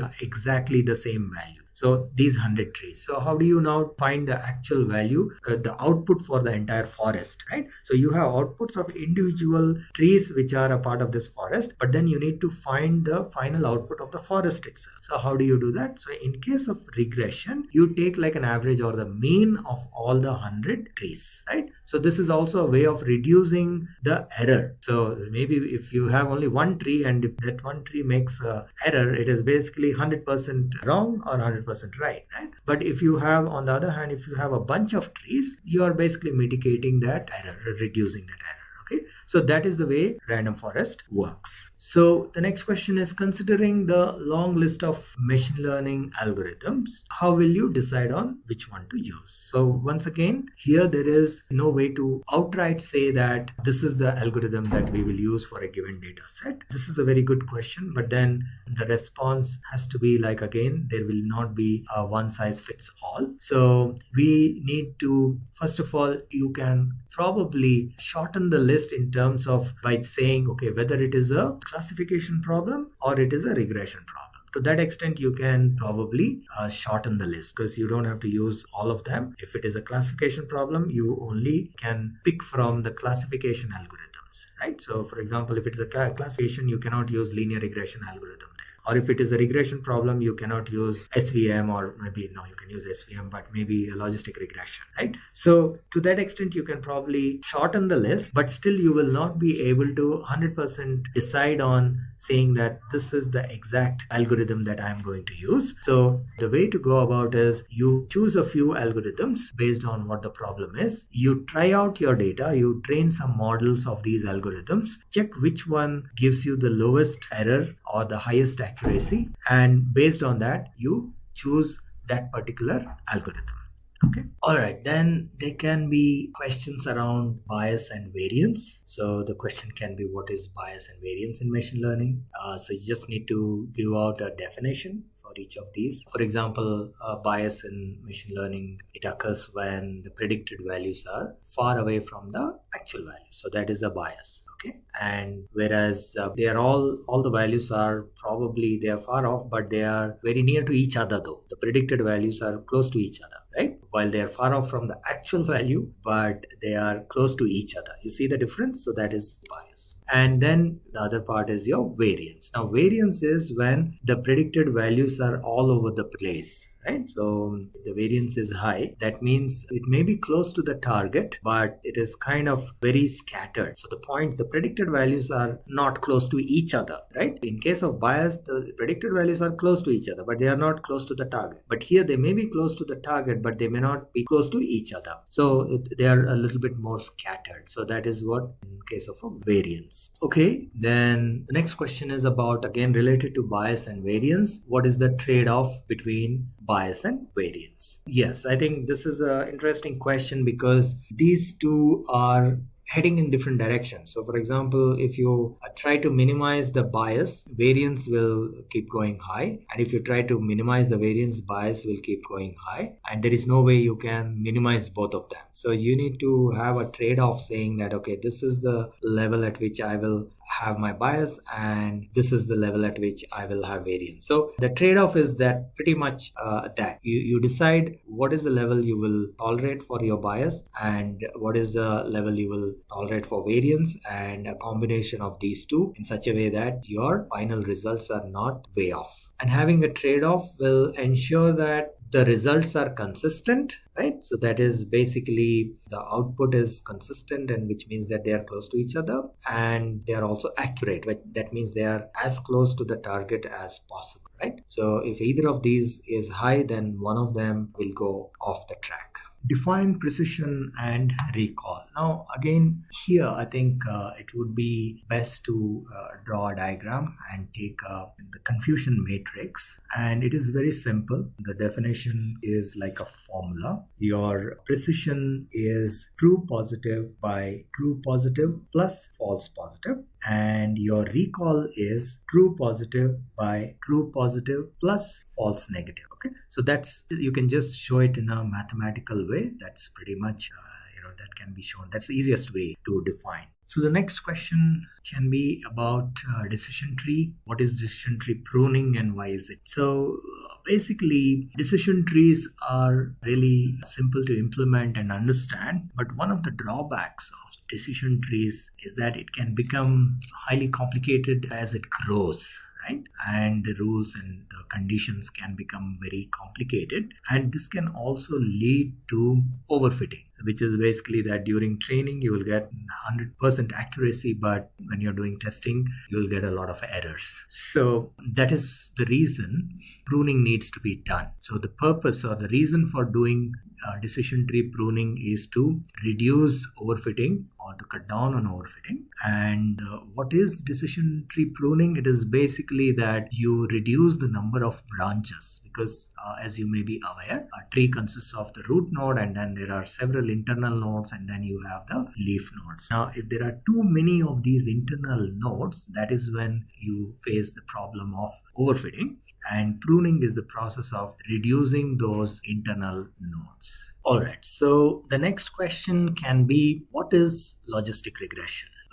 So basically logistic regression is one of the techniques used for performing classification, especially binary classification. Now there is something special about logistic regression, and there are a couple of things you need to be careful about. First of all, the name is a little confusing. It is called logistic regression, but it is used for classification. So this can be sometimes confusing, so you need to probably clarify that to the interviewer if it's really, if it is required. And they can also ask this like a trick question, right? So that is one part. Second thing is, the term logistic has nothing to do with the usual logistics that we talk about, but it is derived from log. So that the mathematical derivation involves log, and therefore the name logistic regression. So what is logistic regression and how is it used? So logistic regression is used for binary classification, and the output of a logistic regression is either a 0 or a 1, and it varies. So it's basically, it calculates a probability between 0 and 1, and we can set a threshold that can vary. Typically it is 0.5. So any value above 0.5 is considered as 1, and if the probability is below 0.5, it is considered as 0. So that is the way we calculate the probability, or the system calculates the probability, and based on the threshold it sets a value of 0 or 1, which is like a binary classification, 0 or 1. Okay, then we have a question around k nearest neighbor algorithm. So explain k nearest neighbor algorithm.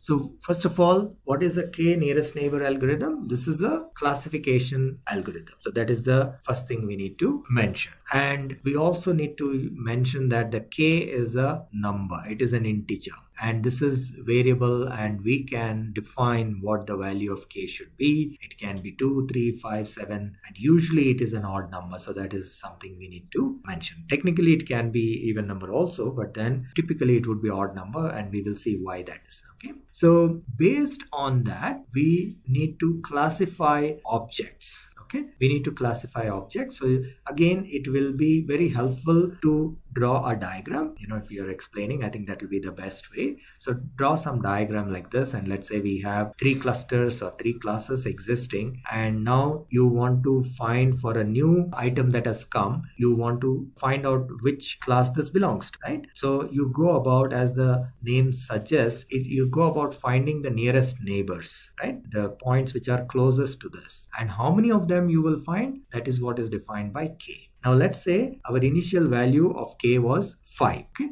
So you will find the 5 nearest data points. So in this case, as it is illustrated, these are the 5 nearest data points. But then all 5 do not belong to the same class or cluster. So there are one belonging to this cluster 1, the second one belonging to this cluster 2, 3 of them belonging to this third cluster. Okay. So how do you decide? That's exactly the reason we should, as much as possible, try to assign an odd number so that it becomes easier to assign this. So in this case, you see that the majority, actually, if there are multiple classes, then you go with the majority. So since 3 of these items belong to this class, we assign, which is basically the, in this case, the green or the tennis or the third cluster, as I was talking about. Right? So we assign it to this third class. So in this case, it is that's how it is decided. Okay. So k nearest neighbors. So first thing is to identify the number of neighbors that are mentioned as k. So in this case, it is k is equal to 5. So we find the 5 nearest points and then find out of these 5 which class has the maximum number in that. Okay. And then the new data point is assigned to that class. Okay, so that's pretty much how k nearest neighbors work. And with that, we come to the end of this video on supervised, unsupervised, and reinforcement learning. We hope you enjoyed this video. If you did, a thumbs up would be really appreciated. Also, here's your reminder to subscribe to our channel and click on the bell icon. Thank you for watching and stay tuned for more from Simplilearn.